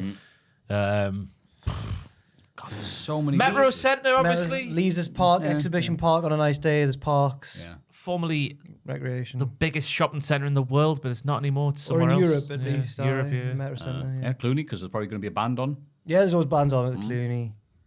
That's it. There we go. Have we named every good place? Yeah, whatever. A bit more. Tyneside Cinema, yeah. If you want to go a bit Or more, the Everyman. If you want to go a bit more upmarket with your bars and that, head to Jesmond if you're a student. Full of students. Ugh, shut up. Bloody students. Not in the summer though. They'll be gone home. Won't they? Yeah, they've Yay! gone. Oh, we can go to Hancock again. It'll be Yay! empty. Yay! That's the best full meal deal selection now. From now until September, it's a full meal deal selection. It's at got the lunchtime. Gangrels That recommendation. first hasn't it? week in like September, October time, when you go to that Tesco down the road and you just can't move because the students are all about. Shocking, isn't it? And they're all young with their Aye. baggy jeans on. Ah. Yeah, baggy jeans are cool now. Not tight ones, like in our day. I bet they've never even listened to the Libertines. On that happy note, thank you very much. Topicon, good morning, what? Good morning, Starshine, it says here. Willy Wonka, innit? Oh, the Topicon, Earth good says- morning, Starshine. The Earth says hello. Okay. Oh. Well, but originally Willy Wonka. Good morning, Starshine. Thank you. The Earth says hello. I think we may. No, not the song, though. I think we may be about tapped out on the Topicon blank greetings, so if wrestling's anything to go by, I look forward to at least 200 more episodes, including it. Oh, you cynic. Anyway, ever since Double or Nothing's hilariously over-the-top exploding super kick, I've been thinking about ways to make our beloved sport a bit more silly. More silly. Lucha Underground handled this type of thing well, but with them now in the past tense, I ask you, oh wise and mighty wrestling journalist, Oh, my God. how would you incorporate more silly over-the-top drama into the current wrestling world. Personally, I'd love to see NXT get even wackier. Are you taking the mic? Maybe in the NXT parking lot. Booker T is being held up by Tony D and Vic Joseph. Dies out of the way to take the bullet, saving Booker. This could lead to Booker becoming more serious and caring for the product. Near chance. Or he could keep saying shucky ducky quack quack every 5 minutes. Who really knows with that man? I look forward to hearing your opinions on the matter and hope you've been treated to a somewhat shorter recording session this week. Ha ha ha. All the best. long, Ben from, you ready? Cincinnati, Ohio. Thank you very much, Ben. How you doing? The answer is a 24-hour non-stop wrestling channel where they're forced to live the gimmicks every hour of every day. We saw that with Gulag and the others. He's on a different level right now. Sorry, I'm on Reddit and there's a match playing. I'm not actually watching it. Yeah, that's the answer for me. Where they can't have a break from it. They can't go on social media and pretend they're not the gimmick. They've got to fully live the gimmick at all hours of every day because it's being recorded for television. That sounds like torture for them. Yes, it does. I see. I've said my idea before, but it bears repeating. I want 24/7 Island, which is when Ross said 24/7, I was like, oh no, this is going to be too similar. But mine was when the 24/7 title was a thing. There should be like a pay-per-view where they all get dropped on an abandoned island and just chase each other. It's like, Battle Royal. I think I'd recently watched Battle Royal, and I was like, oh, how can I turn this into a pitch? So I've read Battle Royal. I've read it. Oh, how was it? It's all right. I think it's not like the best written thing ever because I think a lot of it got lost in, or not lost in translation, but it didn't translate as smoothly. So it reads a bit dry, but you can't argue with the concept, can you? A class of school kids on an island kill each other. Yeah, Gold. Sounds great. Gold. Joel, can you argue it? You argue that? The Hunger Games ripped it off massively. The Hunger Games. Yeah. Can't believe they got away Oh, with that and like, oh no, wait, was that, wasn't it? Squid Games, sort of a bit. yeah. But Battle Royale was the OG. Named after the wrestling match, you know. Oh, I didn't realise. Because it's, the stipulation came before the name of the novel. Yeah. Yes. Fantastic. Thank That's what I'd do, sorry. Get on 24/7 Island. Imagine chasing Brock Lesnar around on a speedboat. you. Oh, when you put it like that, absolutely. Who's that coming down from the woods? It's Come Tuesday. Come Tuesday. Yeah. Well, come Tuesday, you managed to live in blending being feral really well. It's just like, wow, what's happening? There's no idea there's been a change. Unfortunately, it's so similar to Ross's 24/7. Like, can you come up with You an idea? can accommodate both in one, can't Yeah, you? yeah. Stick the island on a 24/7 channel. I'd do something similar to that and just do, okay, this week the gimmick is the ring is in a swimming pool. Oh, well, WCW did that. Method But acting. Battle Royal, but instead of, dying or getting shot at. Sploosh. Apparently. Yeah, The sploosh. humiliation of being in a pool. Ah. I'm wet. Yeah. Total wipeout. Do you remember? Yes. Have you ever been like, usually at like a theme park or something, they'll do like it's almost like wrestling. They do like a live pirate show where they're all fighting on high platforms and they fall off into the pool and stuff. No, sounds good though. Yeah. Yeah, that. I think I saw Yeah, one. they're dressed as I feel like pirates it was as well. at- Thank you, Jack, It for was at sprucing like up. Flamingo Land or even Legoland or something. I saw one in my childhood where they're all like, there's a big one in America called Waterworld. It was like a huge production, but this was a lower budget affair. Right. Just professional like acrobats and that. And they'll knock each other off. Save the princess! And then they knock the baddie off a platform and he dives into the water below. Great. Sounds Great really cool. stuff, yeah. Or what we could do is tie down everybody in a creative capacity from, for example, in WWE, Triple H downwards, every single one of them, lock them in a room, tie them to chairs and whatnot, and just feed them LSD and see what happens. See what ideas hit the page. Like jury service or jury duty, I think that once every week a different wrestling fan should be given full control of Raw and SmackDown God, that no. week. Yeah. And we'll just no. see. You can sign up for it maybe on Twitter. It will get 1 million sign-ups. Everyone would want 1 week in control of the product and just see what happens. God, continuity There would has be to be non-existent. the title holders have to be So the like same for 3 the a few week. years ago. Oh, it'd be mad. It'd be like Russo. It just would. Everything would change every week. Crazy. There we go. I've answered That's it. How we make it worse? Russo was the answer there. Thank you very much for the questions this week. You've been delightful. Please keep the questions, thoughts, queries, and the variations on the Tope Con Hello variants. Keep it going. Up the variants. Up the variants. Mailbag at cultaholic.com.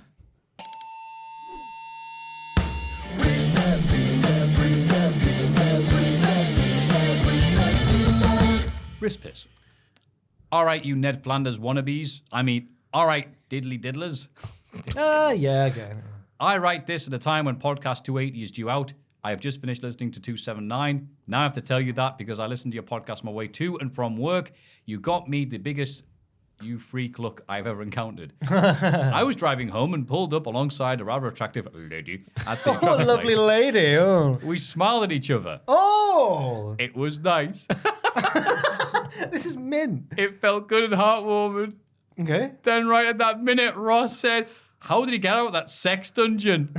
Her smile turned to frowning, and she couldn't wait to get away when the lights went Were you green. blaring this on the I was radio? going to say, headphones are your friends with this podcast. So cheers, lads, for being an inadvertent winky block. There was, Winky block. there was a different word used there. Oh, But, okay, thank you. Now that's off my chest. My question. Oh, thanks. Over the bank Why, were holiday. you going to pure get with her like? Were you going to get with that lass in the car? Wait. Oh, you're nice. What podcast you listen to? Me and the lads thought about what TV shows we used to watch and somehow mentioned Celebrity Deathmatch. I remember that. Now, probably due to the beer consumed, we were like, yeah, This guy's a bloody legend. Yeah, we Women, bevies. we would love to see that. it's Von Wagner. We then decided to brainstorm ideas. Each week, we want something to happen to Solo's thumb when he goes for a spike. Oh, okay. For example, he could go against Santino Morella, and the Cobra will bite it off. Or he could go against Umaga. He could both go for the spike at the same time, only to end up with a thumb war. I'm interested to know your It makes thoughts sense. on what happened to Solo's thumb against the following opponents. This is it, is it? Okay, This great. is the most drinking. I fully believe him now that this was an idea conjured up when everyone was sat around just getting drunk. Yeah, cool. So what did Solo's thumb do against Keith Lee? My God. Okay. Keith we just Lee, do one, or he- we all could do Lee, three, or- the thumb comes in and Keith Lee rises up like he does and knocks it like out of the The thumb goes towards it, but the thumb stops and goes, ooh, you're big. big boy. And just goes the other way. You can stay, but I'm leaving. No. Thumb goes into Keith, and then his hand's lost forever. Just like squelches into his flesh. The thumb, the thumb doesn't know where to go because it forgot about Keith. Don't. Inspector Gadget. What? Famous wrestler, Inspector Gadget. The thumb accuses Inspector Gadget of vehicular homicide because Matthew Broderick played Inspector Gadget. And That's right. And Inspector Gadget just goes, no, I'm out, and taps out and leaves. yeah. Yeah. Oh, I can't be anything better than that. Bret Hart. what's said- that? A class one? I've never had any good ideas for these ones. Keep it Bret short Hart and sweet. Bret moans. Hart, it says here, to interrupt, Bret Hart, brackets, no sex, I've read the book. Damn it! I was going to say shags the thumb. Bret Hart moans at the thumb. The thumb turns like rotten and drops off. Yeah, the thumb grazes him lightly, but the bell rings anyway, and the thumb wins the belt.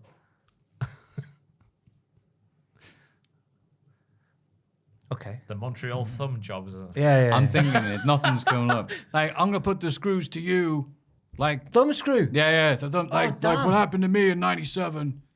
And then Brett just rants and the thumb just looks embarrassed and leaves. This is a trippy question. He said, yeah. Roman Reigns. The thumb. My God. The thumb. The thumb catches the corner of the table where Roman is sat. Profusely bleeds everywhere. Solo Sikoa dies. The thumb. We're still talking about Solo's thumb, aren't we? Yeah. Bleeds to death through his thumb. But yeah, caught the corner of the we'll have table. that one. Yeah. Yeah. Scooby-Doo. Famous wrestler Scooby-Doo. Oh, he was in WWE in fairness, which actually qualifies him better than Roman Reigns. Gets licked. No. Yeah, he's a dog. Dog, isn't he? He's a dog. Even though he's got human tendencies, he's still a dog. Is at that heart. peanut butter on or something? Or just licks it? Yeah. It's Dogs sometimes give a lick or sometimes they think, is it food? And sometimes they think, can I get away with biting him? Well, they can taste what was on Although- your fingers years ago, can't they? Scooby like. Oh no, I was like about to say Scooby likes human food, but he also likes Scooby snacks. He likes dog food. Yeah. The Undertaker. That's a wrestler. The thumb. Etches a tattoo Yeah. right there. So Just says low. thumb. Thumb. All I can think now that we've said the word thumb so much. You ever seen Spy Kids 1? Where Alan Cummings has an army of thumbs, and you're like, these are my thumbs. And they're all like, Alan Cummings has an army of thumbs. Yeah. What are you talking about? Is that Alan Cummings in Spy Kids? haven't Boris seen from it. Goldeneye. Yeah, that's I'm Alan Cummings. invincible. Yeah. He's the bad guy in Spy So what do you mean he Kids. has an army of thumbs? His I henchmen don't- are called Don't worry, thumbs. Matthew. Oh, yeah, thank you. These are Joel's my- like, you these are idiot, my thumb Matthew, I'll thumbs. educate you. Oh, that's what that's from. Aye, That's the from thumb Spy thumb. Kids? Oh, okay. Yeah, there is robot thumbs. They're actually just thumbs. Yeah, they like as they walk along, they make like rope. They're like, yeah. That is proper 2001 graphics. Wow. And I'm sure one of them goes like, "What are they?" And he's like, "These are my thumbs." Oh, and they've got thumbs for legs as well. I've Yeah. noticed. They're actually just a bunch of thumbs. Yeah, they kind of look like Brock Lesnar or Gemini. Who was that Wow, poor lass underneath the ginger Oh, spy God. kid there? Is that in Spy the middle Kid? of the screen? Up one, there you go. Megan Trainor. No. Because she's married to him. They've got a beautiful child. They do. Yeah. Good luck to both of them and the child. Bronson Reed. The thumb boings off him because he splashes the thumb. Yeah. I don't know. He only does it once, though. Yes. Because then he goes, Then nah. he loses and complains backstage. He goes, "I was winning." How did I lose the thumb? Bronson Reed says, "Hey, mama," and the thumb is immediately turned on and helps Bron like all kinds of Bron. What's he called? Bronson. Bronson. It's yeah. not Josh Briggs. It's Bronson Reed. Fight all kinds of crime together. Josh Briggs is the one who goes, "Hey, mama." Hey, mama. I know. I'm just saying. All right. It's catching on, isn't it? Yeah. Yeah. I don't think JB's in this list, is he? Bronson Reed heard our podcast. Now he does it because he heard Okay. this. Rick and Morty, the famous tag team. Oh, Oh, don't idea. no. Never seen it. Oh, okay.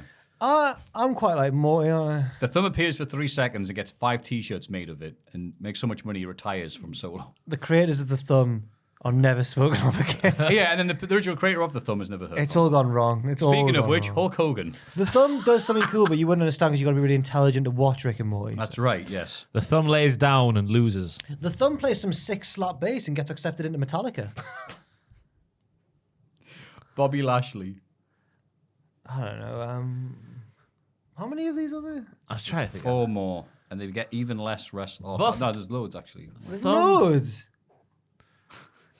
I don't know. Beer made the question You good. see I think you should leave one where he's like on a prank show. He's like, "I don't want to be around anymore." That's exactly what that reminded me of. Too much poo on me. A Superman. What? All right, move on. Oh, thumb up the arse Come for on Superman. now. Yeah, there you go. No one's ever done That's that his to him. kryptonite, yeah. Mick Foley. Oh, that's a wrestler. Oh, Thumb tack. It has tacks on Oh, it. Hey. the thumb, Just one. The thumb smokes some tack. Call it a thumb tack. The thumb makes Bum, a bum. tack bong out of a pineapple Uh-huh. and takes down mankind. Oh, all of Like mankind. Trevor. I don't think they were drinking anymore actually when he wrote this. I think this was. I feel like we need a drink. I think this was Braun a high Strowman. I don't know, man. Braun tweets about the thumb men in WWE then- complaining too much. Then becomes one. Then he becomes a Has to thumb. team with one. Yeah, has to team up with one. Get these hands, he says. And the thumb is outnumbered by Braun's 2 thumbs. Oh. And it's a handicap thumb war. which he loses. Handicap. Yeah. The green thing that keeps appearing on the PLEs advertising Cricket Mobile. Shut up, I man. hate that green thing. I'm so glad I got mentioned. Joe, would you mind bringing up a picture of the cricket mascot? You know what I mean. It's Cricket Wireless. Cricket wireless mascot, yeah. Yeah. I can't picture the green thing. I've just got Oh, you'll see him. just got Flubber in my head. Or the ghost from Oh, Ghostbusters. what a film. That thing. Yeah, Cricket. The thumb would make that explode, especially if it's would that absorb triangle. The thumb, and then that would That would absorb all of Solo, and that would be him. It says, Imagine, fall in love with Cricket Wireless. One lovable character at a time. All right, where is it? imagine a bloodline. Imagine that absorbs all of Solo, and Oh, there's a whole family of them. just imagine a serious bloodline promo where they're all stood there, but Solo's that green thing. To be That'd so fair- good. Just- And he's like, Solo, you all right? Yeah, why? Looks like one of them is a thumb there. Looks like the Oh. wife of that big lad at the back. we've got. Potentially. To be fair, we've got a family of adorable. Fantasy booking it now. Wait, what's that on the left? What's that? Is that real? Jesus. Oh yeah, one of them feuded with Charlotte Flair. Oh, I remember that. Yeah. Oh, I hate this. There's now lore about the cricket. Just see a picture of Sheamus over there. What he would be saying right now is, "I'm not watching that." You know what? No. Oh, there they are, best friends. That was Charlotte's- a lovable babyface. There's a photo of them together. She's definitely there in the same room at the same time. Yeah, of course. Big friends. Can't fake that. No. Yokozuna, which is spelled Yokozuna with an S. Boomer, Yokozuna. Yokozuna from Oklahoma. Sorry. Jim Ross has been controlling Yokozuna like plankton all these years. So when he says Yokozuna, he jumps out and then attacks Solo's thumb. He thumbs the exact bit that actually releases the mechanism where his belly opens and there's JR with the controls. Yeah. And then JR cooks Solo's thumb on a barbecue. Yeah. Some special JR sauce on there. There we go. I do declare. Oh.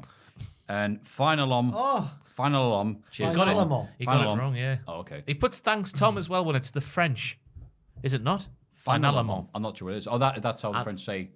Finally. But Tom says it as well. But also the French did for hundreds of years before Tom. Well, Tom took it. No, the French all heard it go, we shall borrow these. Tom was in Agincourt, and after he was like, I'm taking this. Adam Pacitti. All right, so Solo Sikoa versus... I don't know, man. Pacitti. I don't know. What would Adam do if a thumb was going towards him quite quickly? Make an inappropriate joke. You love it. I don't what he'd know. Just cower. No, I've seen Adam do a handstand before. He can do a handstand. I couldn't believe it. If you can do a handstand, you can take a thumb to the throat. Or a headstand. I can't remember which one. Which one was it, Joel? He did it in that office. Oh. Left an impression on Joel. I just doubted that he could do one. I just was like... Where were you when Pacitti did a He was was at like- spot white off his face, wasn't he, Joel? I was just like... Shoot up the corner. Oh, that's amazing. I just remember Pacitti once claiming that he could do a headstand, and I was like, I just called bollocks. I was like, no, there's no way. Joe was And- so high, just thought Pacitti was upside down. I was like, what, he stood No, still. Pacitti got one of the lads in here to send me photographic evidence. This was years ago now, I think. Yeah, it might have been before the pandemic, just after. Oh. He'd probably do a headstand to get out of the way. And take it to the groin instead. Yeah. Yeah, and look, there's a way worse position. Yeah, true. Upside down with thumb that place. Have fun with this or throw it in the bin. Oh, aye. Thanks for everything. Oh, thank you. From a random football player from a random Premiership side, also known as Phil from Yorkshire. Well, good luck. Thank you, Phil. If you ever Cheers, see Phil. the woman in the car again, Phil, play a cooler podcast than this one. Put the podcast that you're... This is my question. I'm actually, Where are you going? The lad's talking now. Accepted my question. The light's red. You can't go through. Oh. Hey up, love. If Solo Sikoa was coming at you with his thumb first, what would you do? Do you want to go for a drink later? I'm drinking now. Don't drink and drive. Thank you, Don't drink Phil. and Thank you drive. very much. Don't be like Phil from Yorkshire. But do be like Phil from Yorkshire and send us your crazy thoughts to mailbag at cultaholic.com. Please put Reese's Pieces and please tell us the state of mind you're in when you type this up. Thank you very much. It's Cultaholics.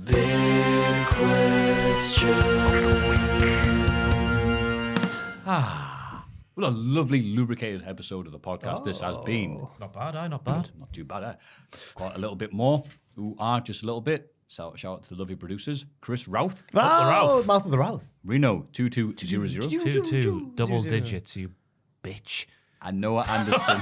Is that a catchphrase that he says to people? Yeah. All right, okay. Yeah, he said that's his thing. What is it Reno 2-1? 2200. 2200, double digits, bitch. Yeah. Yeah. I was Got a gonna tattoo on say- his back. I'm trying to picture them as a faction now. I don't know what any of these men look like. Oh yeah, Anderson. Anderson. Wait, can we just say, not only do you get to become a Cultaholic podcast producer, but you get to become a member of the Bullet Club Gold. Yeah. I've now pictured done. Chris Routh as like a cowboy because he's the Mouth of the Routh. I picture 2200 as like a shooter. Stevie Turner. And then I picture Noah Anderson as Noah and his ark. These Andersons has got a plaid shirt. Oh, damn it, yeah. Oh, hey, get in my ark, eh? Yeah. Yeah, that's what he says. I don't know. Yes, that is you. Bullet God, Club Gold. that's you, lads. Thanks, guys. Thanks for the support. The big question You this sound so begrudging there. Thanks for week. Oh, do I? Oh, Thank sorry. you very much for the Thanks, support. guys. Sorry, I'm too stoical. Like, Bottom of our Thank cold you. dead hearts. sorry, I'll get Lance Storm to do it. But thank you for your support. Appreciate it. Oh, what's the Eee. best bloody bloodline moment then? That's right. That's the big question. The Seems bloodline like you is guys- dead. No seems more. like you guys think that the bloodline's over, but Roman's confident that Jay's going to do the right thing and head back on over to his side. But we're cynical, you see. Ah, And we're wrestling journos, according to some, according to MLW and people in law right now. So, yeah, obviously we know better than anyone else, and we're so much smarter and cleverer. So, our opinions on the best bloodline moments thus far. Yeah. I'll go with Build-Up Survivor Series in the War Games. This is how Maffew speaks. Knows it's his turn to speak because he's hit the table. Bum, bum. Kevin Owens is like, come on, Sammy, you don't be like this. They don't love you. And Sammy's like, no, I'm fully committing. Just watching that entire match going, okay, here's Sammy. It's fair so far. It's 5-on-5. Come on. What's he going to do? And then, yeah, teasing it. Sammy going, no, I'm going full Uso. Full bloodline. Yeah, nah, screw you, Kevin. Because there was all the tease like, is he? Will he? Because this is the time to do it. Roman's going to kill him. And yeah, it went all the way there. And you just go, no, we really are committing to this. Because they could have ended it there. Could have gone with something else. It took it to a next level. Yes. Greatness on a different level. Yes. Mode. In that moment, Sami Zayn was operating on a totally different level. 10 seconds. See, we can't do it now when we look back. And all the neck cranks I've seen. What was a good neck crank moment you saw with the Bloodline? Any moment Jey Uso cracked up, but specifically, of course, you got to go for the Feeling Lucy promo on Smack Diddley Down, minus the Diddley, obviously. Yeah, it's just a fantastic little off-the-cuff moment that they went with, and, just it was nice to see they just went with it, I guess, in the moment, just cracking up. You can't help but smile when you watch it. It's a nice little, especially when Sammy's delivering it, like, feeling oozy. So that, like, it's not sarcastic, is it? What's the biggest word I'm looking for? Naive. He has a wife, what that delivery from Sammy made the moment, I think. And they got when they're like, oh, you know what we're going to call him? Sammy Uso. And the zoom in his face going, yeah. just perfect. I'll go for, I think, a slightly more recent one than that. When Jay started to, the cracks started to form. And Jay was going off on one, and then someone goes like, "Oh, the tribal chief thing." He goes, "I don't give a damn what the tribal chief thinks." And Roman stood in front of him with his head bowed, but it's just the way he looks up, and then the camera zooms in. And the reason you know it's worked is because the crowd all go, "Oh, yeah." Also, a side moment is the backstage interview, which I don't think was part of a show. I think it was like a web exclusive interview or something, where it's Sammy and the Usos all being interviewed after. It's still when the Usos hated Sammy, or maybe just Jay, but he's like, yeah, but we won, so I'm going to take the guys to Waffle House. And you just see Jay go like, oh. And he's completely drops any and he goes, yeah, they love these, little known fact about them, they love Waffle House. I'm going to get the hash browns. I was just like, what am I watching? It was the genius of pairing like the coolest people on the roster with like the least cool, and it just worked so well. Yep. So but the moment of tension where Roman looked up and the camera zoomed is probably my main one. Yep.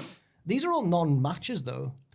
Yeah, well, the matches have all been great and everything. Well, yeah. But, like, greatness on a different level. Just a set of Perry Comos, aren't they? yes, they are. Little magic moments. He's the little frog. Yeah. There was a moment where, was that in your one or was that a different one? Where Roman gives Sammy the Usos shirt, the Sammy Usos. I think it was after Survivor Series. Take that t-shirt off. Yeah, like, take that shirt off. And he's like, Kevin Kelly, take that shirt off. Put your shirt back. Was that Kevin Kelly? Was it Michael Cole? Did he make him take his shirt off? No, he put it like, you're too ugly. So he made him. He put something on his face. What's your favourite Rock moment? He's a member of the Bloodline as well. Technically, yeah. But no, they were all. I think that goes to show how strong it's been in terms of character work, because it's all been non-wrestling moments. That's just a few of them, isn't it? We could be here all day with them. I remember We've already been here. after they won the War Games match, and Jay finally accepted Sammy and like hugged him. After that, Sammy does his high five with Jimmy, like the pre-planned one, like that one. And Luke, who was watching it, I was in the same room as, cackled like a little boy with delight when that happened. It was a great moment. It was so funny. Bless him. Yeah. Yes. But we're all laughing on the inside, aren't we? Because we've just listened to a lovely episode of Cultaholic Luke Wrestling predicted Podcast. that Solo Sikoa thing to ruin Drew's title shot, and I have to always give him props for that. Because I ridiculed him. I went, Luke, Solo's not debuting a Clash at the Castle. Don't be silly. It was a crazy big thing for someone who was just losing the North American title matches on NXT. Suddenly, main event of the biggest thing they're doing currently. Drew in the UK. Wow. That's a big Bloodline moment. Not no one's favourite. Well, you were there for it. Oh, yeah. Not my favourite. Oh. Ruined the hopes and dreams of a nation. No, Solo singing afterwards was the highlight. Oh my. Well, we wouldn't have had that fantastic moment without Solo doing what he did, I guess. I was also a fan. Every cloud. True, having explained to people afterwards, we didn't think we were on the air, sorry. I was also a fan of the moment in the last segment where we were talking about Solo Sikoa's thumb and what would counter it. That's another favourite Bloodline moment. Oh, that's definitely up with there, yes. Yeah. When people do that talk about, remember that podcast from 10 years ago, the Cultaholic lads? Yeah, that guy talked about the thumb. Top movie. Wrestling Inspector Gadget. Yeah, it was magnificent. That's it. You know this is magnificent. This has been a great podcast. Jack, Ross, Joel, and Puppet Jack. Jack, what have you got for us until next week, pal? I think the matches of the month for May is going to be out on Sunday, I think Tom said. So look out for that on the audio feed, wherever you get your podcasts. And every week on Wednesday, twitch.tv/Cultaholic, me and Owen are deep in the transfer window. It's Owen's favourite time. He skips into that streaming room. We've signed an Italian left back, and it's like Christmas came at once. So, yeah, I know. Anyway. Fantastic. What about yourself? I've done a deep dive on Solo Sikoa, turning on the Bloodline. That's on the channel right now. There's a Silly Bollocks video coming next week. There's a tier list coming next week. I've been all systems go this week. Football content at Hold and Give as well. I'll be streaming on there, not the Twitch channel. Just try and drive some subs on the channel, you know? Yeah, get the subs up. I forgot to mention one thing as well. There's a list out that I did, which is every AEW pay-per-view ranked so far. So they've done 20 now, if you include Fyter Fest and Fight for the Fallen, the first two. Which were pay-per-views for us, but not in America. Right. But it made 20, so I chucked them in to make it a round number. Good lad. Richard Tubman edited that. Oh. That's how long it's been in the works. Good. Before he went on his big bike ride. And then Dan Hebel edited the last little bit, because Tubman's on his bike right now. Cool. Thank you. Maffew, what you got? Just putting out a new Botchmania. It's still on YouTube. By the time this comes out, it won't be. So catch it while you can. Got Thief in the Night. Bret Hart, Sundays. We're at 19.99 now. Coming near the end.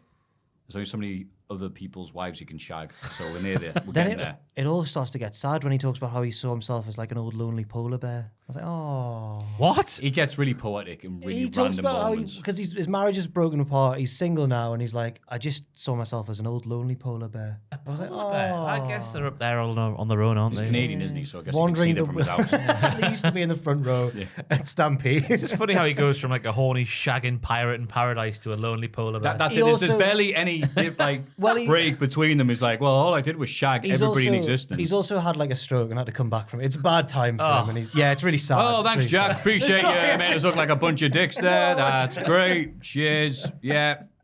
It's all right. He gets another hot wife. Don't worry. It's fine. It's all right. He's all right. No one's listening to this book. Joel, what have you got for us next week? Until next week, I should say. Nothing. Nothing. Joel's got nothing. He's going to be at Club White. Ross's tier list. Spotlight. Spotlight. Spotlight. Oh, Club White, sorry. Yeah, from Spotlight. I don't listen to it. Don't listen to them. Go to Spotlight. Joel, whose brother has investments in the club, was like to say it's a nice place. What, in Spotlight? Spotlight, yeah. I wouldn't call it a club. How often do you go, like? Not much anymore. Is Anymore. In the uni days. In the uni days. Ah. What a hive of... You go in, What there's is a no wretched windows, hive of... Yeah. It's like a... Now and it's light. Aye? Is it magical? Have you ever been in the back room? Yeah, the gold room. The gold room, yeah. What's Scary, in the innit? gold room? One pool table.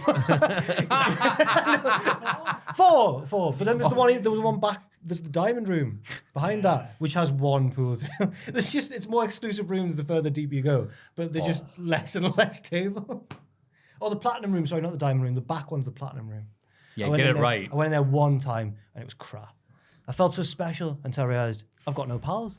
It's like 3 people in here. And I only know one of them. Diamonds are forever and everywhere, apart from this one club. Yeah. We have been Cultaholic. You've been magnificent. Patreon.com/Cultaholic. Mailbag@cultaholic.com. Now we're going to point at the screen and we're going to say, what does Tom say? Finalemon. Finalemon. Finalemon. And Finalemon. No, that's it. Finalemon. We'll try that on 3, all right? That's the word, but then there has to be something after it. It's just a word that means and finally. This is the Bollocks. end. Finalemon. Fin.